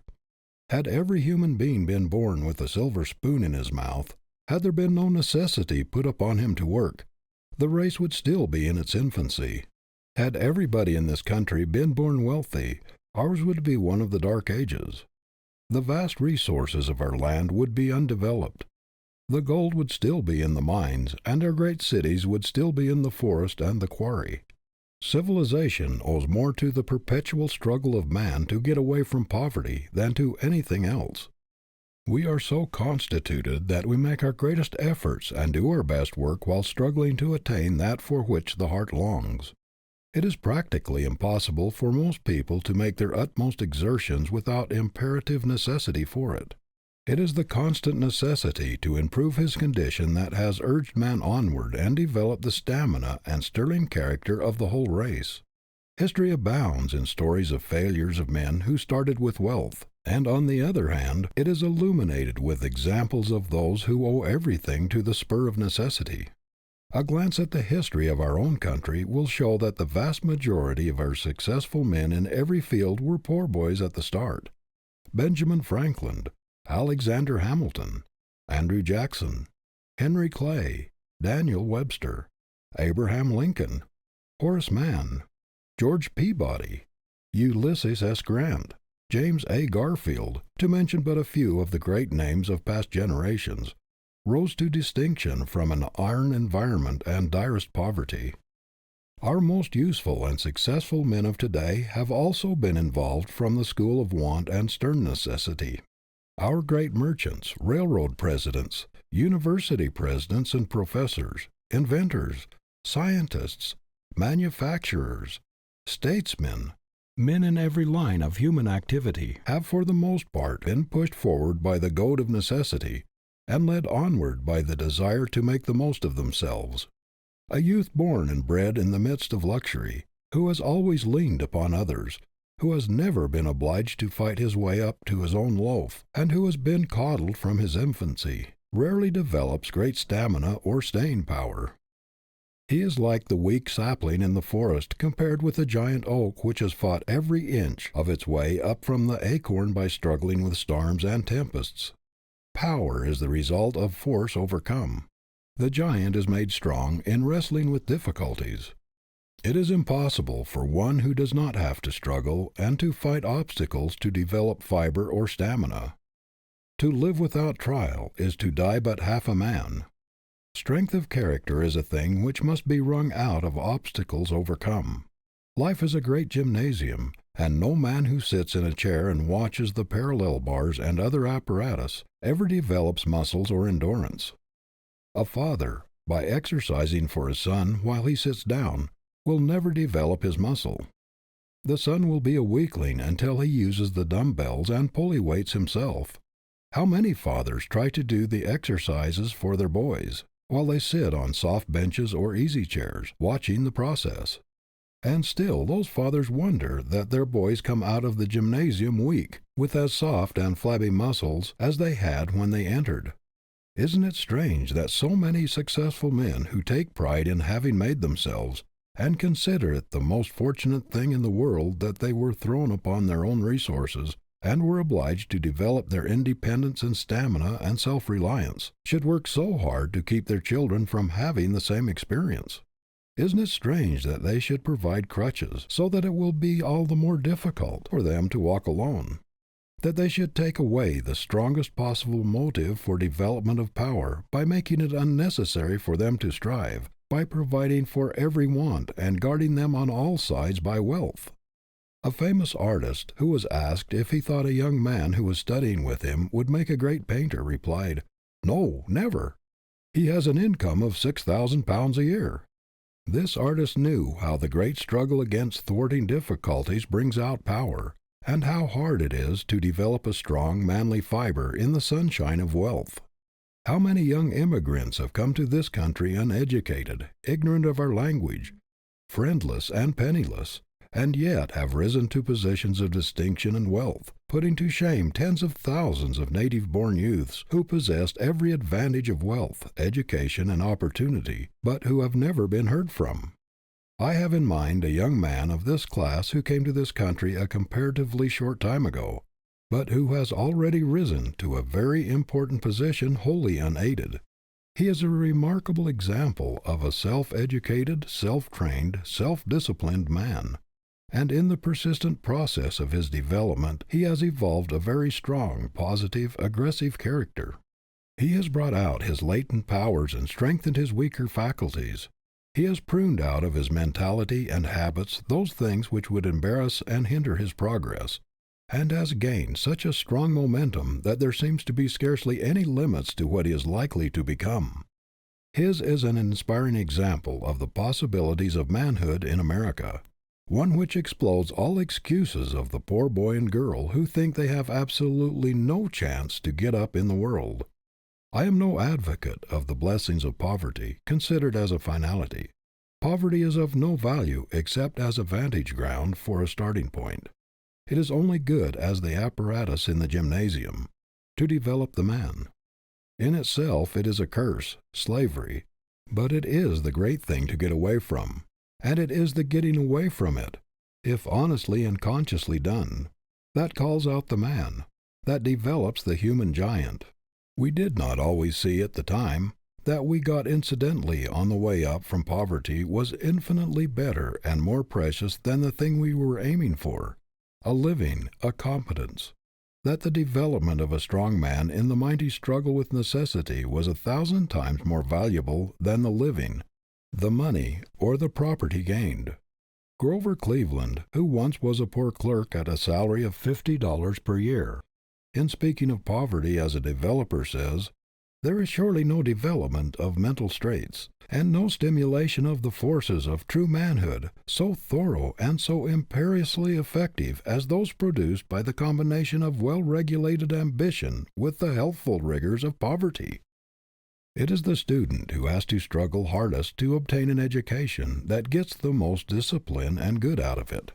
Boys who are born scholars, and who only need to read a lesson over to know it and to be able to pass an examination upon it, do not derive half so much from their college course as do those who have to fight hard for everything they get. It is not, as a rule, the youth who has a regular income and every want supplied by indulgent parents who make the most of his opportunities at college, but the one who has to work his way through, who has to toil in college and out to make his expenses, or else go without an education. What would the average youth do if he were not compelled by necessity to work, if he were not obliged to exert himself in order to get the thing he wants? If he already has all he wants, why should he struggle for more? Not 1 in 10,000 would go through the struggle with poverty, the wrestling with necessity, just to produce character and make himself a stronger man. But he would do it for selfish reasons, to satisfy his ambition and get that which he longs for himself and those he loves. "I am not wasting my sympathy on the children of the poor," says U.S. Senator J.P. Dolliver, once a poor boy himself. "What little sympathy I have I will give to the children of the rich. If you have $100,000 and give it to a boy to start him out in life, he doesn't start.